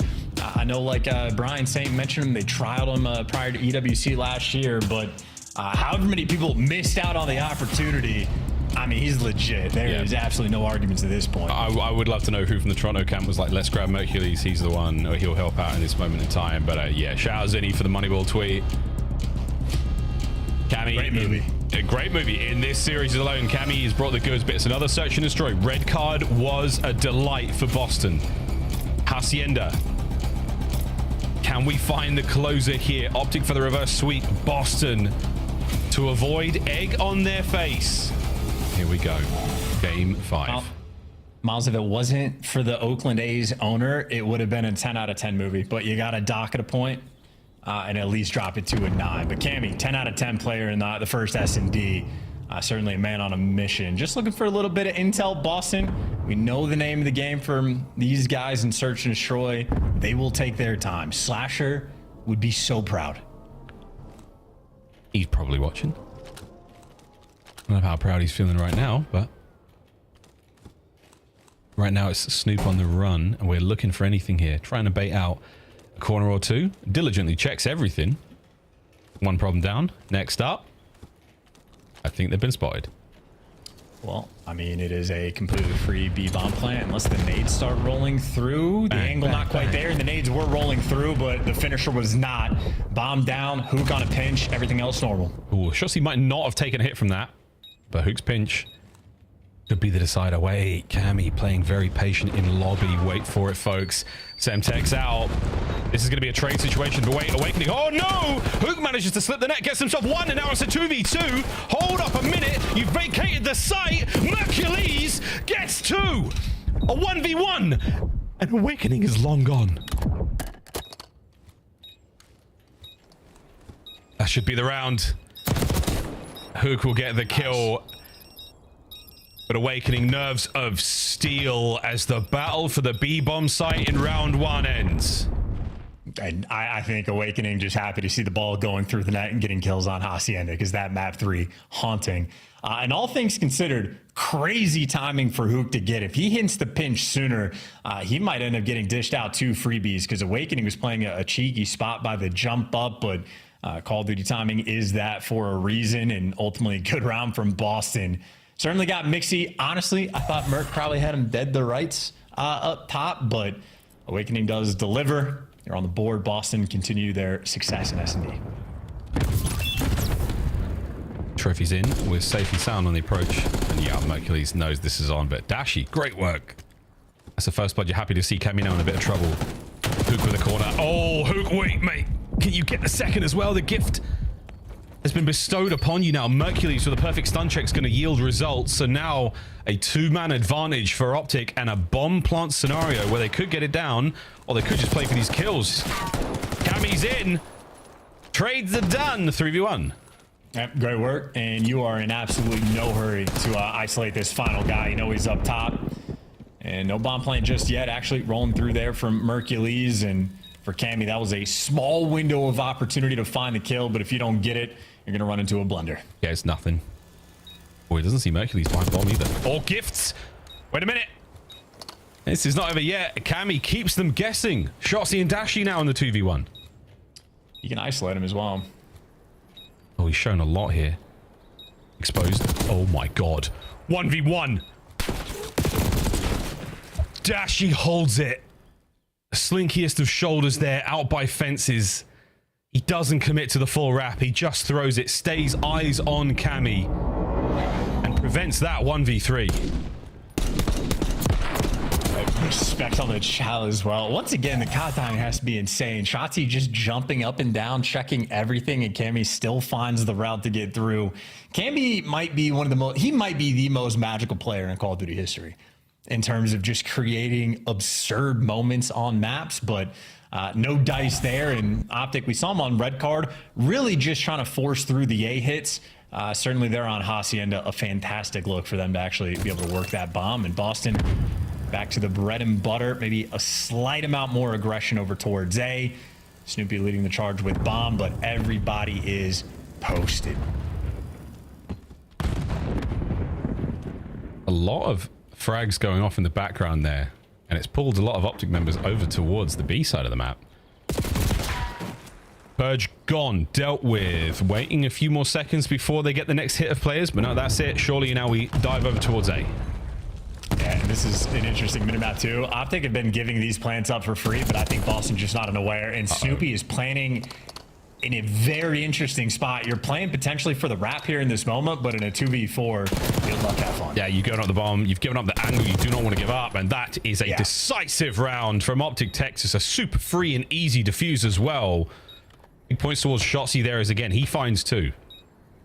And I'm starting to think maybe the nerves of the reverse sweep really starting to set in for Boston, because that was around a bomb site wide open. Absolutely no noise on that section of the map. They did not want to commit to the bomb plant, and Purge even jumped. He got active on the pinch in spite of the fact that there was no information being fed at all. I think maybe Breach just getting a little too squirrely.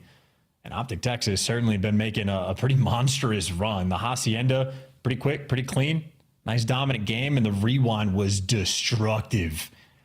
And if I were them, I'd just be right back to the A site. I mean, they ran them over. If it ain't broke, don't fix it. Yeah, you've been able to show enough muscle to control that part of the map. And they've got enough sort of fire superiority with the wins that Dashy's been picking up as well. So yeah, go for it. And that is exactly where we are going, folks. Submachine guns up and at the ready, buying space. We should be able to get that bomb planted as well. Hook is the man carrying it, so his timing is not going to work out, and he has filled his britches. Spots two out. Mercury's with the tags. Chase the kill. Gets it. 1v2. Yeah, for Awakening, they know where he is as well. He got a kill on Shotzi that was traded out over towards the back line, and well, Dashy, we know what spot he likes to play, and if Mercules is alive, I'm confident now for Optic. Yeah, he's backed up as well. Shadow spotted. Hop checks, not just checks, it's hop shots out of Dashy. Enough to push Awakening back. 25. Demon Joe splits them up. Can he isolate the fight? Cannot. The perfect crossfire. Optic find another round. Great win over towards the A site. More success in that regard. And I mean, you see the idea. The timing didn't go the way of Hook or whoever watching off the rip of the player's challenge from Connector, but Boston willing to get active and make plays on the defensive end. And I think Optic doing a really good job of playing around it and making sure that everybody is there for the trades to be rolling through as well. So Optic and S&D teamwork showing off just a little bit more. And now they have to have some win in their sails. A 3-1 lead, reverse sweep, very much in the cards. Boys are going to be feeling good. Yeah, after the first two maps, can't lie. Wasn't loving what I saw, but now Optic have pulled things out. Breach are still a team you can never count out. This Hacienda not going their way so far. A nervy situation to be in. Lovely crossfire there. Opening kills going the way of Breach this time round. Oh, massive. That's the turnaround you were looking for. The nuke left all alone. We've seen it before in Hacienda. This map is not over until it's over.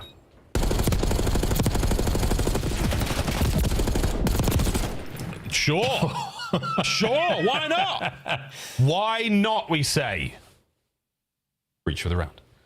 Yeah, I think Purge maybe going for style points. Wants to get tags in with two different weapons, or maybe just YY thought he had the kill. A little bit fancy. Why not hit him with the drive-by? We'll take care of that, and that is a pure square up towards the middle of the map. Everybody shooting their guns through the hallways. Boston just had the extra edge in the gunny front. So for Optic on the attacking grounds, they have had a great amount of success. And Shotzi might have sort of kicked up a novelty, not being there entirely with the squad, playing around dark for the pinch late, but I'm still of the opinion if it isn't broke, no need to fix it. But how about the read? Boston triple stack A. And there is no need for Merc to force this. Make some noise and get out of dodge. Perfectly played there for Merc. He's done his job and then some. Yeah, I mean, good on Boston for trying to repair. Well, it definitely was broken, but now the race towards the B-bomb site, and both of our teams are making it there. At far more members of Breach, though. But Dashy, if you get a single kill here, that is worth it. It's weight in gold. They're all past you. What in the timing? Good God. And the nade. This is such an awkward fight. Optic's reinforcements here. The double back. Shotzi on the inside. 2 now v1. Snoop makes it a 1v1. And what a round. And what a race. Snoopy wins it. Oh my, yo, Mini versus Mega there towards the end. That is a hilarious 1v1. And Snoopy just gets the drop. I mean, I don't even know how to break down that round. 3 players just snuck past Dashy. And in my mind, if you have no intel in a moment like that, I'm thinking Boston are just going to slaughter you in the round. Somehow it comes down to a 1 versus 1. Might be the most ridiculous round on Oceania S&D we have seen this year, but hey, Boston, they needed that one just to stay afloat. And that was, I mean, Boston hit the U-turn. That was a handbrake turn at full speed. Whiplash on the retake by B. Good for them. Once again, over towards A. Snoop takes a lot of tags, and he's hurting. The trophies are in place to save the day, though, and this is going to be a plant, yeah, for free. Get it down. Optic, not a lot of force here. Well, they, yeah, don't connect. Able to get out. 73 HP, more than needs, and Snoopy's on a 4 spree. Worried about the pinch, though, from Shotzi up top, but nobody's really home. Purge has been dancing. Mercules is going to hunt him down, and just like that, only 2 players standing, and they are trapped in connector. Welcome to the Shotzi blender. And shout out Mercules for sniffing out Purge as well and starting off that round right. Merc has been impact again. It feels like he doesn't ever have a bad round. Well, we'll call him out when it happens, folks. Don't worry. Shotzi from the hip on the easy cleanups as Hook serves him too. A very, very decisive retake from Optic there. Back to A. We're definitely going, but this time round, I think for Boston Breach, you're worried a little bit more about that top dark control. That window overlooking the bomb site, it was not there in Black Ops 4. It is in BO6, and it is a gigantic pain in the ass. And towards B, yeah, look at this. Just playing with the idea. A pain in the ass when you're going for the hard counters on the A site, and Optic just run it down towards B. So play calls on point. And if you push through and go for offense, that's going to be great. At least trade out the kill on Awakening. You'll take that for the 3v3.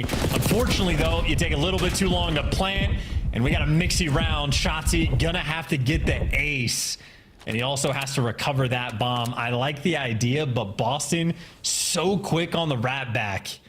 Might have just won him the round. They're going to run into each other. Unless they hit Zig fast. Here we go.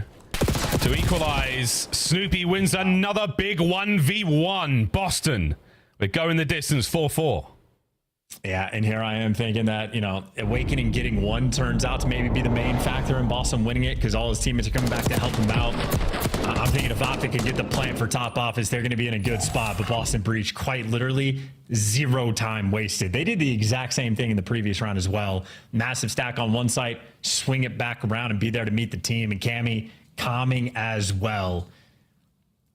Dealing out the strats for his team, and that means we might have a bit more of an active round here for Boston. We'll see what Cammy was trying to deliberate for him. And maybe the same setup that we had a few rounds before where Purge ended up getting caught for the first blood, but everything else looks the exact same. But now, noise being made at the A site, that's the go button for Purge. And he might be squaring up with Hook, and yeah, he just gets caught again. Purge is just being read like a book. Ah, like a book.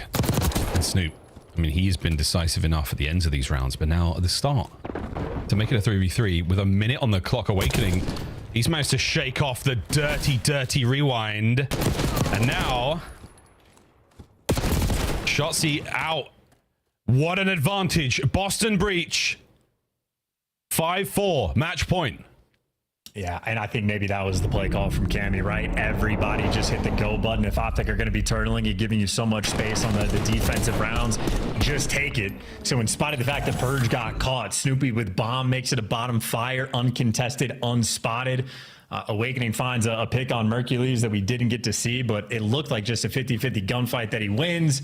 And then the rest of the players for Optic Texas just getting caught running away. So Cammy is dialed in. and now around the way from killing the reverse sweep. I wonder how many nades actually made it towards top A. That was a big proponent there. Oh, we've got numbers, and it might be well read. The fight is certainly on here. Semtex up, stuns up. A lot of information gained here. We know the fight is on. This is it. Is the round. Is the match. Gonna go out with a bang. Shotzi over the top. Stuns. Gets the kill. Snoopy with 2. Over to Mercules to try to stop the bleeding. But Snoopy is trying to close it all out. Oh. A 1v3 for Mercules to stay alive and force the round 11. If he clutches this, we call him the greatest Call of Duty player of all time, without question. I don't know about that, but I mean, we'll talk about it. Can he isolate the fights? The answer is maybe. Player out to his left. All 3 members of Boston in tandem together as they go back over towards B. He misses the timing. And we find 1 at the very least, but there is not enough options or time now for the young Mercules. Wait a minute. Wait a minute. It's a 1v1, and it's done.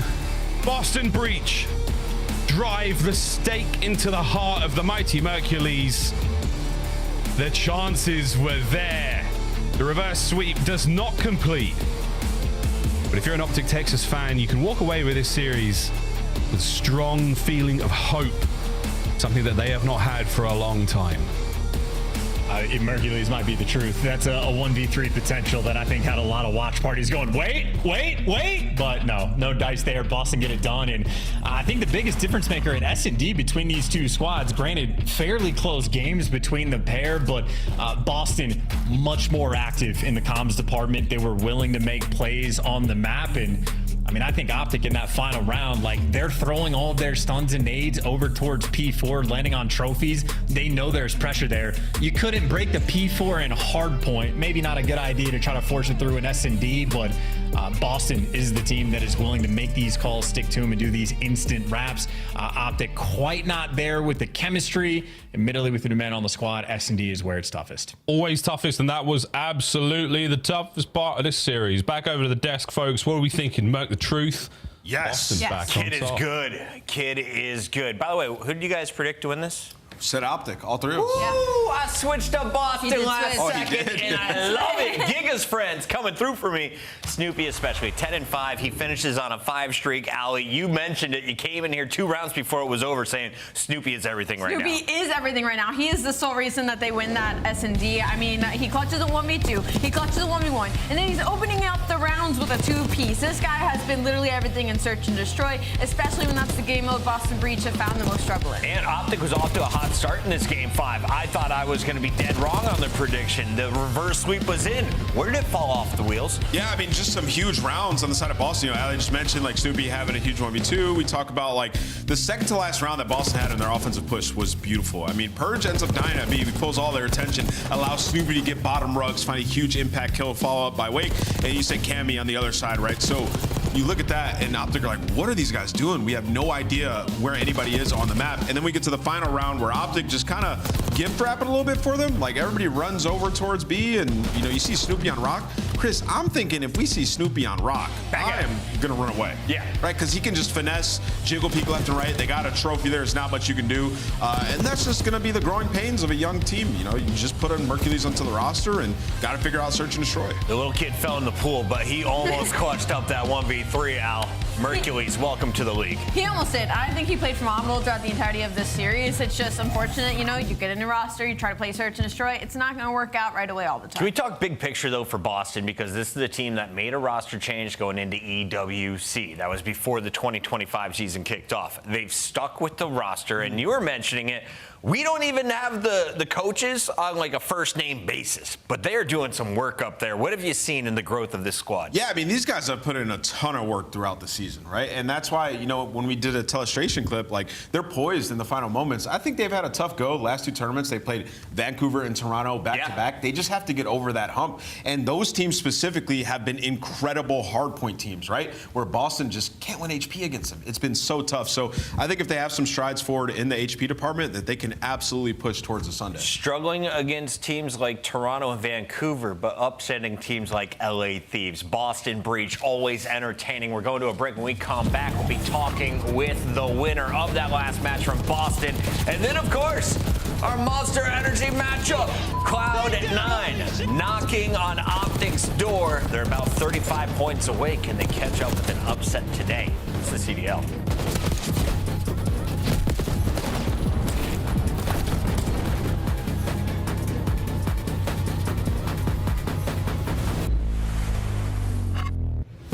Visit scuff.co/CDL for your chance to win the Road to Champs giveaway and join us at CDL Champs.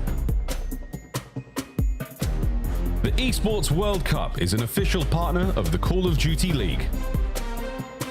The Call of Duty League is brought to you by Monster Energy, the official energy drink of the CDL.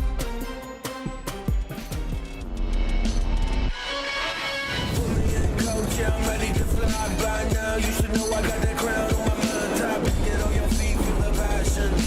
Big bang coming through, blast like a cannon. Blast like a cannon. Big bang coming through, blast like a cannon.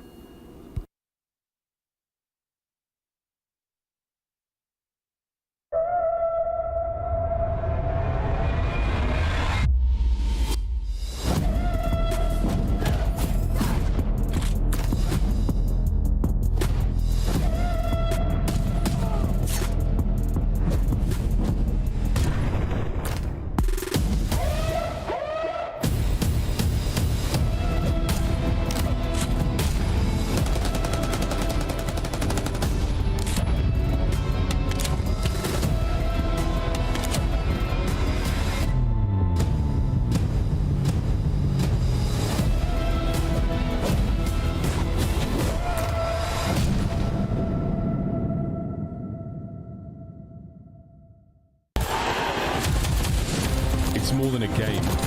It's for all who dare to compete. It's more than a team. It's our team. It's more than a feeling. It's unwavering passion. It's more than just talent. It's the grind that got me here. It's more than a moment. It's our legacy. One city, one stage, one champion. The battle starts now.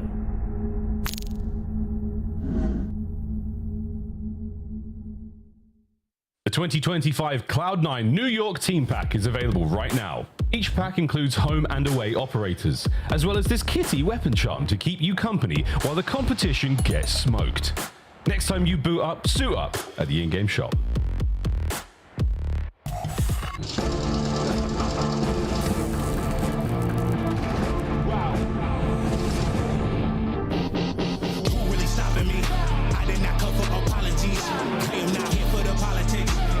Started with common sense. They gonna cry for acknowledgement. I got the team to conglomerate. Give it to Austin, not stopping it. I am the one, they not stopping him. No. Black boy, it's a different situation. Black taste when I pull up in the latest 101, so they never can replace them. This is not the attic, now we live in spaces. Tell me that I can't, I'm bound to go too crazy. Tell me that I can't, I'm bound to go too crazy. Release the focus in the diamonds all canary. I try to tell them, but they didn't get the message. Welcome back, ladies and gentlemen. It is your Monster Energy matchup with Atlanta Faze taking on Cloud9 in just a moment. But first, we got to put an exclamation mark on the previous match. It went to a Game 5 with Cammy and Boston Breach taking down Optic Texas and their new face in Mercury's. Cammy, this is number 7 versus number 8. You guys are kind of the bubble teams right now. Was there any extra pressure in this matchup, or how did you approach the series against Optic? Nah, I mean, there wasn't any extra pressure, to be honest. It's a big win for us, to be honest. We got hard games this split. Again, we lost the first one pretty bad against Carolina, which was supposed to be one of our easier games. So we just came out and made sure we wanted to get the win on this game and make it a bit easier for us throughout the rest of the stage. Good comms. Yeah, definitely hit on the nose with that one. It doesn't get easier from here on out. And Snoopy definitely wants to help along the way, though. I want to ask kind of like, what are Boston Breach's comms like? Is it more conversational? Is somebody leading the traffic? And does Snoopy scream every time he gets a two-piece? No, to be honest with you, our comms are pretty relaxed. I think we definitely spray comms sometimes is one thing we've worked on, just, trying to cut out the extra comms that aren't needed. But no, I think we just try and keep it as calm as possible so everyone's just kind of locked in. No one's scamming and pushing out stuff that they shouldn't be. So yeah, we just keep it nice and relaxed and everyone on the same page. Of course. Cammy, you guys have been pretty consistent the last couple of majors. How do you burst through that and get through to a Sunday going forward? What game mode needs the most work? I mean, I think, again, it was control for us. We fixed that last stage. Yeah. And again, I think it's just balancing it out again, to be honest, getting back on. Obviously, there was some map pool changes in Hardpoint, just making sure we're on top of that. And I think our S&D is pretty good, to be honest with you. It just comes down to our situational. So I think it's just becoming consistent in all three game modes, to be honest. I could really see us making a Sunday. Absolutely. Cammy, when you're done being a pro player, how do you feel about reading bedtime stories on Spotify? I can do that. Listen, I'm down for anything that's going to pay the bills at the end of the day. Man's got the voice for it and the beard to go with it. Cammy, congrats on the win. Thank you. Have a good one. All right, speaking of beards, we have Maven and Merc about to cast a banger. It's your Monster Energy matchup, and we have Atlanta Faze taking on Cloud9. Why is this important? Well, there's a lot of pride on the line for Atlanta Faze. For Cloud9, you're desperate to get into Champs, Al. Yeah, you're still about 40 points behind Optic Texas if you're looking outside of Cloud9. And on the flip side, Atlanta Faze, you're almost 100 points in front of everybody else. So you're comfortable on the side of Atlanta Faze. And the scary thing right now is Celium is him. I mean, dismantled LA Thieves when they matched up 1.32 overall. I don't even want to, he has a 2.0 in S&D, and it's awful to talk about because then you're like, all right, well, what about the rest of his teammates? Well, Simp has a 1.6. So the slang has been unreal from the side of Atlanta Faze so far, sitting at 2-0. It just looks like another dominant Faze. And are they back? Is this the Major 1 and Major 2 champ Atlanta Faze? Yeah, I would say they kind of like never left. It's just the hard point. It's been weird. They've been losing a lot of HP still, right? Like 1 and 4 in the last 5 hard points. If we omit that rewind where Celium just goes crazy, I'm sitting here telling you their hard point needs a lot of work versus the top teams in the world, and that's got to be the primary focus for Atlanta Faze throughout this split. Do I have any massive worries about them? No, not really. I think they will figure it out. You can't win every single tournament, right? You're going to have a dud throughout the year. We just saw their one dud. They have been the top team every regular season since the initiation of the CDL. It's been a ridiculous run. For Cloud9, this is your first year in the league. After buying the spot from the subliners, you had high expectations. You brought in world champs with young talent to back them up. It didn't pan out. Now you are running out of time, but you bring in a new roster. Yeah, it's kind of a nightmare blunt rotation if you're on the side of Cloud9. I mean, you're looking at this and you're like, their schedule is so hard across the board, and it's almost like a roster change that maybe now finally works, but is it too little, too late? About 40 points behind the Optic Texas, and for Cloud9, their chance door is closing. We had it into DreamHack. You're looking at not only that they need winners or make an historical run in elimination bracket, and they need to win the whole thing. And for Cloud9, it's not looking great. How are we feeling about the rotation in? Yeah, I mean, I don't hate the current roster that they have, Chris. Not at all. Honestly, I think it has a lot of potential, especially in those search and destroys. It's just a situation that they're in, right? You just made this change. Typically, rosters need a little bit of time in your schedule.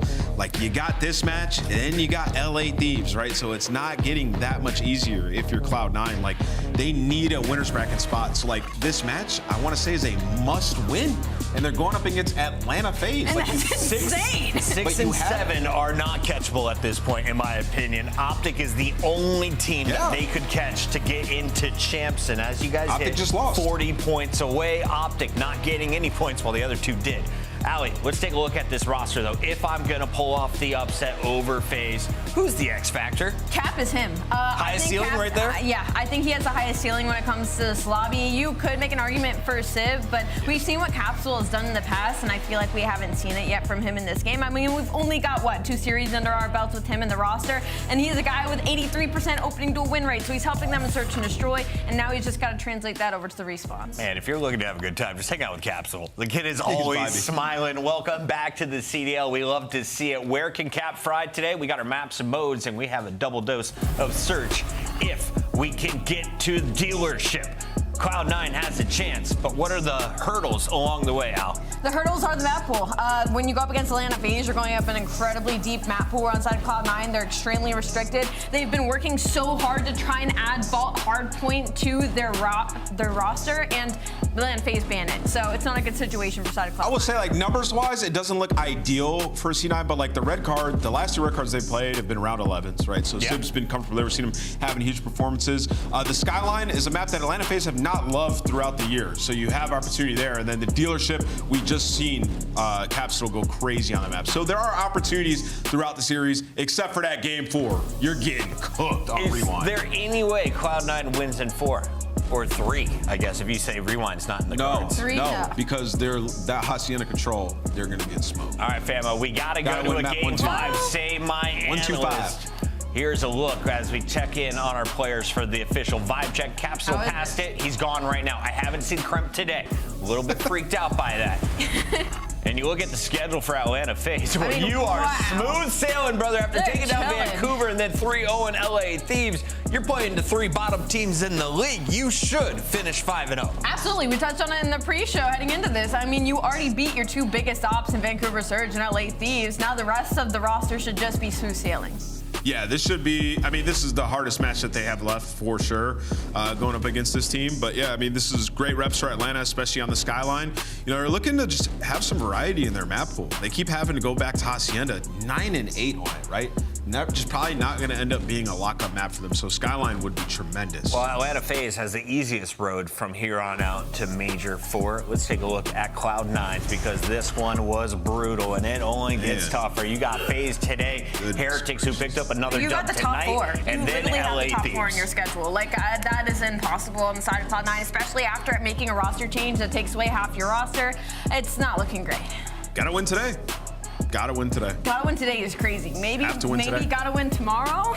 You just can't be in a situation where it's like back against the wall, Heretics, Thieves. You're like, that's awful. Like, today is a massive, massive match for Cloud9, and you know, this is where you make up for points from that you've lost out on earlier in the season. Optic have just lost. Today would be a huge win. Allie, this will be the 39th match for Atlanta on this season. Guess how many losses they have so far? How many losses Atlanta has? On the whole season. On the whole season, I'm gonna go with 6. They are currently at 9 match losses. 10 for LA Thieves is second place. This is, quote unquote, the weakest Atlanta Faze we've seen in the last 5 years during a regular season. So if there is potential for any of those 4 to slip up, who's had rough games this year that caught us off guard? I think Abizi and the Hardpoint at times has had a couple rough games. Really, the Tiny Terrors last split in Hardpoint. Oh, he's yawning. Right. Like, he's passed the live check. Obviously, what I'm talking about is in comparison to what we usually see from them. But yes, the Hardpoint from the Tiny Terrors last stage was not ideal. Cloud9, the good news is you are 1-1 with this lineup, right? You got a dub. Let's see if they can get another one today. It's time for your Scuff Pick'ems as we lock it in. Sorry, New York, not today. Atlanta Faze in 3. Yeah, not today. Atlanta Faze has their number 4-0 every time they've matched up this season. Gotta go Atlanta. Best in the league? I'm gonna go Atlanta Faze game 5. Game 5 or? Yeah, Game 5. Game 5. American Maven, everyone's going Atlanta, but today's been predictable. Let's see how this one plays out. Yeah, more predictable than what? Last week, we had the day where every single match was an upset. We've had some crazy ones. For Faze, this is interesting. You know, after we saw the match versus Surge, you're not going to say we didn't really learn much. They lost both Hardpoints. They won the series. Like, okay. Yep. This one is an interesting one when it comes to Hardpoints. We've talked about Faze Hardpoint over and over and over again. You've said they need to play Skyline for a long time. For a long time. Their vault sucks. Yeah. It's not that it sucks. It's just that it's not great. Vault is the type of map where, I don't know, it's just so simple in the fact you have to win P4s. And I don't know, it's just time for a switch up. It just felt like they were losing a Surge. They were losing all these teams. They kept trying to Yodo it. And it just got worse and worse for them. And you know, Simp, some consider him the GOAT. I think he's damn close to heading there. He's been unbelievable in his career, but not having a great stretch in Hardpoint, and neither is the team. They have been doing well overall. I know you basically won off the back of an insane Stellium stretch there in a rewind, but I'd still all really focus on Faze. How's the Hardpoint going to be? For New York, excited to see this new roster in action. See if they can come in here with a little bit of an upset as they're battling for potential top 8. Just see what kind of seed they can get in a Major 4. Yeah, Capsule, great to see him back in the CDL. We know he was one of the guys where we saw the talent a lot of the times, right? But it just felt like, it needed time to mature. Maybe like a Neptune type situation. You hope he comes back. Learning the challengers, get better and better. Yep. See what kind of impact he's going to be able to have. But it's been a while since we've really talked about Faze on this particular map. At times, their auto veto, we really see him get to it. We'll see what they look like here on the skyline. But yeah, it's also an interesting hardpoint conversations because they need to be good at rewind too. It's two they really need to get into their bag of tricks. Well, I think they're a very solid rewind team. I don't think they're too worried about that. It's outside of it. I just don't know if I'd say they're really solid. Watch it, hardpoint. No, not too much. But maybe less worried about rewind than skyline. That may be the case. Well, let's funnel in a 1-team kill. You've got the spawns and the numbers here early if you are Cloud9, and behind Crimps too as he's up to 4 in a row. You look to hold here, only 2 points on the board so far for Faze, but they'll try to get a heroic break here early on. Now found 2 picks. There's the spawn out. Here comes the collapse. Last person is Spartan. That's about as good as it gets on a break. That's a big one early for Faze. Otherwise, you can be down 80 early. And you have so much space due to a BZ. He's gonna have all the comms. There's nobody through poolside. Watch out for the underground route. While Draws is locking this down, 3 dead. And then, as I said, a BZ runs across cat, just controlling the map behind the 4 dead. At the break, I mean, a BZ just starts to take over. You're gonna get some clean time here at this P2. A team that struggled so much in breaks this year. Like, they've been great usually when they get their early rotations, they're able to do well. Like, this is a map where you get a lot of opportunities. Maybe they'll be able to break a little bit better, right? Yeah, no, it's it. Yeah, I mean, we know Skyline is one of the smaller maps we have. You're going to have chances. They can be more forgiving. Should have a break. And then when they get to their setup, they can be so lethal. Let's see if they can do it here. Cell, nice start for him at 8 and 5. Looking for more openings, but it's easy from the top rope. And now towards the hard point, we swap over to Sim to see him get into the mix, but he's going to get picked immediately. Teammates there for the trade quickly into the hard point. Go Atlanta Faze. Now they'll try to battle for time, battle for a potential flip, see what they can do from this position. Yeah, you can stay patient here, just fight from the hill. And then when the time comes, maybe right now you find a couple of kills, you try to push on through. Sim, though, locking it down. He was the last member alive. He's a BZ. He's just chilling in the hot tub, has an AR in his hands, but you're picking it up. Splits do come in. You read that if you're Celium.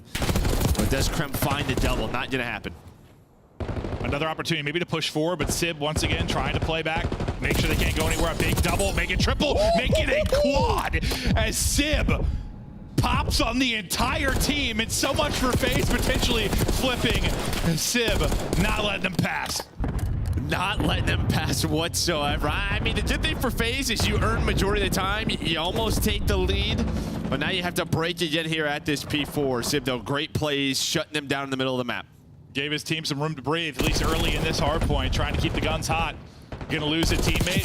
Faze trying to look for the opener. Dialed in on heads, though, is Sib, as he's at 6 in a row, getting close, starting a Hellstorm. That's not gonna happen. He's just gonna rough the gut and able to get the kill in the hard point. And he'll get a second off of that, and that might end up leading to a break. Does it? He gets a third with the Simtex. Still, with the close back spawns, Cloud9 able to battle back. Faze is trying to break up some of this time, but Sib right back off spawn, and maybe doesn't lead to anything.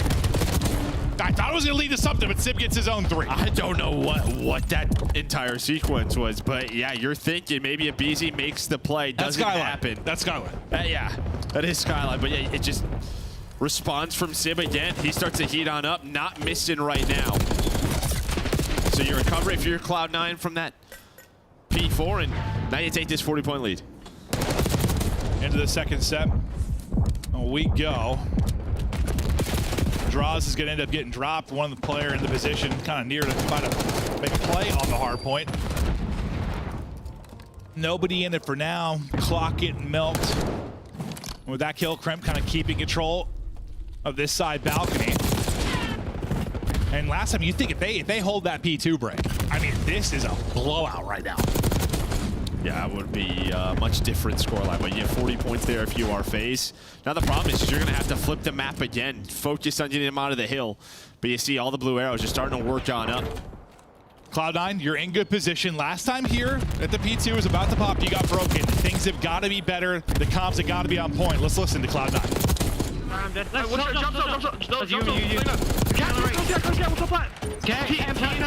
Yeah, last guy jumped out. You got time. I'm on kill. Get right on. I'm seeing left yet. 80. They can go zipping right. I'm looking. I'm right. Left. So nated. Jim. No, watch the left. Watch the left. Watch the left. Watch the left. Here. He's on the couch. There's dark way. Couch. They're weak. You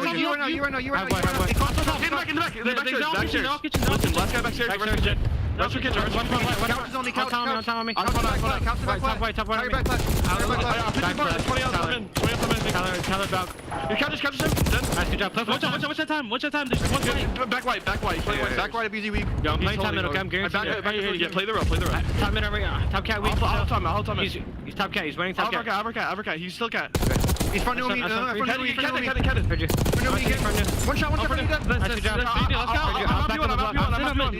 Let's go. I'm seeing up you. Send me. I backed up a blocker. You can go run. I have a gym. I'm over Chris, okay? Here. What's open? I'm looking at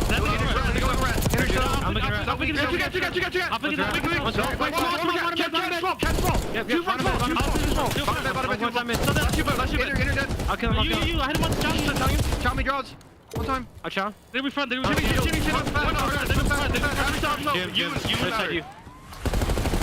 You hold it pretty well. The time gets broken up with what, 2025. You were cleared out of it a bit, so Faze pretty good pressure at the P2. But fact is, you hold on to your lead. It went better than the first time through. Well, and I mean, you're still holding spawns as well for this P4. This is where you're able to. But as soon as I say that, you finally get the flip. There is going to be pressure, though, from Cloud9 early. 15 seconds left. Sim starting to get going here on a 3-3. 15 and 21 for him. And it's kind of what we talked about. His hardpoint, not the hardpoint that we know from that man. But if you're Faze, you're in a position out at this P4 to get right back into the game. And well, hold up. I mean, they have been a great rotating team all year, but throughout this map, this is one of the first they're finally here first. Maybe Sim's time to pop. You know, from that stairwell with the timings and the angles, you can make crazy plays from there. I thought when Sim got the pick on Draza, kind of holding deep, that was going to be where it fell apart. But it's a Sim multi. Pressure here again. Two going to spawn out. Pressure going to be on Cell and Abiti to try and hold into the point through the front will be Cloud9. So they've broken this up. In comes Sim, though, not able to win that first one. Draza at least going to trade it, but can they get these 30 seconds? You get this right back in the swing of things. It'll be down, what, 10 or so? Yeah, Crum going to be the first guy through, but Cell able to find that first pick from up top platform. But you get the player on the hill immediately traded, so you break up some of the time. You see Sib and Spart, they're just locking it down for this P1. They don't want an early flip for P1 and P2 coming up early, so they're making sure they're locking down these sides of spawns. But this man has just been unbelievable throughout this stage, up to 30, double positive. Maybe that's how you win hardpoint. Cell's just got to drop 40. We'll see what he ends up getting to, but, well, that said, you're still not in the lead. Down 20, massive P1 and P2 upcoming. So far, control to Cloud9. Sib, get back to full health, squaring up. Good help there over the top from Spart. So Sib continues the fight, trying to reposition to a different block, just get to a different heady, maybe catch somebody. That won't end up happening, so nobody in it from Cloud9 for now. Cell wins another one via a headshot. Yeah, you just saw from Smart's POV why he could be such a tough kill. The slide into the little pop-up, he's able to find 3 off that. The only good thing for them is that, I mean, if you're Faze, he was the last player alive. Watch number 6 though, Abizi. He's starting to make the play, trying to take the route to flip the spawns. You see it come in. Hold up. There's Abizi making it happen. Oh, that is a massive rotation. Several gunfight wins for Abizi to get in position. This will be the first time you really have the early setup for P2. You've had to rely on disrupting or a break the first time through. This time you're set up, but how are the spawns going to be now? Do you get the safe spawn? You do for both. So in prime position now to hold is Atlanta Faze. Pressure to Cloud9 to break on through. Here comes the first swing. You probably want a little bit more room to work with. Well, that's going to help. Catching a nade. Yeah, that's going to help. Abizi still has pressure on the one side, but he's able to find that kill onto Capsule. So now can he get forward again? This is when we saw Abizi really start to go crazy. Picks up the AR, but shut down. But so far, so good here for Faze. Yeah, like you're trying to push it out. You're trying to push the spawns out a bit. It doesn't get there, but still, I think before he died, he influenced the spawn on a couple of people. So keeps them at arm's length. Faze finally enjoying a bit of a lead. Nothing massive, but up 20. I was about to say this is the first full hold we've seen at the P2, but Rise, I was about to say it, all 4 are going to end up dropped. So you'll take this bit. It ends up being about 20 seconds at the tail end of this, but the map ends up flipping. So depending on how this next 60 seconds go, that could work out for Faze. Yeah, they just have to lock this down, right? Like similar to what you would see at a P3, P4 for Vault. That will be the goal. A little bit easier, I think, to do on Skyline. Some more routes to take. But Draza going to be in the hill. I was so late this morning, though, but it's 39 and 23. It's whatever he has been eating. I mean, even in a Thief series, guy has been unreal. He absolutely has been. One spawns out. You get a split for Cell. We'll see what Cell can do with that. We're looking for a lead change inside the point that was going to be Cloud9. A team kill does come through. Spartan able to win the next one as well. Here comes Cell. He was the one on the split, not going to find anything. So right side spawn still in for Faze. You can't quite win it here. I don't think you have the tick if you're Cloud9. Things are going to split out again, and as you said, it's only going to be draws in the back. They're going to try and push it out and deal with them. There's the massive flip that you needed. Now Cloud9 in the lead and the driver's seat. Yeah, I was going to say, now you have a tough decision. There's still 20 seconds left. You have to contest some of this time if you're Faze. Fighting for map control right now, trying to break it through the middle. They do flip, though. So they drop bottom cat. They get one player off the hill, but it's all going to come down to this P4. But you're going to be over 240 if you are Cloud9. And no one's really had a clean hold here at the P4. And this draw spawn out. I think he's got to, right? He's got to. Yeah, Draws is going to spawn out. BZ trying to go clutch. It's going to be Crimp inside of the point, though. They're just going to break right in through the front, and that is going to shut it down. Or is it? Yes, it is. It's a triple from Crimp to close out the map 1. They'll clutch up late. In the Skyline, Hardpoint, despite the monster effort there from Cell, Faze Hardpoint still a worry. Yeah, I mean, we knew it was all about rotations for Faze, right? #1 rotating team on the year. First, like, 6 of those hills. I mean, first 2 rotations, they didn't have, I don't know, maybe 1? Yeah. That was one relying on the brace, and you got a couple of good ones. Then you finally earn a P4 hold to get you right back into the game. But yeah, Cloud9 do a great job at that P3 to break them early, flip the map. Beautiful stuff there from Cloud9. Excited to see if they can tack on another W. Pressure on them to try and get points. Back 40, a chance to close that gap to 30 if they get a victory here. Taking a look at the stats real quick. What stands out to you, Joe? I mean, Cell obviously goes crazy. On the other side, 42, nearly 5K. It's a map. You get outslayed, you win, but everybody is kind of right there, right? That just means you're trading well. Teamwork on point there for C9. Capitalizing on some big moments if you're 1-1 when you're getting outslayed. Beautiful stuff there from Cloud9. For Faze, I mean, okay, well, we're right back where we have been in so many series. We lose a map 1. You know, this is going to be what Cloud9's pick. More often than not, Faze always going to be Team B. They're going to try and battle back through 2, 3, 4, and beyond. But man, they're at their best when they can take that map 1 being Team B. Steal their opponent's pick and be in control. Not been really rolling that way as of late based on their hardpoint struggles. Some great moments out of them, some nice stretches, but not enough late.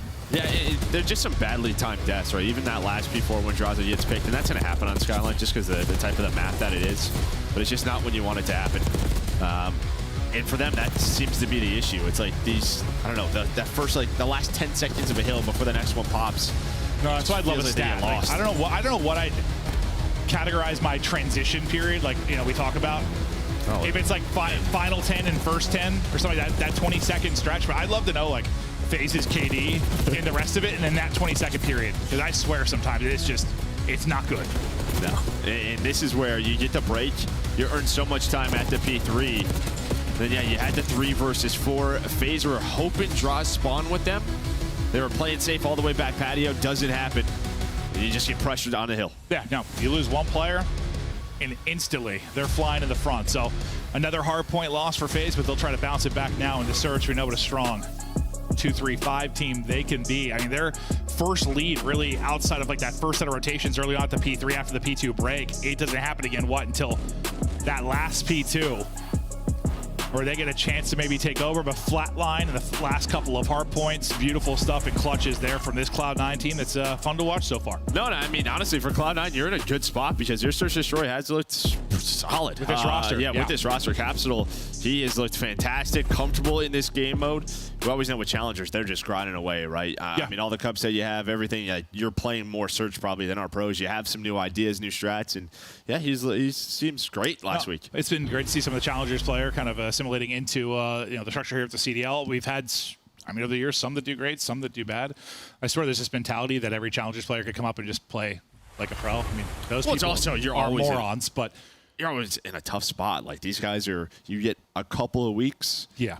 You're back 40 points. 100%. But there's been some really good stories this year. I mean, like Neptune and now Mercules. I mean, Mercules is obviously very good. I don't know if the Optic team is going to be good, but Mercules is. It's going to be fun to see how that's going to turn out. But he was a demon today.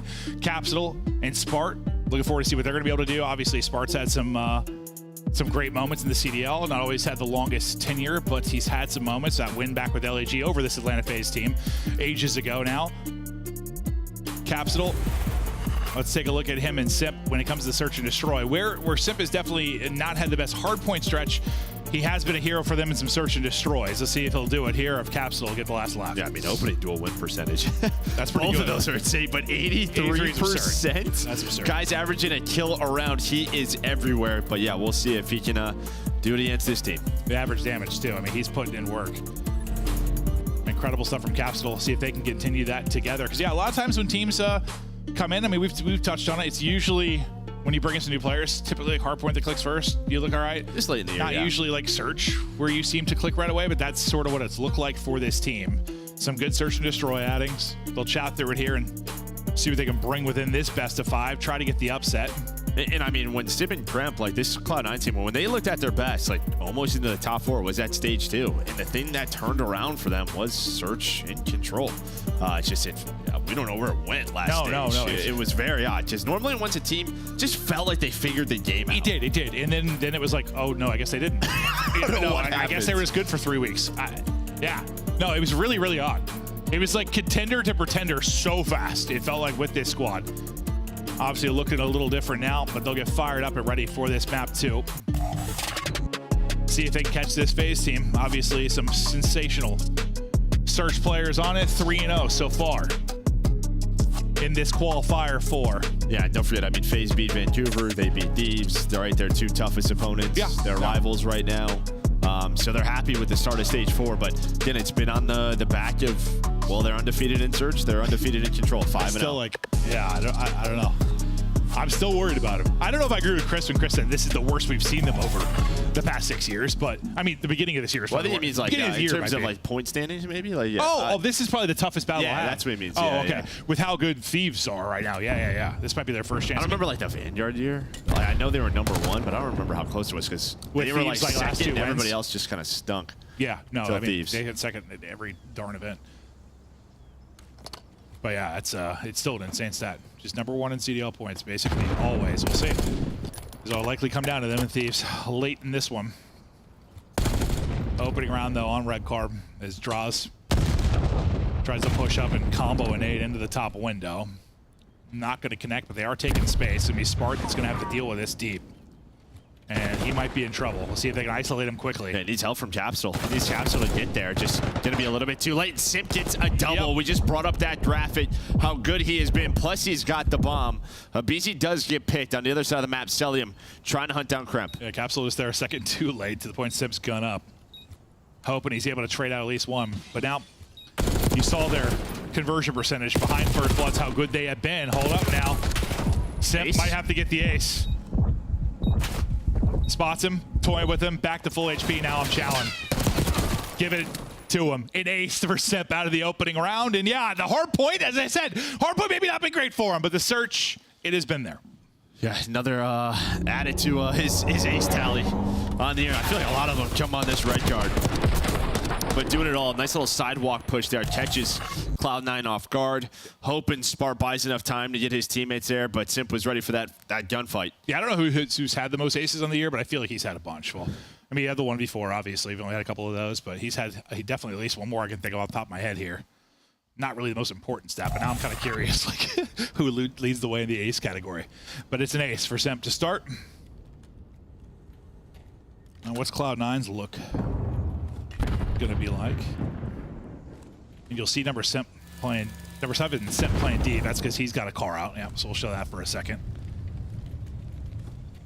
I take the long route B side though, so BZ has to be careful. I'm not sure what timing he got, but due to the car, you can cheat sell over into B. Draws is going to. Oh, they're either all going to wrap back to him or Draws is going to find. Well, he might just get awful timing here. They might just go A. Yeah, I don't know how it's going to work out for Draws. Looks like Cell is going to wrap back and watch middle of the map. There's a lot going on right now. I think Draws is probably common. I'm imagining to Simp. I think Simp saw him. Yeah, Simp saw him. I got insane timing. Simp gets the spot. They're going to have no idea Draws here. Draws has got to get at least 1 for free. All right, so there's his freebie. and there is a second. So that'll dissect the round. Well, Kremp's on the other side, though. Sim has to wait for Kremp. He's got to just play his life. Because you have a free flank coming on in. So it's flanked on one side, flanked on the other, into a 2 versus 2. 20 seconds to go. 1 versus 1 now. Abizi. Kremp. Hello. Oh, that got a little bit scary. We're whirlwinding a little, but Abizi reels it back in, clutches up in the 1 versus 1. Well, for both players, right? That's the range. No aim assist, so it gets ugly. Well, Kremp tries to hit the slide, and yeah. I think that's an AR in his hand. If he has his sub out, he might win it. He might, yeah. Abizi lost him for a second. We'll see it one more time. But yeah, you weren't wrong. I thought when Straza got the 2, that'd seal up. As you said, Kremp also had the flank on the other side of it. That was an interesting round playing out on the minimap. Yeah, that was a weird one.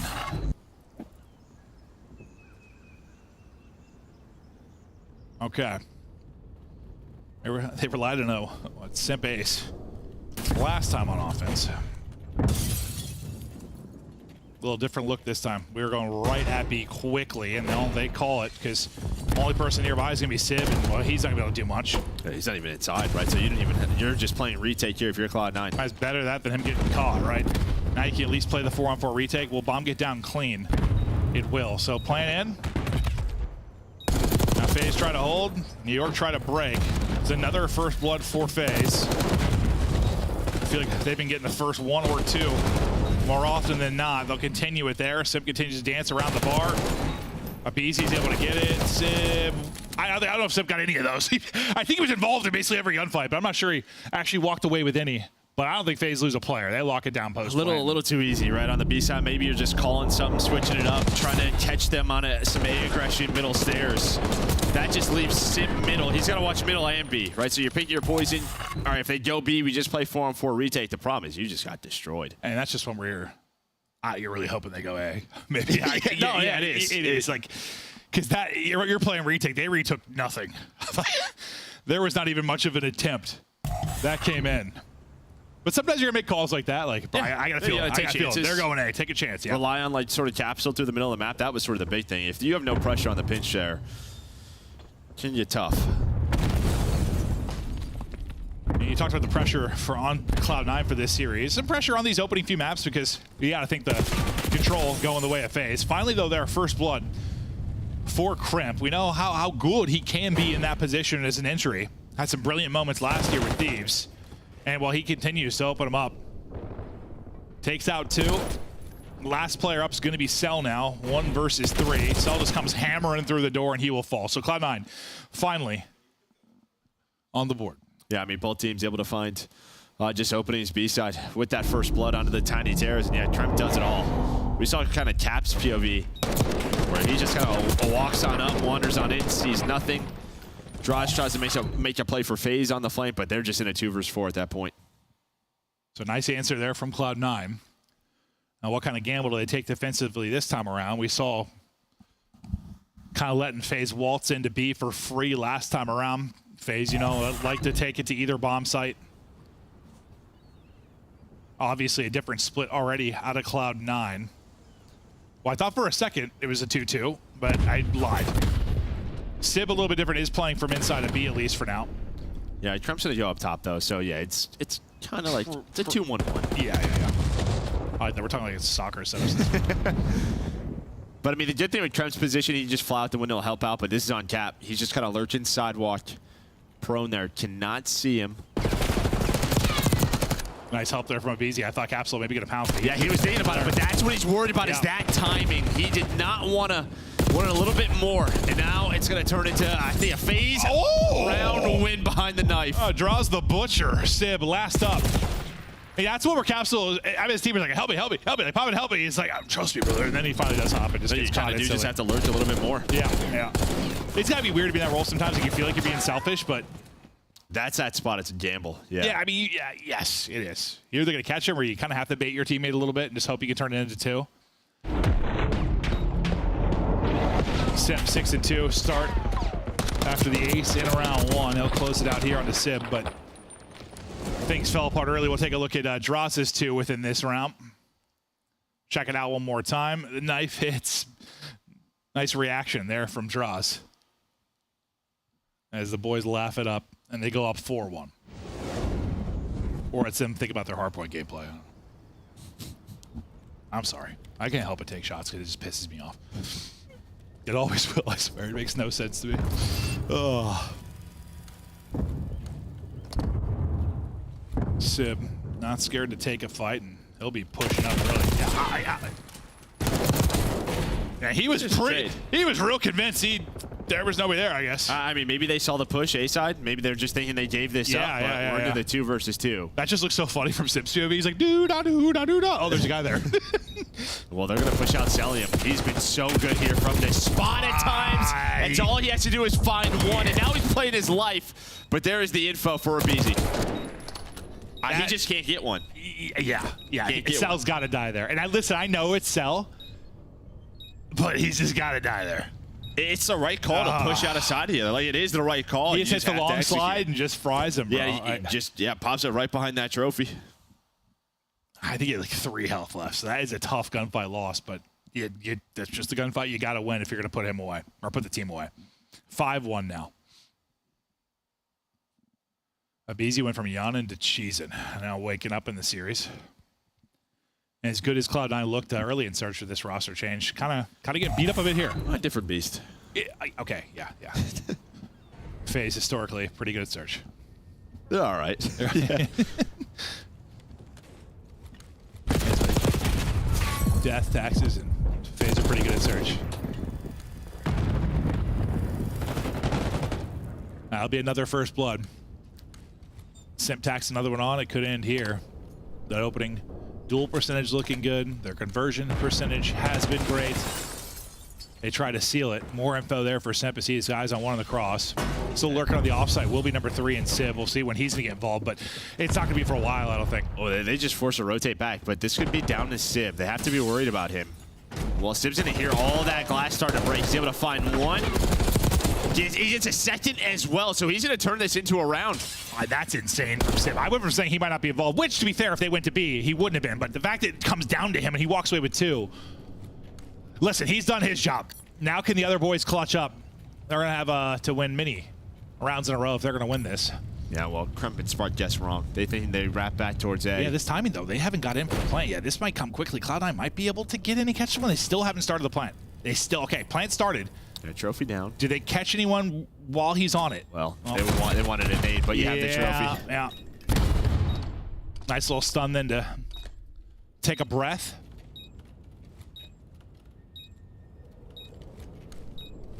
We'll wrap this around. And one goes flying across. Elliot gets tags into both. Just clearing everything. As he jumped across, he's got more to worry about. Taking a different angle. It's going to be Simp with the reflank. He's reflanking through, and I don't think he'll be ready for that at all. You can't get out. Beautiful 2v2 gameplay there from Simp and Cell. Starts behind a Simp ace. They dominate the first blood game. Honestly, they outclass him in pretty much every regard. Even that 2v2, bit of a risk there. You're hoping Cell plays his life. I mean, that's his strength. But like Bomb's playing a backside. If Simp's in a 2 versus 1, timing's off, ticket booth, he's in trouble, but you trust MC to do that. Yeah, and it's a big part of why Faze have been, even when they haven't been playing that well as of late, really it's been the Hardpoint. As much as they've lost these map 1s repeatedly, they have won their search pick very consistently. They've come back and tied the series up at 1-1. They don't blink. They've been smashing a Hardpoint, then they win the Hardpoint, the search 6-0, 6-1. Yeah, I mean, this is been their goal, their focus. Keep up with this game mode. It's working. They talked about it all year. Search, search, search, search. I think they know Hardpoint needs some work. Maybe the comms need a little bit of work, but they're search and destroy focused, and you get it there. So a massive map 1 victory for Cloud9 sets the pace early. Any momentum they got silenced, though, with the round 1 ace, basically. Now you think about Hostia to control. Obviously, you have to favor the Faze side. That's stable, bro. Good luck. Yeah, no, best of luck to Cloud9. They win that, though. We got ourselves a series. Desk, what are your thoughts on the first 2? Search and Destroy was way faster than Hardpoint. Let's take a look at that one first, because Rosalie, Simp set the tone. You saw that in the early round, and they never gave any space to Cloud9. No, there was just no hope from inside Cloud9 in the Search and Destroy. I mean, you're going up against Atlanta on one of their strongest S&D maps, and what's crazy about this right now for Atlanta Faze is their Search and Destroy pool is so strong right now. They now have wins on Dealership, Protocol, Rewind, all in this fashion. We're talking 6-1, 6-2, 6-3s. So Atlanta Faze has clearly clearly polished this game mode in just the right time. What is it about this map in particular that plays to Atlanta's strengths? Well, there's a couple of things, right? It's like if you try to go B, you got to deal with a BZ. And dealing with a BZ is not easy, Chris. Like, so it kind of eliminates one bomb site when you're on the offensive side of things. And then when you try to go A, it's tough because you got Draza playing over there by the soccer stand. He just finds kills left and right, repositions, right? And then MC's playing middle, just putting shots down. You saw Cloud9 tried to get pushed up mid. MC's putting down bullets. Draza ends up taking space, and the round's over. So it just plays to their skill set very well. Absolutely. And to that point, I think they read the situationals really well in this map as well. Like, there's multiple times you see Simp and BZ get pushed up mid-stairs and just get behind players for free, hit A flank for free. It's because they understand the timings of this map, and they clearly put the reps in. 9-4, now 10-4 on this map in game mode. They've been unreal. We are on pace, though, for a Game 5. If somehow Cloud9 takes Hacienda Control or Rewind Hardpoint, both strong maps for Atlanta Faze. But I didn't have Cloud9 taking game number 1, so let's take a look at how they did it. We got the final 60 seconds of this game. We jump in, Cloud9 trailing by 8, 212 to 220, just like that. Spartan Sim catch fire. I really appreciated the way that Cloud9 played this P3 because once they get all these players down, they instantly push out the lanes. Capsule, he's gonna find 2. Then you watch the rest of Cloud9. They're going to keep pushing out for these spawns. Now, unfortunately, they do get broken again, so it's just a little bit back and forth, but it was just enough to give them 20 points to then push into that P4. In my opinion, this is like the situation that Atlanta Faze messes up all the time on Skyline and why they're bad at it. Even on the rotation prior to this, when we get to this hill, they gave up 20 points to try to secure that P4, and they just don't do a good job of winning that rotation. Both times put themselves in a bad spot. So if they can figure out the transition P3 into P4 and not give up so much scrap time, they would be winning a lot of their Skylines. By far and away, the worst part of this map for them. Pretty solid finish here from Crep. You want to highlight? I'll give you one. How about a triple dose of damage? Crep seals the deal. Cloud9 takes game 1, and then Sim hits him with an ace, ties things back up, and now we're here at halftime. Pretty fun first half. I thought I said we're going game 5. I said it was 1, 2, and 5 was the route to victory for C9. Unfortunately, that search and destroy, they got clapped. They're in a terrible spot now, right? Because Hacienda Control looking like an L. And then the rewind we saw from Celium, unbelievable. They need these points if they want to make it to champs, but we do know they're guaranteed to be at DreamHack. Cloud9 just 3 weeks away from heading down south, and you can join us there. Do you want to see them with some fantastic seats? Well, you're going to want to upgrade to VIP. DreamHack.com/Dallas/CDL. I was told, you get a DreamHack pass, you get into everything. But if you want a guaranteed good seat, get yourself a CDL pass. Did you also see, listen, I'm so excited for COD, but also GeoGuessr is there. GeoGuessr? And I'll wait. I'm going to be locked watching that. I know exactly what Perth, Australia looks like to our casters. Maven, have you been plays a lot. Have you been down under? I have not. I don't want to be out playing a lot. I'm actually Masters rank in Geo. Yes, sir. I'm dead. No, he plays a lot. You're good at it. I'm dead serious. Are you actually Masters rank? I don't even know what that means. Yeah, no. I mean, if you show me a telephone pole, there's a good chance I can tell you where it is. I'm That's dead impressive. serious. Yeah, no, I know you played a ton for like past 4 years. I'm a bit of a sick, yeah. I've never played it. I feel like I'd be good at it if I put time into it. It's like this. Like if there's a cross on the back of a sign, you're in Colombia. Oh, I like that. That's pretty impressive. Yeah. Oh, you're a smart guy. I like that. I mean, we have a lot of players in our league that couldn't tell you where Colombia is on a map. So. Yeah, you're not wrong. Yeah. A good amount of them, actually, which is what's terrifying. All right. Well, wait, dude, what was the one? I just saw a video where it was like Scump was doing it. They'd start with like a first grade question, a second grade question, a third grade. What was the one that sent me, bro? I don't know. I oh, didn't see it. God, I can't remember. It was good, though. He actually did pretty well, but there was one he answered that was so... Oh, it was, what is the fastest animal in the world? And he said emu, without hesitation. No hesi emu. And I was like, what? Okay. Like, who doesn't default to cheetah instantly? Yeah. Like, I don't even know if that's correct, but yeah, I think it is. But, like, who doesn't default to that right away? He said emu. Like, no hesi. Not like he thought about it, just emu. I was like, what, man? Imagine They got giant eggs. I know they got huge eggs. Imagine a giant emu running at you, though, at cheetah speed. No. God, that'd be like scrap just sprinting at you, bro. Holy hell. That'd be terrifying. This is your Monster Energy matchup. Atlanta Faze. I'm sorry, Scrap. That was insane. Can someone just put his head on an email real quick? We now focus to the map 3. And as you said, this is a staple. I can't stop picturing it. Holy hell. I got locked back in. Woo! A staple for Atlanta Faze. Yeah, I mean, 10-3 on the year. Really just control. Do you want to play them on Hasi or Proto? That's kind of, they don't play Vault.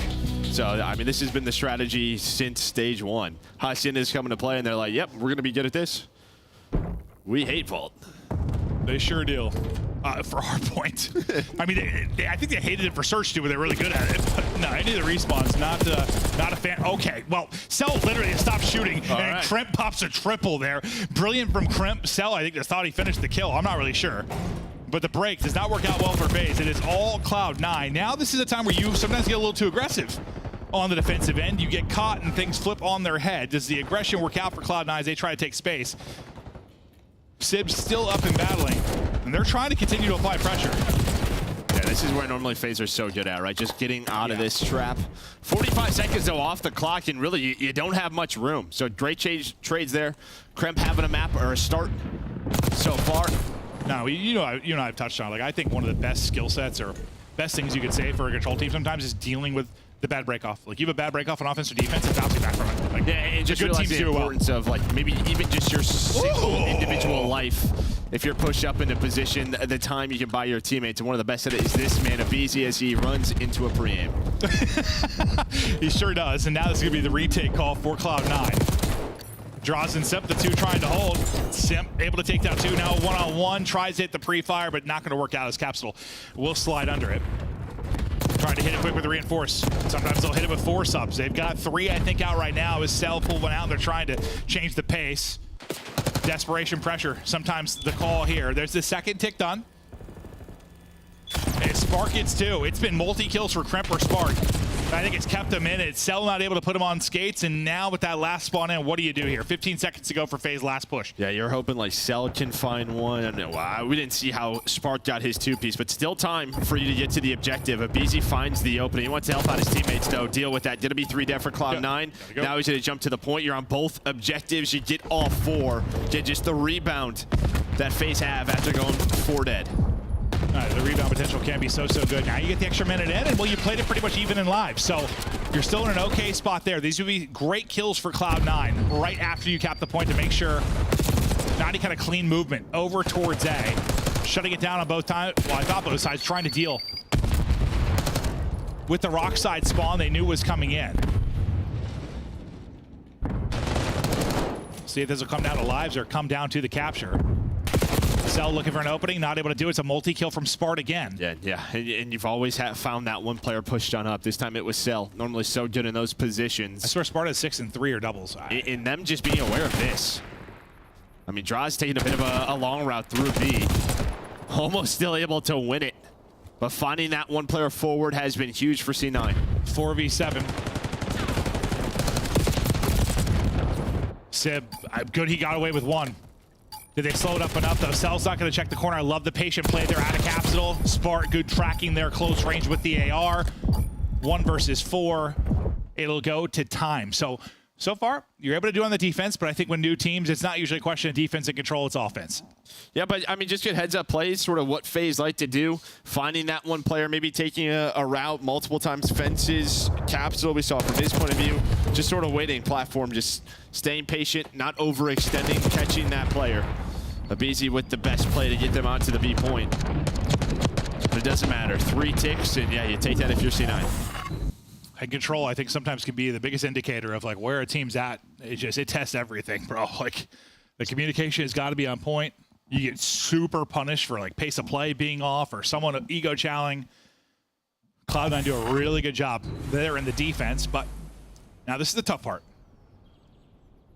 I know offense has improved on some maps as the year has gone on, but more for a new team. It can be so hard not to get caught in the blender. And if they do get pinned in, if they lose the break, how do they respond? I mean, you have all 4 right here, really, for both teams. So you're just trading on out right now. And, well, you're going to win it out. But the problem is that took so long. There's already 30 seconds off the clock. That was a skirmish and a half off the break. But this allows you to play for the spawn kill. Sib just locked in down offense. You have a player on the point. Well, you had a player. Actually, Capsule's going to go. He's going to go. So you're just playing around the kills right now if you are C9. Yeah, I think so often you keep a body on the point during that. He's like, I'll push forward, try to get the cutoffs. The next person up, getting to the point, which will be Kremp. But Capsule doesn't really come away with anything. Not able to delay it too much. Yeah, I don't think it's going to hurt them. No. See, they're fine. They're fine. But yeah, just normally you see that player just on the point. It doesn't matter. His teammates off spawn, able to get back into position. Already 2 ticks down at B. He's thinking, let me play from that block heady and just Yeah, I mean, it can be so annoying to deal with. Yeah, not even let them like get into garage and finesse. A retake alive and well there for Faze, so they'll clear them off it. That was a little too easy. Yeah, no, that happened pretty quickly. I thought B was done. No, so did I. So did I. I wasn't sure if Faze were going to go at it again. They do. I think Cell was on like 4 straight and then dropped. Okay, so now this is when you're probably in your toughest position. Yeah, for pressure on. Cloud9. 30 seconds left. How do you get out of this? Capsule, the one kind of out.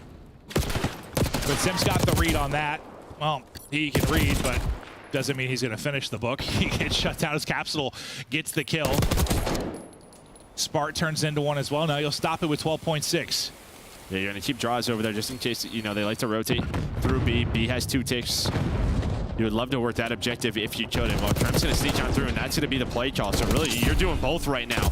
But is that not what you want to do? Well, especially you don't want to do that, which is everyone died to Simp. Okay. Well, things fall apart there. I thought they were going to have advantage. Might not be the case, though. We'll see. Can they get to it? 3 ticks to 3 ticks.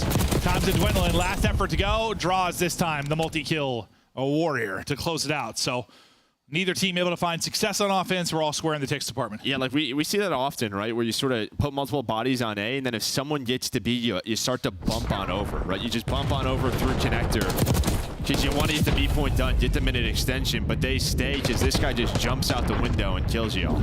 Yeah. That is tough. He is tiny, but he's got an incredible vertical. Gets in, makes the play. I've seen him dunk before. Imagine. That'd be insane. He'd have to, dude, that'd be wild. He'd be jumping over 2 of Easy's. Yeah, after this, he's going to join the Harlem Globetrotters. that'd be incredible. And Draws having a solid map thus far, 16-9 leading the lobby. He carries a 5 spree into this on offense.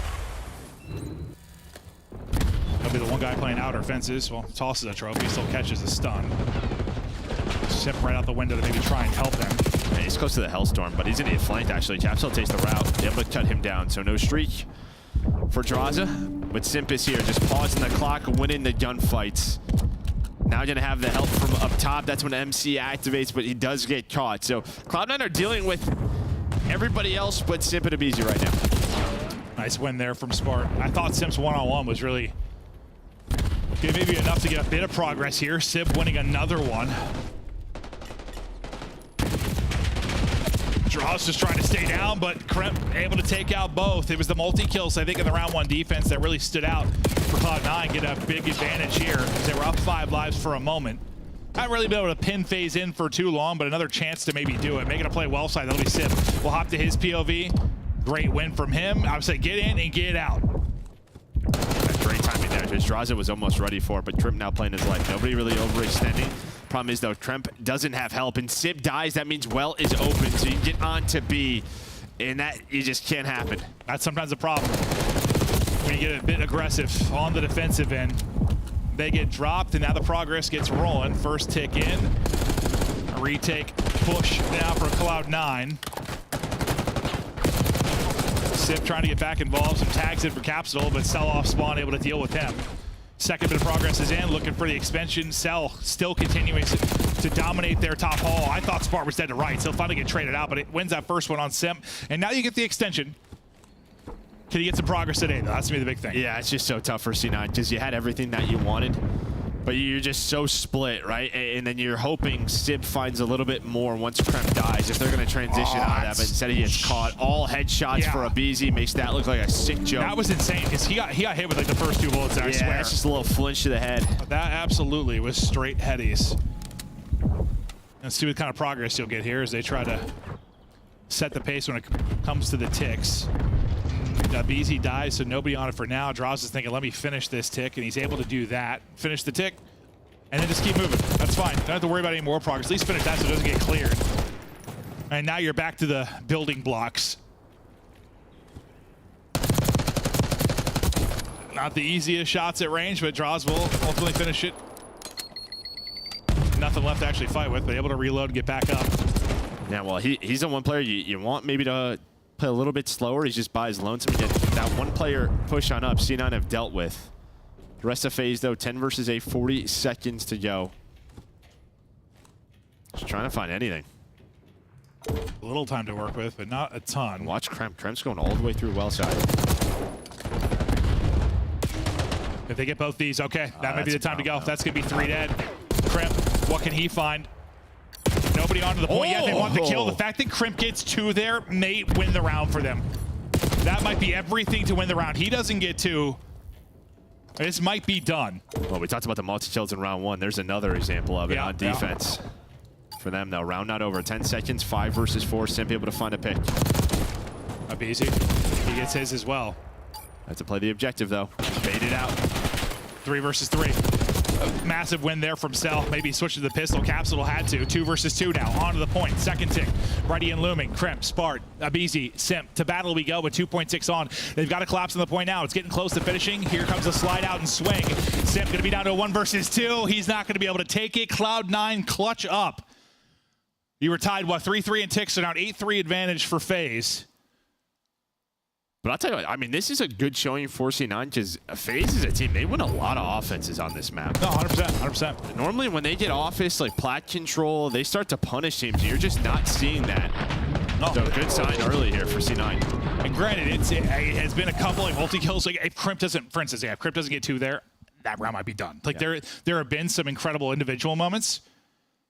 Can you always have those? I don't know. But if they continue to have these multi-kills on defense, or if that person's traded out more effectively, it's probably a whole lot more success for Faze. But the fact is, you still, even for Faze, you get 5 ticks though. Like you're a heavy favorite now for a round 5 defense. Unless Cloud9 is coming to win this round. If they get 5 though, yeah, like any other map, we'll I'd be like, yeah, that's cool. But Hacienda, very winnable on attack. Oh, 100%, 100%. But this has been obviously pretty defensive sided so far, at least with this particular matchup. So I'm taking defense all day. Nice opening though in the offense. You already have a nice 4-life advantage. Progress happening on both points. Office control to Crimp. You're trying to call game here. Yeah, so they bump on over. Get ready for this B-side attack. Is Faze, they're going to try to retake this, and well, retake it they do. And that retake is real clean. That life advantage goes away. You only losing 1 player in the process, and now you start to layer the map a little bit, get to that 50-yard line, and try to lock in Cloud9. Draza knows he's getting double swung on, so he calls for some help as simply comes in to help him. You deal with it there. Abizi, oh, he's taking captives. You smell wonderful. You smell so good. Don't worry about me. I've just got you by your cheeks. Is that his voice? Yeah, that's exactly what he sounds like. Abizi finally going to drop, but he's not scared to grab you. Oh, that would have been a nasty second one there from Cell. Well, let's that was live comms from Abizi. It wasn't. Yeah, I heard it. Looks real good off the break. Still a chance here, though. For a moment to get onto that B point, they're going to decap the rest of that Pryes over towards B. Just 1 player is on through, and it is Crimp. No, it did look really good for a bit. Yeah. And the next thing you know, Abizi's grabbing you from behind your base. Things kind of switched real quick. Well, it depends who you are. You might like it. That's true. That is true. I didn't see who he grabbed. I don't even remember. It was Capsule. Oh, maybe. I'll have to ask him. Will Sibs double give you a chance to at least pause this? Problem is going to be the lives, though. This round's not looking that winnable for Cloud9, but thinking, could you get a time extension, maybe bring it back in the ticks department? Not looking that way. That gunfight will end it. So Faze tied up 2-2. They'll have the advantage going into the defense. Just got to do that again. If you're Cloud9, you're kind of thinking the same thing. Let's do that again. Let's do that break again. Just maybe capitalize a little bit better. That's just it. I mean, you have the B setup. You have office control.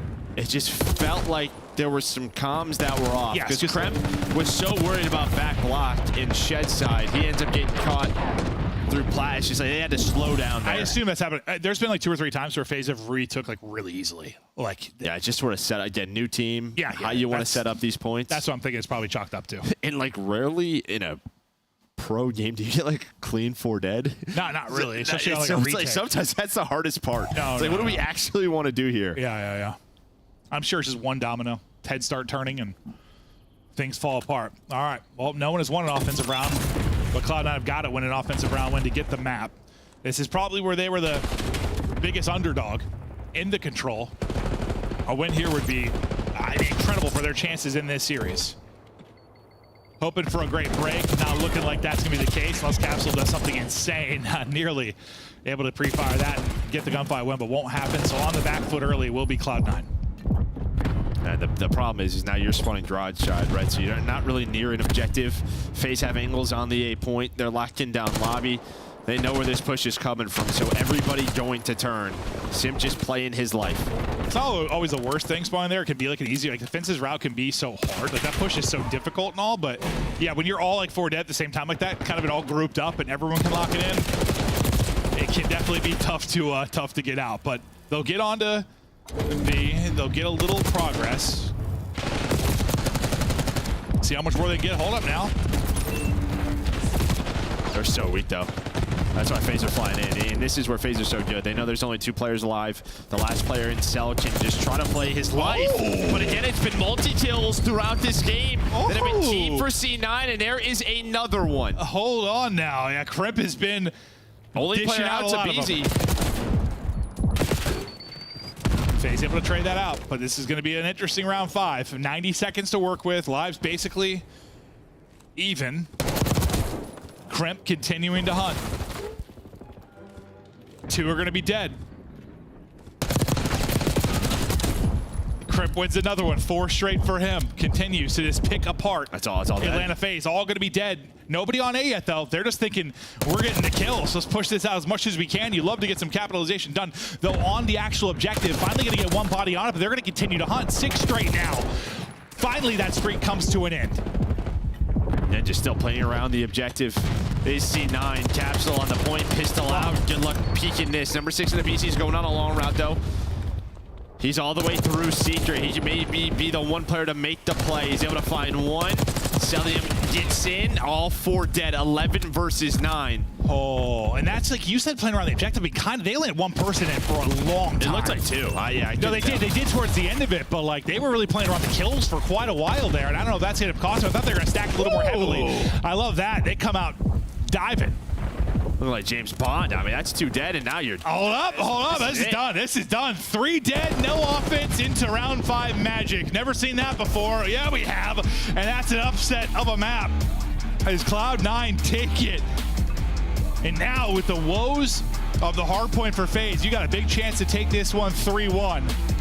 Otherwise, maybe we go to a dealership to close it out on the night, but listen, that's an impressive round 5 offensive win. Like that is, I think it's just that stretch from Crimp, dude. When he has kind of offense and plat control and goes on 5-6 straight, like 100%. Yeah, that is like the biggest position on the map. Even the retake, right? I mean, the retake on the B point, it's like a 2 versus 3. You're all just so weak, and somehow Crimp gets the 2-piece to secure that. Yeah. I mean, Faze are hoping to get them off that and then just again play around the map, play around the timing. But it doesn't happen. And I mean, we were kind of talking about it. Throughout that map, C9, like, they just felt like they had a really good understanding. Like, Faze, I feel like they don't get blamed on offense often. No, not often. No, the defense looked good. I said that the offense looked that great, but then you have a round 5 like that. Chance, was it like round 3 maybe? Well, the second round they had was when they had the nice break, but then didn't really lead to anything. Round 1, they got what, like 2? I think they had 2 ticks at B and 1 at A or something like that. There were some moments. Certainly, but nothing like you got here in the final round. And I thought when they had like the 3-4 dead and like Crimp was still dominating from offense and they only put like 1 body on it for a while, I was worried that was going to end up costing them. But it doesn't. They play around the lives a little bit, kind of get Faze a taster. That's the same thing Faze would do, right? Just throw a body on it, let's get hunting. Abisi taking a victim there. Whispering sweet nothings in his ears. Capsule, nothing he can do in that spot. But the last laugh is going to go to Cloud9 New York. A massive win as, again, they are, 40 points out, fighting to bring this close. After the Optic loss today, they got a chance to get a little bit closer. Yeah, here it is. Yeah, this little snap here. Yeah, draws. I know the movement in this game can be insane, but just missing. And then it was just Abizi who was out, and they just had to find him, right? He got a couple engagements earlier, so it's just pick your poison, which corner he's in. And that's what they did so good at. Even on their defenses, when someone would take that route, finding that one Faze player, Capsule, great little dive there. The Omni movement on point. Map win on point. Cloud9 up 2-1. So well done. And yeah, I mean, Faze got caught kind of a couple ways at Cloud9 where like they get pretty aggressive top halls there when it's like a BC and Cell that end up dropping. They play that a little bit more passively, maybe able to deal with it, or just a really good job from Cloud9 getting out of it. We go to Rewind now. This will be the hardpoint pick for Atlanta Faze. If they take it, we got a map 5. That'll be the search and destroy pick for Cloud9, where we've seen them look great. But I don't know. Yeah, this is one that definitely, I think, can go the distance. We shall see. Yeah, I think this is probably Faze's most comfortable hardpoint map right now. I mean, with losing protocol. Probably why they're picking it, yeah. Yeah. I mean, what else do you have? No, they've definitely, listen, I know other teams have been hit by it, but like the changes in maps have been not great for them. Skyline Vault, I mean, Hasi, they're 9-8 on the year, like 50-50. They've looked better than that, but I'm thinking most teams are probably going to veto Hasi versus Oh, dude, it's Draws' birthday, too. It's his birthday. Well, happy birthday, Draws. It's a Monster Energy matchup. It's Draws' birthday. He might need to focus on the match, but he's focused on going out and partying. But he is 24, the demon age. I don't think he's probably going to play COD. No, he probably is. He's a freak. Guy just came from Alaska, ready to grind. The Alaskan assassin, 24 years old. I mean, he's listen. He brought something fresh to this league. He has been a character. You love him or you hate him. It's been good. You know, I love players doing a yap, and I don't know. He did something right. Probably if everyone's chanting at you every time you're playing. Yeah, he yaps. Maybe they'll give him a happy birthday instead of an FU chant. Probably not. Well, yeah, now just talking to Hardpoint, I was saying, what was the other map that wasn't shown? But red card, right? Now red card throughout the year. Like, I hear you, bro. I saw you and I have had this conversation about 100 times. Doesn't matter. Well, I was just more so. Usually they have one. Doesn't matter what title it is, what year. Usually they have one they can rely on. Oh, it's probably this one. I would have loved to see these guys in jetpacks, though. Sheesh. They might have been insane. Or maybe not. Who knows? Oh, look at the map set. 2-1 advantage Cloud9. They're looking to go 2-1 in the qualifier. Faze have kind of beat their demons so far with the win over Thieves, the win over the Vancouver Surge. So they're sitting at 2-0, sitting pretty, but in a hole within this series. Brought to you by Monster Energy. This matchup continues to go deeper, maybe to a map 5. We'll see. Faze come out and take the hard point. So far, so good, at least off the break. That is clean. Now trying to flip the spawns for P2. Not going to happen quite yet. BZ's going to cut off Genside, Cell on the other one. This is where Cell had an insane map versus LA Thieves last week. See if you do it again. Oh, he had a great map one, too. They just lost. Yeah, no. He had a beast one, but yeah, it did not turn into a win. Now, nice battle back in from Cloud9. Deal with Cell. You deal with Sim's corner. And now you've got spawns and the time. Draws it trying to get through and maybe influence those spawns. You still get one safe spawn for P2 and Capsule, and then it should go the way. Doesn't seem like they know Capsule's there, though. That everyone started to turn right away. Yeah, they were pushed up pretty. I'm surprised he spawned there, honestly. Well, I think they're going to be, too. Yeah, Draws is going to die, and now this is messy. Yep. This is that timing we talked about. Well, where did Faze spawn all the way out? Yeah, I thought where, like, if Easy was or Draws, whoever was pushed up street, like, I thought that was going to spawn out Capsule, but they did, too. He spawns in safe, and, yeah, no, you see all heads turn, you get caught. Now, all the work you did just kind of disappears. Might have just been a little, like, he might have spawned up a little early based on the position. We'd have to go back. Maybe. Sometimes it makes no sense, but there's also 3 heads in the feed. All headshots there for C9. Looking good. And control of the point, and control of the scoreboard for now. Crimp, kind of the closer in that round 5 of the control. Trying to be the difference maker here. Spart's team kill. That's going to be, what, 3, and then all 4 dead. They got one last spawn here. Krem just seeing what he's going to find, but nothing he can really do. I So think you take this, you'll take the, what, final 20 seconds to scrap there? Yeah. I mean, I think you take this if you're C9, though. I mean, you flip the map for the upcoming P3 and P4, but you see what Faze are doing. They immediately fight through Courtyard. They want to reflip the map. The problem is they're not anywhere near the hill yet. Yeah, so Capsule's just going to play safe. Oh, yeah, he gets real deep. Oh, we have double ones. That's what I was confused by. Got it. I'm glad you called that out. I'm glad you called that out because I had not noticed yet. So this number 1 is Kremp that we're watching. Yes, it is. Please, someone at Activision or Treyarch or I don't even care where, NASA. Please, I'll take NASA help. Is NASA able to do it? Because apparently we don't have the technology to fix the scoreboard, so I'll take NASA. Spart's shooting nukes, though. That's 5 straight for him. He's number 4, I know that. He's number 4. Well, we talked about spawns. Somehow Draws spawns all the way on the other side of the map. So it happened to Capsule. This time it's going to happen for Draws. There has been so many headshots, by the way, on this map from C9. Yeah, headies everywhere, and they're plucking them. Who doesn't love it when you're playing COD? Yeah, it's true, Joe. Next hardpoint ready to pop. It is an early rotation for Faze. This time, nobody's spawning in behind. Now, what can they do with it? Sometimes their deaths come at the worst time. Like right at the beginning of this hardpoint, things fall apart. So far, though, you're okay. We'll see where the spawn comes in, though, for the two Faze players. They are going to pop deep. They are going to pop safe. So the pressure here, though, already for Cloud9. Rip them out of the hardpoint. Just pushing forward, choking him out. Cell's going to spawn out. BZ's going to spawn out. Cloud9 have done their work already.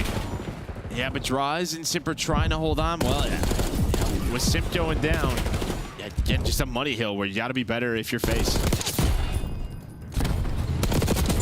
Nice job there from Krim. Multi-kill again. 5 straight for him. Tried to soak it up in the hardpoint, get a little bit closer. Maybe to that Hellstorm, and that'll help. Gets the kill inside of the point. Swapping guns, winning fights. I don't think he got it, or he was darn close to earning it off that final kill. 30-point advantage to Cloud9 as the battle continues. Look where you're going to spawn out Faze. I mean, before this hill pops, so you should have some room. Draws is going to catch one. When we've seen Faze on this map, it feels like this B5. They can be so dangerous here. But Krem, he might run into his own nade. He absolutely will. Yeah, he sure does. But his teammates get the rest of the kills, so still in a pretty good position here. Trying to take a route for the pinch is Draza. He's going to get picked up. BZ gets caught before he can really get involved as you go vertical. Cloud9 shut it down. Spawns all over the place right now for Atlanta Faze. It's a mid-map hardpoint, and they can get all over it, and picking up everything is Cloud9 looking to run away with this hardpoint. Look at where run away with this series. Yeah, run away with the series, run away with the hardpoint. I mean, the control, the biggest shock. I wouldn't have been surprised if this went 5 off of, what, 2 hardpoint victories for Cloud9? But man, if you're able to win this with 2 hardpoints plus the control in a 3-1 fashion, that would be an impressive one. Faze are getting buried right now. It is staggered. Their hardpoint stinks. Cloud9 looking good. It's a little surprising considering, like, I mean, I know it was a heroic effort for myself, but getting bodied on this map. I don't know. What did we see him versus, like, Surge? They didn't look that good. I saw, was that with Surge they played? Just beat LA Thieves. I don't know. Yeah, that's true. That's true. I guess it was the Surge victory. They look kind of messy. Thieves, I think a lot of it is like, I just don't know how much stock to put in the Thieves thing. I think they might be having an event hangover, bro. They won and they're vibing. But this from Cloud9 is just continuing to pour it in. Up 100. Yeah, the crazy stretch from Krim. Sparko's on like 7 or 8 in a row. It's not done yet, but I mean, this is a massive lead on a map like Rewan. Yeah, and if there's any chance, if you're facing it back there, you have to find like 50 here at this P2. You'll see the map. Nobody's really pushed on up if you're C9.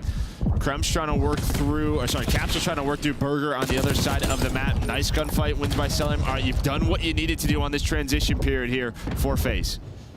As you said, you got to turn this into 50. This is where the comeback has got to start. Cell is starting to take over. Negative right now, but on 4 straight. AR is out and hitting for Faze.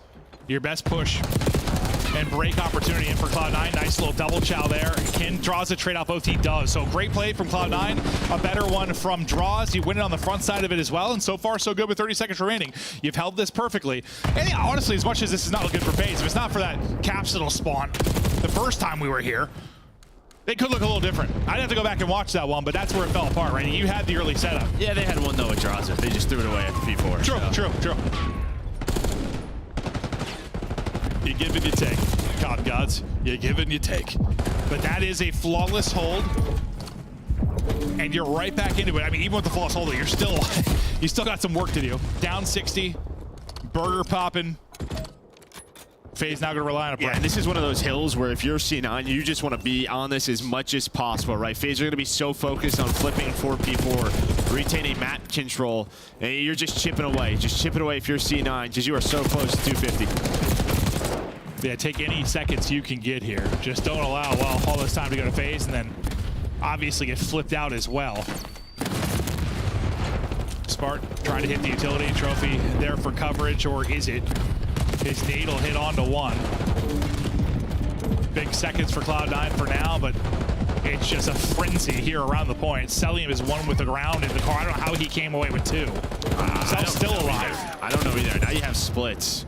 So you got to be a little bit careful, but they're actually going to work out. You see where Draws spawns all the way across the map.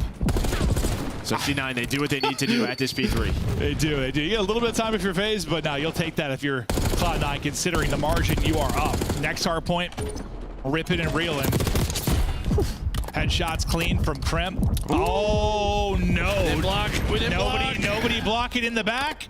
You can see the angle you're taking from Sib. He had already turned. He knew it was coming in, but that might be a blunder from Cloud9. That hurts. Because that, I mean, as much as like I think Capsules and Draws' original spawn might have been a little blessed, that one he just had nobody blocking. Yeah, and I mean, Sib knew it, right? You saw it from the hill. He turns around. He's like, guys, this is wide open. This might happen. Yeah, well, now Faze is going to be the, well, you think a good spot, but you are going to break down through. So, that's huge. I mean, you just throw that gift away. You didn't like it. That is huge. Yeah, whatever present they got. What a computer, give me a pair of socks. Yeah, give me a Visa gift card next time. Let me pick my own present. They toss that gift in the dirt. Now Cloud9 closer and closer to victory. One going to spawn on the back again. It'll be Simp. But not really gonna matter. No time remaining here. They just have to rotate, so you want them there if you are Cloud9. Early on the road on the other side of it will be Sib. He's already in position and he's already trying to get picks. Now they're trying to collapse on this with the 4v3 advantage. Spawning out here old is Draws and trying to fight back, so it's on the 3 players from Faze to try and hold here. Sib continues to find kills on one side and he sets his team up for another break. Yeah, I mean, just great long route there from Sib. Sets up the pinch, gives his team that first kill.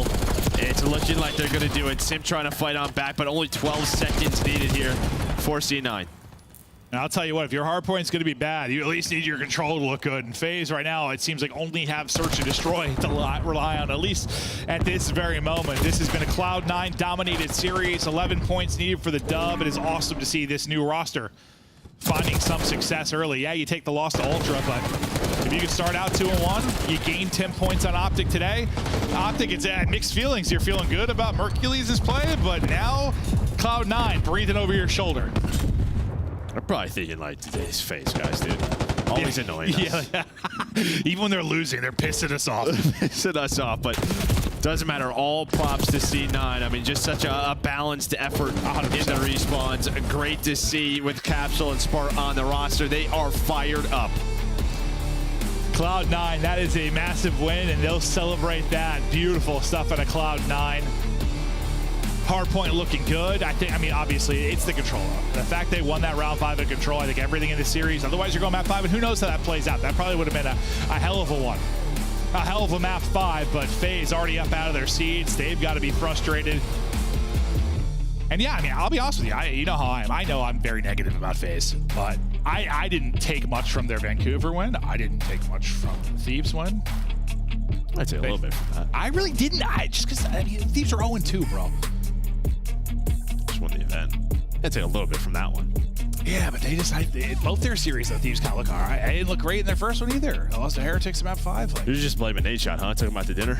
Probably, dude. They weren't focused. It was a little I'll tell you what, obviously they have like sort of their fundamental problems, but on the other hand, like seeing sort of Simp and Abizi put up the numbers, well, especially Simp put up the numbers that we're seeing from him in Hardpoint, kind of worries me. No, it does. You and I know kind of he's the guy who maybe tries to do a little bit too much for the team. Sometimes, yeah, he's been guilty of that, I think. And I think you're starting to see that where this is a glimpse of they really don't know what they want to do in Hardpoint. Yeah, sometimes I just want to smack and be like, brother, you're God, just take over. Like, I don't care who else you're trying to help, I just need you to take over.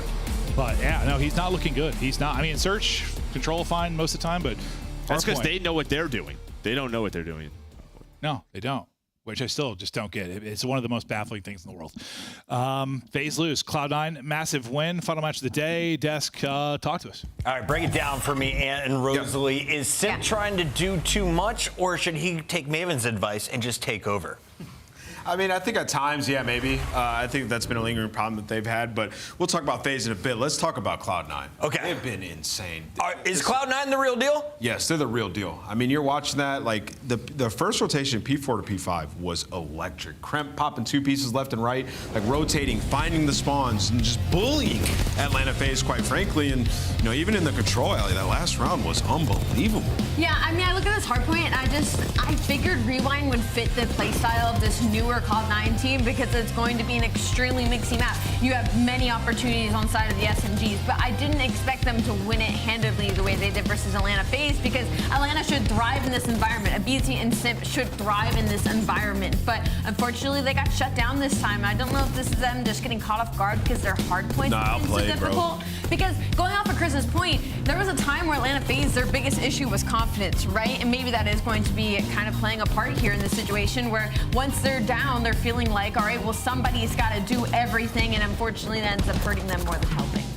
Yeah, I mean, we've seen times in the past of like Atlanta Faze, they have like really, really close hard points, and when they get in tough spots, it can be difficult for them to get out of it. And they were in a lot of tough spots on this one. I mean, in the game break, we talked about the skyline and how P3 to P4, they just couldn't figure it out. And then out here, like they went down a ton of points. You saw Spart went on a pretty big streak. They pull out all those SMGs on generators, and from there, you're giving up a full 60. So yeah, I mean, C9, kudos to them. They played this phenomenal the entire time. Atlanta feeling the power of the mustache, and he joins us live. Welcome in to the Monster Winner Spotlight. Spart, congratulations on a massive upset tonight. I appreciate it. Spart, can we talk here about this matchup against Atlanta? You guys knew you were on the outside of champs. Was this the match that you knew you had to win, or was it a nice to have in your team discussions? Honestly, we're just trying to win every single match that we've been playing. Like the Toronto series, we feel like we trolled the map 2 against them, which I feel like if we win the map 2, map 5, we're gonna guarantee it. But yeah, we trolled that series. I feel like this series, I feel like we just came out and played hot. Crimp was going off on the Hossie control. So yeah. Spart, first of all, congratulations. This is a huge win, especially as far as y'all's schedules goes and obviously trying to make champs. I want to ask, you know, it's not easy changing half the roster and coming in, and I want to talk about comms because in that map 4, there were so many times where you guys collapsed onto the hill altogether, but it was chaotic. Rewind can be a very chaotic. Yeah. What is Cloud9's comms like in those situations? Honestly, our comms are kind of like sporadic, but I feel like it's kind of good. Like the intensity is really high, and I feel like we thrive. Like all 4 of us thrive off that. So in the chaos. But we did really mess up on like both P4s by not blocking the back, which I don't know how we like salvaged it, but thank God we did. But yeah. Yeah, I mean, they messed it up right after as well. It was a crazy though. I want to ask you, you've had one of the weirdest COD careers in the history of the esport. I mean, you come in, substitute, you win an event, and then you're like the MVP, and then you end up going back down challenges eventually next season, and now you're back. 2 weeks. It was 2 weeks after. Yeah, 2 weeks after the major. It's wild. Talk to me about that journey, man. Like, how's it been? Now you're finally back up here, frying, beating Atlanta Faze. It feels good, honestly. It's been a long time coming for me, I feel like. I'm just happy that like Lamar and everybody on the team like reached out to me and picked me up. Like, I don't know, I'm ready to play. Ready to play. I was told, I missed that year, but everyone says, oh, it's just the Volk that they won that event. The statisticians that have been blowing up my Twitter feed are saying, nah, he didn't use it in all the game modes. It was Search and Destroys that won them that event. What was the strength of your team when you won that tournament for LAG? We won 10 S&Ds in a row. On Tuscan Hardpoint, I would pull out the Volk a lot and fry with it. But other than that, I feel like our S&D was just like a lock, and all we had to do was just win 1 respawn every single series, and it was over. Which, by the way, is insane because, I mean, you subbed in. Like, that is insane. Typically, you sub in, like, you can win a respawn. Hardpoint's pretty fundamental, but God, the S&Ds were crazy. Spart, we got to keep the show rolling, but congratulations on a massive win tonight. You now narrow the gap behind Optic to just 30 points. Thank you, guys. Knocking on the champs' door is Cloud9, and it's plays like this that could get them to champs. Let's take a look at our Scuff play of the game from map number 1, the final 60 seconds. First it was Spart, then it was Sib, then it was Kremp with the final 3K to shut it down. I think it was just that interview really helps us look at this at new angle because they all are just thriving in this chaos, right? Because there's a moment to breathe for a second where they push out these lanes, but Atlanta actually re-breaks in. Celium's gonna find that first, then we're gonna get the second on this side of Draza, and Celium's gonna find another, and now suddenly all hell breaks loose. Spawns are all over the place, and the fact that they were able to come back from this situation is absurd to me. Yeah, just applied a little bit of pressure. They ended up getting like the spawn outs, and now we have have to get a break here. Capsule finds a massive kill to give him this lane here, bottom bedroom. And then you got Crimp up close and personal. Everybody converging onto the time. And once you break into time, it forces Atlanta to have to just flood in and trade, right? They only need a couple of seconds. When you got a player like Crimp up close and personal, the guys can pop the piece. Crimp, Smart, everyone taking turns as Cloud9 takes down the red-hot 2-0 Atlanta Faze. Today is a wild one, and we still have 5 more days to go, Allie. So many more days to go. Actually, not so many more days to go. But you know what we did have already is the start of this day. Miami Heretics at least righting the wrongs and getting a big win today. Yeah, as we take a look at the highlights from game number 1 of the day, quick thought. Atlanta Faze throwing to Cloud9. Cloud9 gets in. That is the first round matchup of champs number 1 seed versus number 8. They don't want to play Optic. Oh my God. They want to play Sip. It was a throw. This conspiracy is going all around here. Never rule it out. But one thing I will rule out, listen, Miami Heretics, they have the 2 rookies of the year. Can we just give the award to both of them? Yeah, I am down. I'm down. I'll rule out this one person wins it, okay? Both of them can co-win it. You got the best respawn rookie and you got the best search rookie on the same team. These guys have been unbelievable. Best interview of the year as well from Rancor back in Madrid. Well done, Miami, getting the job done against the Vegas Falcons. Pred seemed lost in the search and destroy, more than making up for it in the game 3. It's too little, too late. Let's take a look at Boston because Per J and crew started up 2-0 over Optic in their new face Mercules, but Optic showing a ton of life in the second half. Yeah, a lot of life to battle back in, but unfortunately for them, Boston Breach is just too strong, or I should say Snoopy is just too strong. This was a big win for the side of Boston Breach, though. They get handed that loss to Carolina, which kind of throws their schedule and a little bit of their plan off heading into DreamHack, but they're sitting fine with points, and with this win, they're feeling incredibly confident, especially in their search and destroy, where they needed work in that game mode. Yeah, you know, shout out Boston, you know, just continuing what they've been doing, and, you know, on the side of Optic, like, you got to feel pretty good. Like, you got yourself a franchise player, Mercules. The guy dropped 30s back-to-back, games 3 and 4 to rally back into the series. The kid is an absolute stud, almost clutching 1v2s and 1v3s. Miami was our number 6 seed. They get a win. Boston, our number 7 seed, gets a win. Optic Texas with the 8 seed did not get a win, but they did get a massive pickup. He's your Puckets powerhouse for the day. Heck yeah, man. I mean, the kid came in, massive amounts of pressure, down 0-2, and still balled out, man. Like, it's tough to do. This kid's an absolute stud. They got themselves a good player for the future. The man could be going out to bars. He could be partying, living up life as a 21-year-old like we did, Allie. But no. Like we did. He is here to just play some COD. I turned 21 in COVID, so I did not live it up. I lived it very sadly in my bedroom. But a shout out to Mercules because he's 21 and he's playing for the Greenwall in Optic, Texas. And still a lot of opportunity. They're still sitting at this 8th spot and they still have points to work with. So they don't have to be too worried just yet, especially with Merc putting out numbers like that. It's up to the core 3. Look at the swagger of the young man. He's going to be in some DMs, I'll tell you that. Let's take a look at our standings, though. We got Miami Heretics at the top of the leaderboard with 30 points after today's dub. Toronto Ultra still perfect at 2-0, but we had 5 teams with perfect records at the start of the day. It got a whole lot messier at the end. Yeah, it's going to be an interesting tournament, like seeding-wise, seeing how some of these teams are playing, and Cloud9 working to get a winner spot. Looking pretty good for that as it stands. More fun coming your way tomorrow and Sunday, but quick reminder, it all leads up to Major 4. We're heading down to DreamHack. You can pick up tickets right now, dreamhack.com/Dallas/CDL, and VIP tickets are on sale, so scoop them before they sell out. Of course, you do not want to miss Dan Ghosty getting on his feet, talking crap across the stage. You don't want to miss The Undertaker when Hoop gets on the stage. So much to look forward to, and also so much to look forward to tomorrow. Falcons Optic, is that the match you're looking at? Sorry, Ravens Optic? I was looking at Miami Cloud9. That's actually a banger matchup.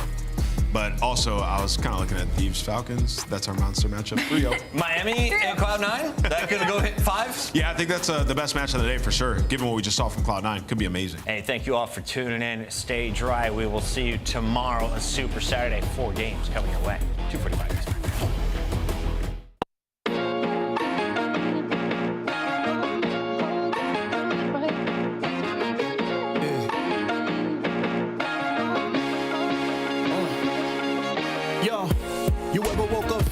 Needing something more, overthinking about it all, back against the wall, going through the motions, every day's a different scar, in the shower crying, it's okay to get it off, don't be holding on to pain, it's time to let it go, you got a destiny, and it's time to grow, you got a future, baby girl, it's time to leave the past, they won't say it, but I say it, get up in your bag, Get your together, homie, get up off your. You got a world to change, you know how long the fame will last. The message live forever, the real live forever, love live forever. Become who you was destined to be. It's time to wake up, who was asleep, take a walk with $1,000 shoes on my feet. 1,000 views, give me all them views on the beach. Blue faces, 22 acres, let me be free. Elegantly, loading bullets up in the magazine, aiming at the blink. The world is mine and I want everything. Picasso with a pistol, Van Gogh with the pole, Basquiat with the barrel, art hitting your soul. Wait to buy my mama Benz and get it out the way. Can't wait to look back at my life and smile cause it was great. Can't wait to buy my mama Benz and get that out the way. Can't wait to look back at my life and smile cause it was great. Give me the